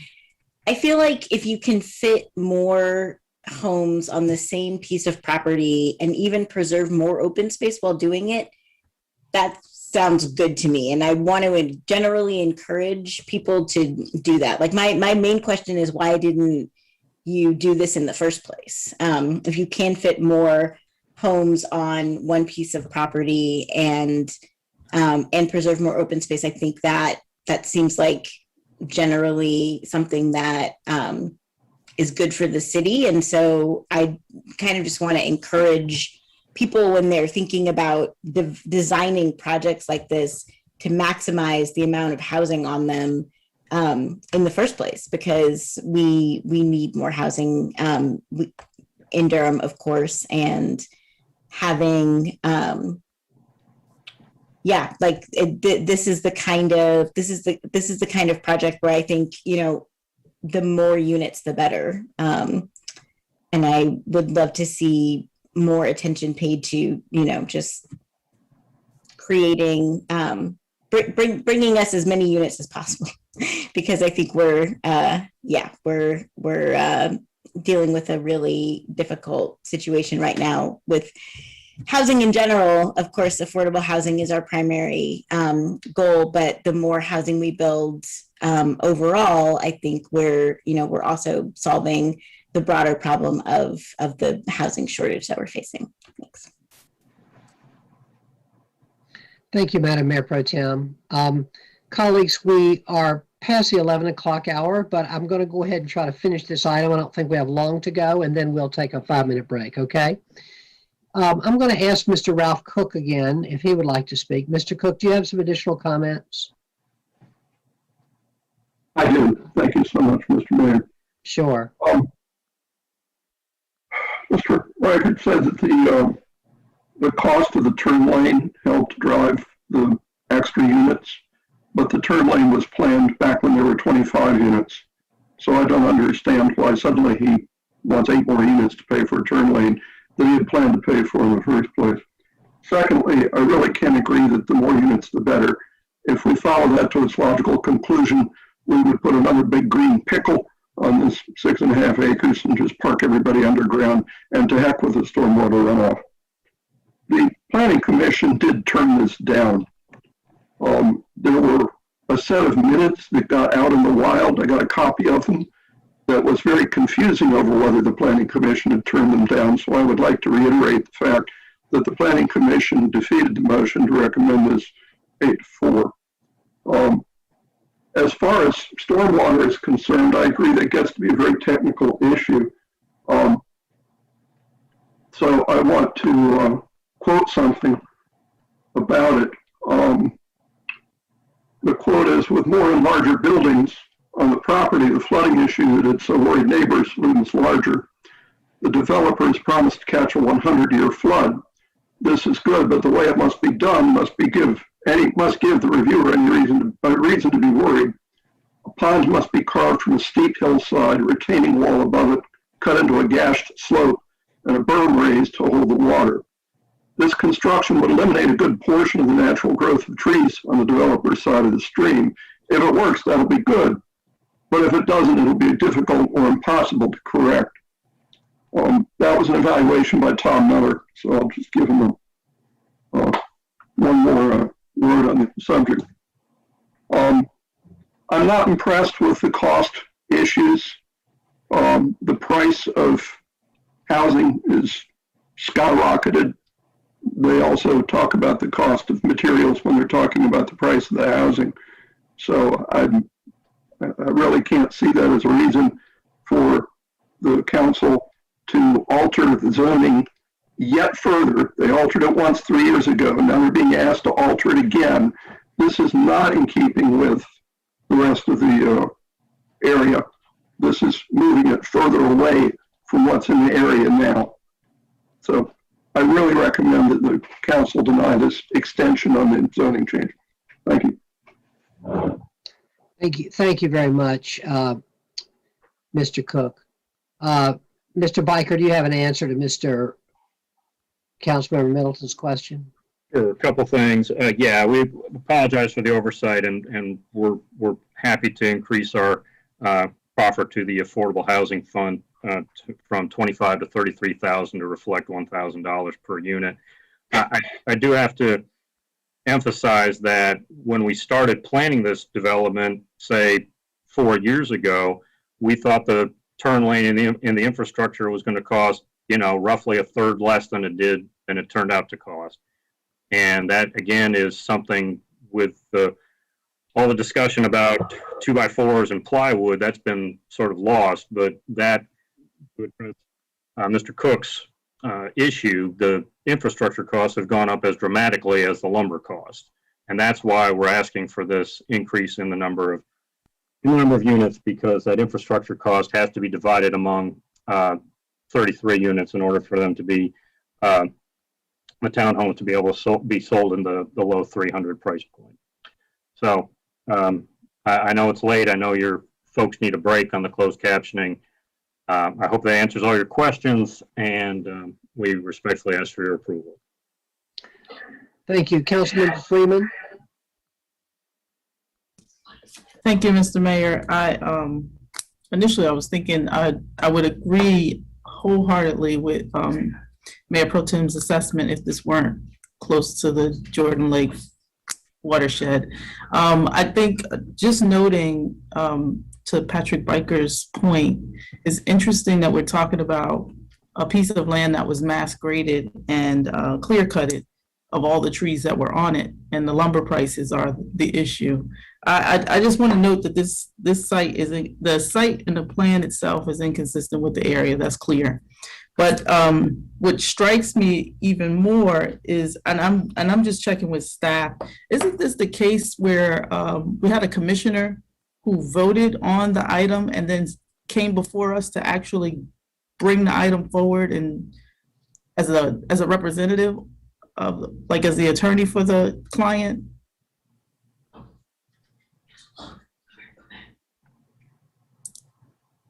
Good evening, Grace Smith here with the Planning Department. It could have been, my recollection is fuzzy. It's late at night and it's been a few years, but I'm thinking you might be right, Councilmember Freeman. I think you're correct. Just noting, it is late, and I'm noting that this is the type of development that pushes folks away from the conversation in like North Durham and many other areas, because this is how the deck is stacked against the residents in the neighborhood. They know what's in their neighborhood. They know where the water runs. They know where the flooding happens. They know how our stormwater requirements can underserve them, and ways in which that other communities don't often get to speak on. And so I'm really leaning into what Ms. McCain laid out in acknowledging just how much of this is environmental and health, and how we missed an opportunity 3 years ago, and will likely miss it again, because the focus is on affordable housing, so to speak, that won't be affordable to any of the residents we've been talking about this evening in our marginalized communities. But I was just noting specifically that this reminded me of a case that we had previously, that it just rang a bell, in a case we saw previously, and I was just checking. Thank you. Thank you, Council Member. Colleagues, any further comments or questions? Councilmember Middleton. Thank you, Mr. Mayor. Thank you, Patrick, for clarifying, getting that information on the amended proffer to the Affordable Housing Fund. I wanted to ask Mr. Cook if he's still on. The applicant, the developer, has proposed reducing the height, which will affect the sight line of the property. Does that in any way address any of your concerns? I don't know if we've captured that, if that's an official proffer, or was that just being floated? But Mr. Cook, does a lower height affecting sight line in any way address your concerns? Well, I suppose it addresses it, but it does not in any way satisfy me, because I don't have nearly enough detail to know what that involves. I don't know how low 45 is. I don't know where that's going to go on the property. He said something about below the tree line. I'm not sure what trees he's intending to leave where. So I'm afraid just a comment like this, even if it's binding, that he makes just, oh, okay, we'll make it this high. I don't know exactly what that will do. I think it requires for somebody to say, yes, this will satisfy my concern about that, would mean that we would have to know, okay, where are those buildings? Height from what? From the back of the slope or from the top of the hill where it is? Are there going to be trees between those buildings and the Woodcroft houses? I just don't know enough about what it means for it to satisfy me. The Planning Commission turned this down. I'm really thinking we should go with them. Well, the Planning Commission is definitely an important touchstone in our deliberations, but there have been times when our votes have been divergent. I did want to ask you one other question. So from 25 to 33, is it your position that those I don't know if you even supported it when it was 25, but could you just, once again, just for the record, how in your assessment will those 8 additional units substantively change the nature of this project and the impact, if that makes sense? Ones that I understand something about are traffic. A left turn lane is not going to do anything for the people that get rear-ended when they stop to turn right at that intersection, which I estimate will happen twice a month if they actually get this built. At either 25 or 33, I think it's going to happen either time. No, I didn't support the other change either. But the other thing that it seems to me that the additional 8 units does is that it sets the tone for what's going to happen around there. What's going to happen to the next parcel? What's going to happen to the land across the street if that becomes available? What we're doing is setting what's going on for a larger piece of land than just this 6.5 acres. That's what zoning is supposed to be for. And once he takes this infill and changes the nature of what's going on in that plot of land on Highway 54, then he has set the tone for what's going on. One of the changes that happened was, I read in documents that he put out in the neighborhood meeting, is that it turns out that the city will require him to put a cul-de-sac on the property instead of a T-road. That I saw a plan for. The T-road was going to run right into the next parcel, which they don't own yet. It belongs to the Barbies. That seemed to me to indicate clearly that they had plans to develop more property that was next to this, or they hoped to connect to other properties, or they thought other people would develop properties that are next to this. I don't want all of them to be done at the higher density rate. Thank you, Mr. Cook. Mr. Mayor, I'll yield back. I do want to just say that I recall I think the incident that Councilmember Freeman is alluding to, but I do just want to say on the record as part of this body, I want to be very careful. I don't think that ultimately any impropriety or malfeasance was attached to Mr. Ghosh. The issue was vetted and it was brought on record, but I just want to be very careful and not suggest or have that out there floating like he was something, because I don't recall any sanction or any action being taken against Mr. Ghosh. But I just want to say that was vetted, and I don't recall that any malfeasance was officially laid to it, notwithstanding the optics of the whole matter. Yeah. Just want to put that out. Thank you, Mr. I don't remember any malfeasance either, but it didn't look good. Optics, yeah, I hear you. Thank you, Mr. Mayor. Thank you, council member. All right, council member Freelon and then council member Caballero. Yes, just very quickly, I was curious if Mr. Biker could, I know we're dealing with estimates here, but I'm curious if it's only 20 some low 20s units, what the price point would be at that density. We're probably talking around 400, Councilmember Freelon, because you're talking about, there's also the time value of money, but you've got to take all that infrastructure, water, sewer, road improvements, and divide that by a much smaller number, 20 in the low 20s. It would be well over 400, I would say. Okay, so we're looking at a scenario where we do 33 units at 315 to 350,000 versus 20 units at well over 400,000. Okay. That's a fair statement. Yes, sir. Okay. Thank you, council member. Council member Caballero. I'll pass. I'm looking at the time. It's okay. Okay. Any other questions, colleagues, or comments? I see Ms. McCain has her hand up. Ms. McCain, you have a brief comment. We're happy to take it.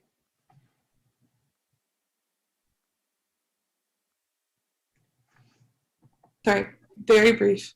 I would just like to say that I appreciate folks hearing me about stormwater management, and I think that there was one comment that suggested that it would be best leaving this to the stormwater management authorities, and I just wanted to let folks know that I'm happy to run fast and learn to keep up.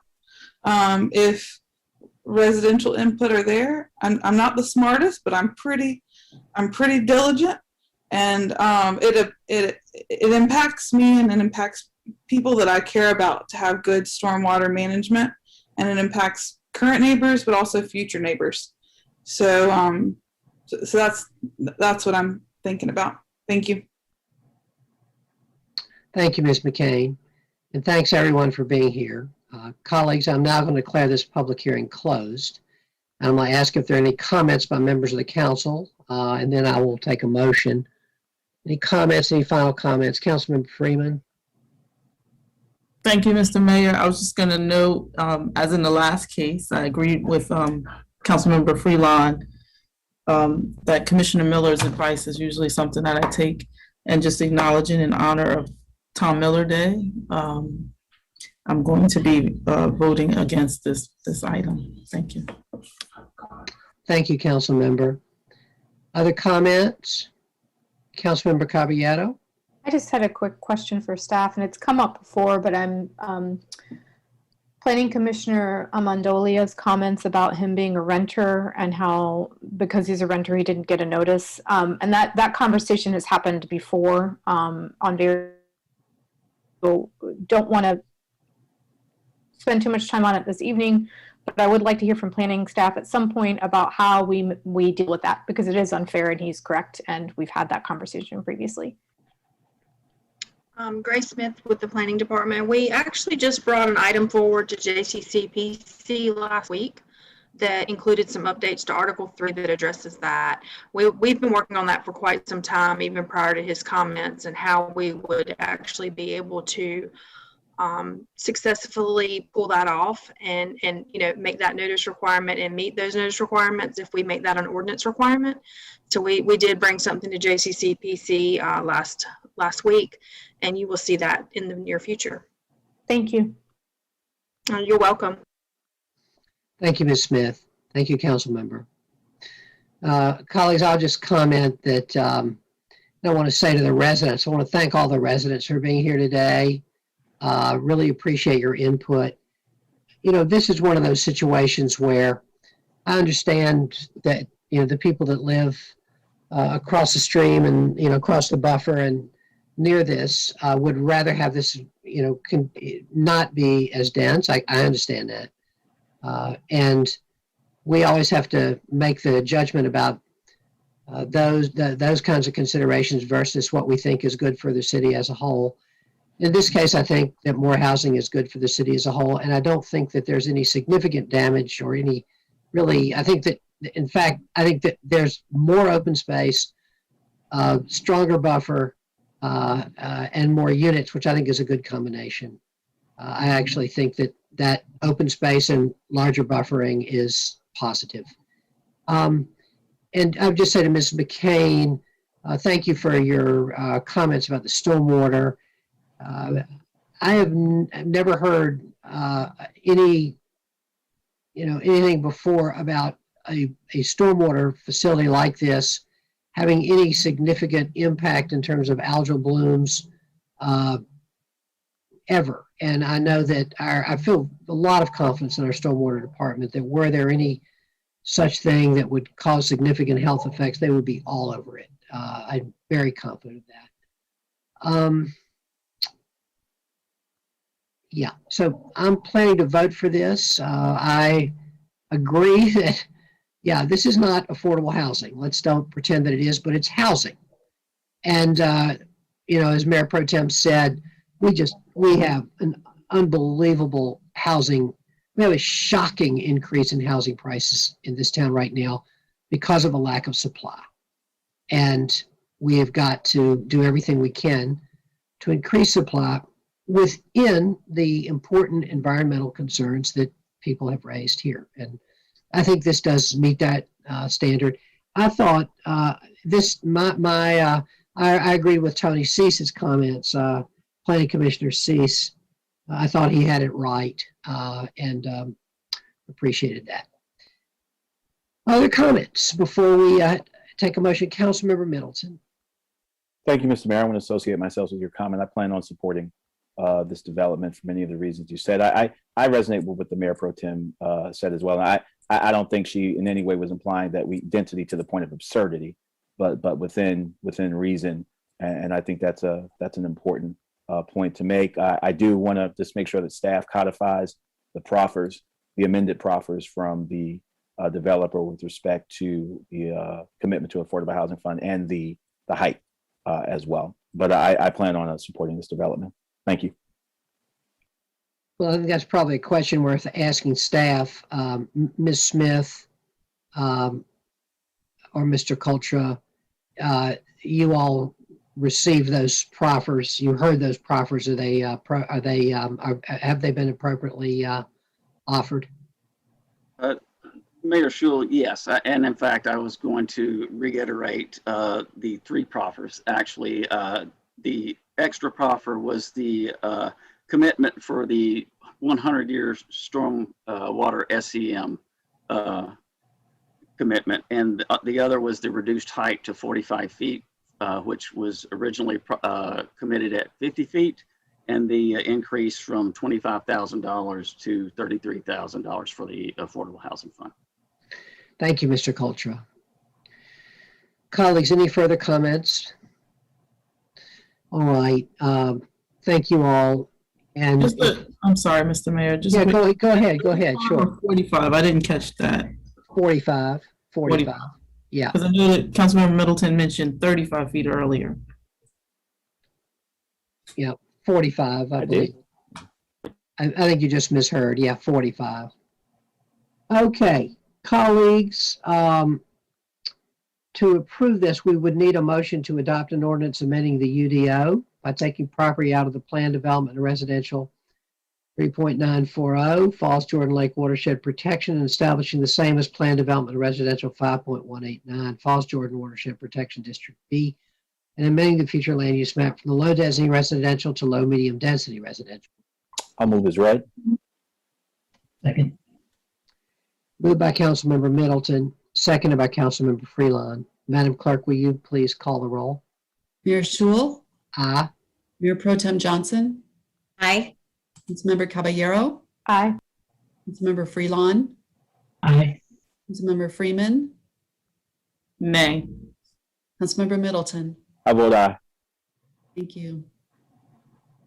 Thank you, Madam Clerk. Thank you, colleagues. The motion passes 5-1. Next motion would be to adopt a consistency statement. Move to adopt consistency. Second. Moved by Councilmember Middleton, seconded by Councilmember Freelon. Madam Clerk, will you please call the roll? Mayor Schul, Aye. Mayor Pro Tem Johnson, Aye. Councilmember Caballero, Aye. Councilmember Freelon, Aye. Councilmember Freeman, Nay. Councilmember Middleton. I vote aye. Thank you. Thank you, Madam Clerk. The ayes have it, and the motion passes 5-1. Mr. Biker, we're looking forward to you all doing a great job with this development and doing all the things that you have promised that you would. We want to thank the neighbors for being here, for your input. These things are often very tough calls, and we so appreciate what you had to offer us tonight. Thank you so much. Thank you very much for your time tonight. Good night.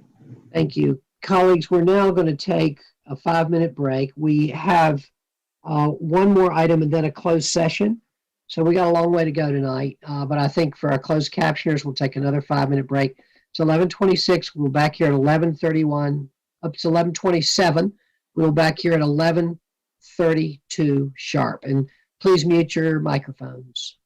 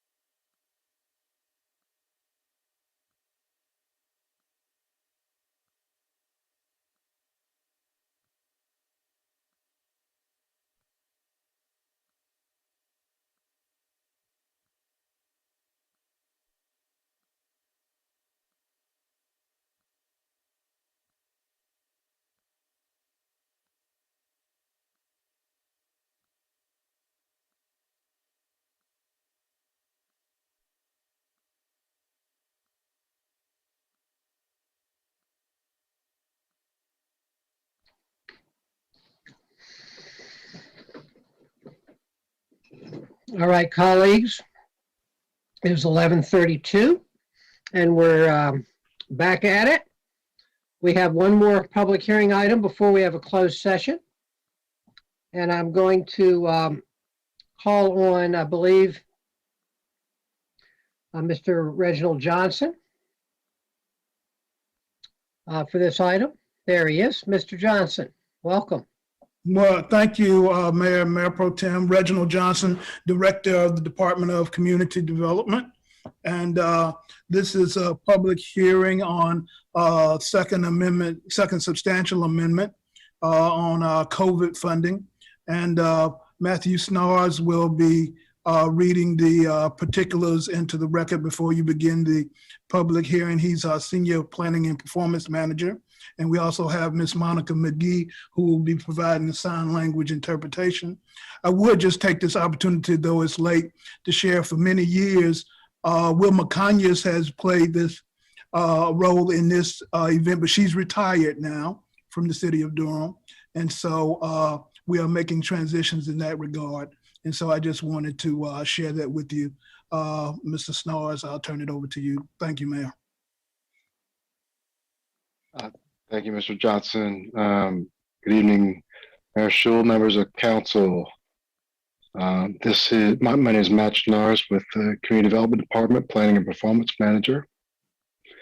The purpose of this public hearing is to receive citizen comments on the proposed amendment to the FY 2021 Annual Action Plan and the 2020 to 2025 Consolidated Plan for coronavirus aid, relief, and economic security CARES Act funding.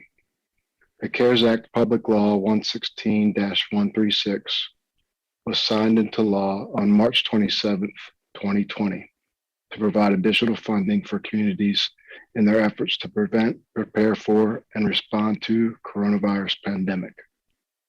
In total, the City of Durham expects to receive a total of $2,716,217 in Community Development Block Grant, CDBG, CV, $2,662,668 of Emergency Solutions Grant, ESG, CV funds, and $70,340 in Housing Opportunities for Persons with AIDS, HOPWA, CV funding, which totals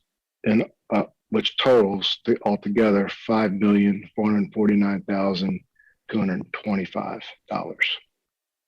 The additional supplemental funding through the CARES Act requires an amendment to the FY 2021 Annual Action Plan, the 2020 to 2025 Consolidated Plan. The public hearing for the first amendment was held on December 7th, 2020, and addressed a total of $1,875,324.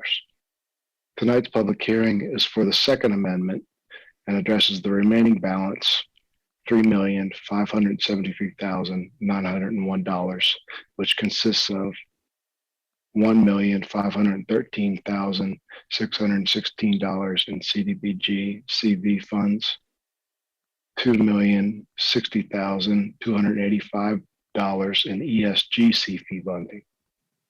Additionally, this second amendment proposes a reallocation of $100,000 of CDBG CV funds, which was approved for housing counseling on the December 7th, 2020 First Amendment, to be added to the proposed microenterprise business activities as part of the Second Amendment.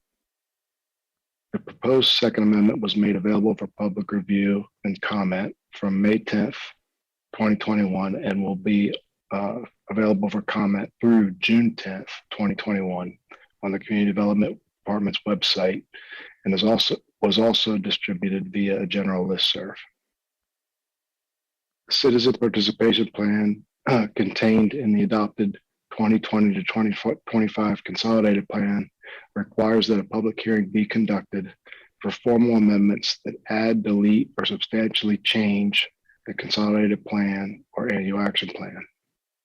Notice of this meeting was properly advertised in the Cape Boston newspapers on May 10th, 2021, and posted on the Community Development Department's website, and was also distributed via general listserv.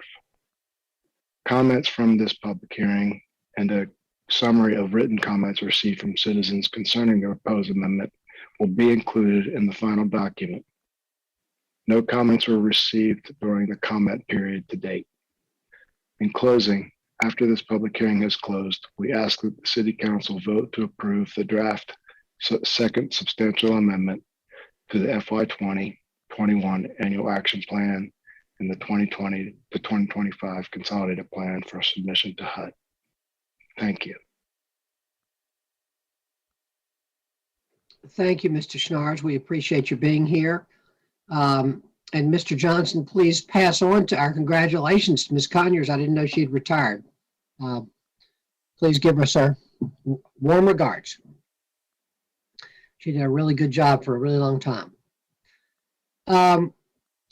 Colleagues, you have now heard the report from staff, and I'm going to now declare this public hearing open. I see that Ms. Dell Adams is here and has a comment. And Madam Clerk, can you make Ms. Adams available to be heard? Ms. Adams, welcome, and you have 3 minutes.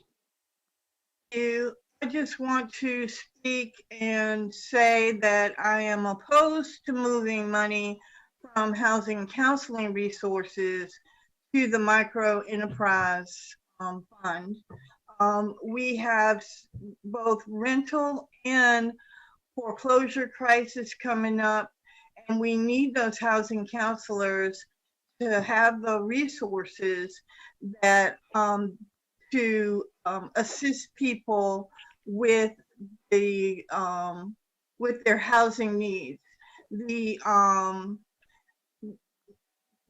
moratoria will end at the end of this month, and so we really need to take advantage of these CDBG COVID-related funds to provide counseling and legal services to folks who are going to face immediate evictions and foreclosure.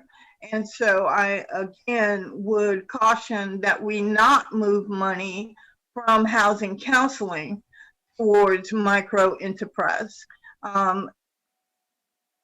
Otherwise, thank you and good night, hopefully. Hopefully you're right, Ms. Adams. Thank you. All right. Any further comments? All right. I'm going to ask the question that Ms. Adams implied to staff, Mr. Schnars or Mr. Johnson. Can you talk about why these funds, the funds had originally been programmed for housing counseling and now are programmed for the micro enterprise fund? Can you talk about why that change was made? Yes, I'll be glad to, Mr. Mayor. So at the time, if you remember, when we planned these funds, it was during last summer. It's actually a year ago that when we first approved the emergency rental assistance funding, and we had at the time thinking that there was going to be additional funding coming from basically focus on home ownership. Well, it didn't quite materialize like we thought that it would. And one of the things we have to be concerned about is how we deploy the funds and whether we can deploy the funds.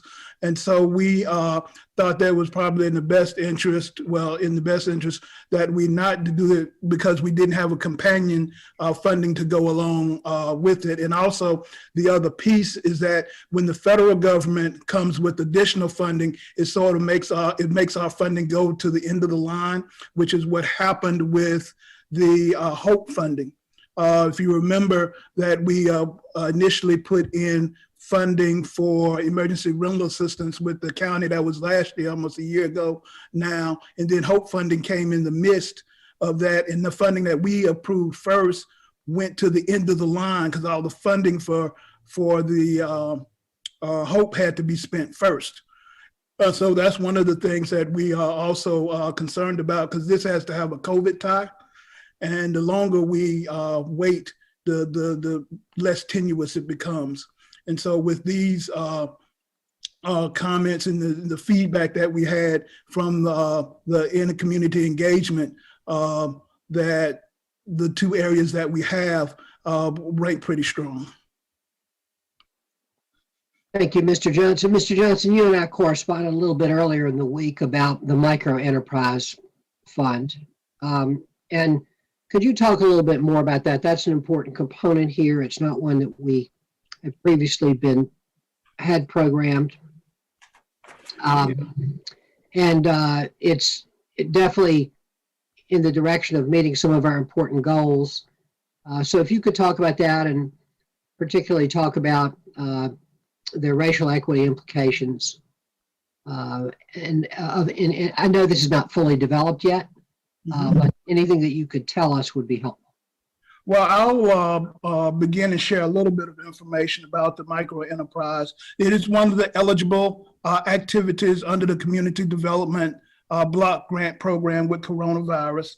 A micro enterprise is defined according to the U.S. Department of Housing and Urban Development as a commercial enterprise that has 5 or fewer employees, one of whom owns the enterprise. The other piece of that is that it's still the CDBG qualifications, that it still has to be in the low, moderate in area apply.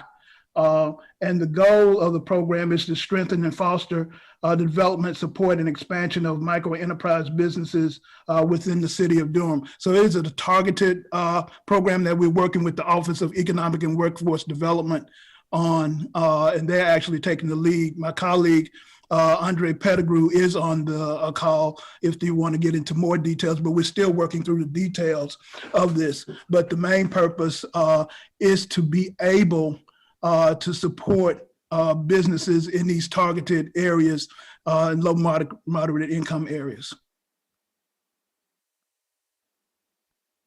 So I'm sorry, I do have one more question. Thank you about that. I don't really need a lot of detail, and I'm not sure right now I could actually take them in at this point anyway. But the timetable, when we set up, how long do we have to spend that money? So I'm going to defer to Mr. Snars on the actual time that we have to spend this money. Okay. Yes, Mr. Mayor. The answer to your question is we have 6 years from the time the grant agreements are signed. Okay. So the fact that we don't have a program up and running yet, I was worried that there was a fast timeline, but it's not. And so we can spend a little time planning and getting it right. Right, we can, Mr. Mayor, but also remember one of the requirements is with this funding, there has to be a documented, demonstrated COVID tie. Yeah. And so if it's 12 months from now and we're coming out of the pandemic, we pray that, of course, we will, that tie becomes more tenuous. Got you. So, and that's part of the reason that you switch the money from the housing counseling, you're saying as well. Okay, those are my questions. Colleagues, any further questions for Mr. Johnson or Mr. Schnars? All right, seeing none, I'm going to declare this public hearing, closed. We would need 2 motions to approve this. One is to approve the draft second amendment to the FY 2021 annual action plan. So moved. Second. Moved by Councilmember Freeman, seconded by Councilmember Middleton. Madam Clerk, will you please call the roll? Mayor Schul? Aye. Mayor Pro Tem Johnson? Aye. Councilmember Caballero? Aye. Councilmember Freelon? Aye. Councilmember Freeman? Aye. Councilmember Middleton? I vote aye. Thank you. Thank you, Madam Clerk. The motion passes unanimously. And then second, to authorize the city manager to execute all administrative requirements and contractual documents for the implementation of the amended annual action plan. So moved. Second. Second. Moved by Councilmember Freeman, seconded by Councilmember Caballero. Madam Clerk, will you please call the roll? Mayor Schul, Aye. Mayor Pro Tem Johnson, Aye. Councilmember Caballero, Aye. Councilmember Freelon, Aye. Councilmember Freeman, Aye. Councilmember Middleton. I vote aye. Thank you. The ayes have it. The motion passes unanimously. Thank you, Mr. Johnson and Mr. Schnars. We appreciate your being here, and Mr. Pettigrew. Thank you all. Thank you so much, Mayor, members of council. Colleagues, we now have a closed session. I'm going to call on our city attorney to give us the appropriate motion.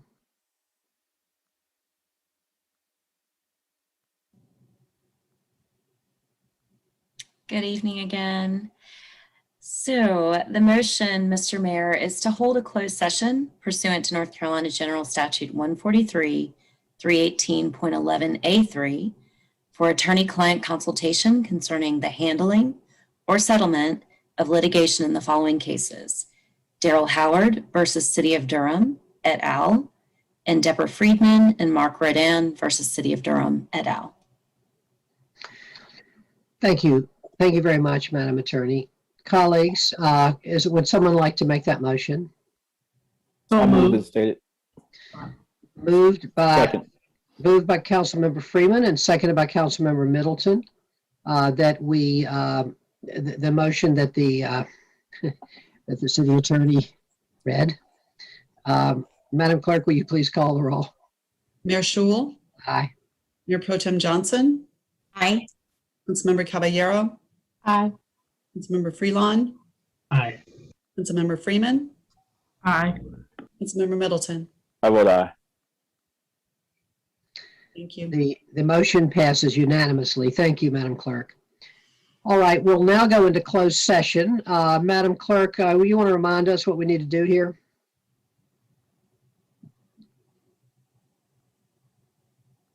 Mr. Mayor, I just removed the attendees, and now we need to make sure that everyone in the closed session is here to attend it, and then all the others are to depart. Council is to remain, City Attorney Rayberg is to remain, Assistant City Attorney Roseborough is to remain, Finance Director Boyd,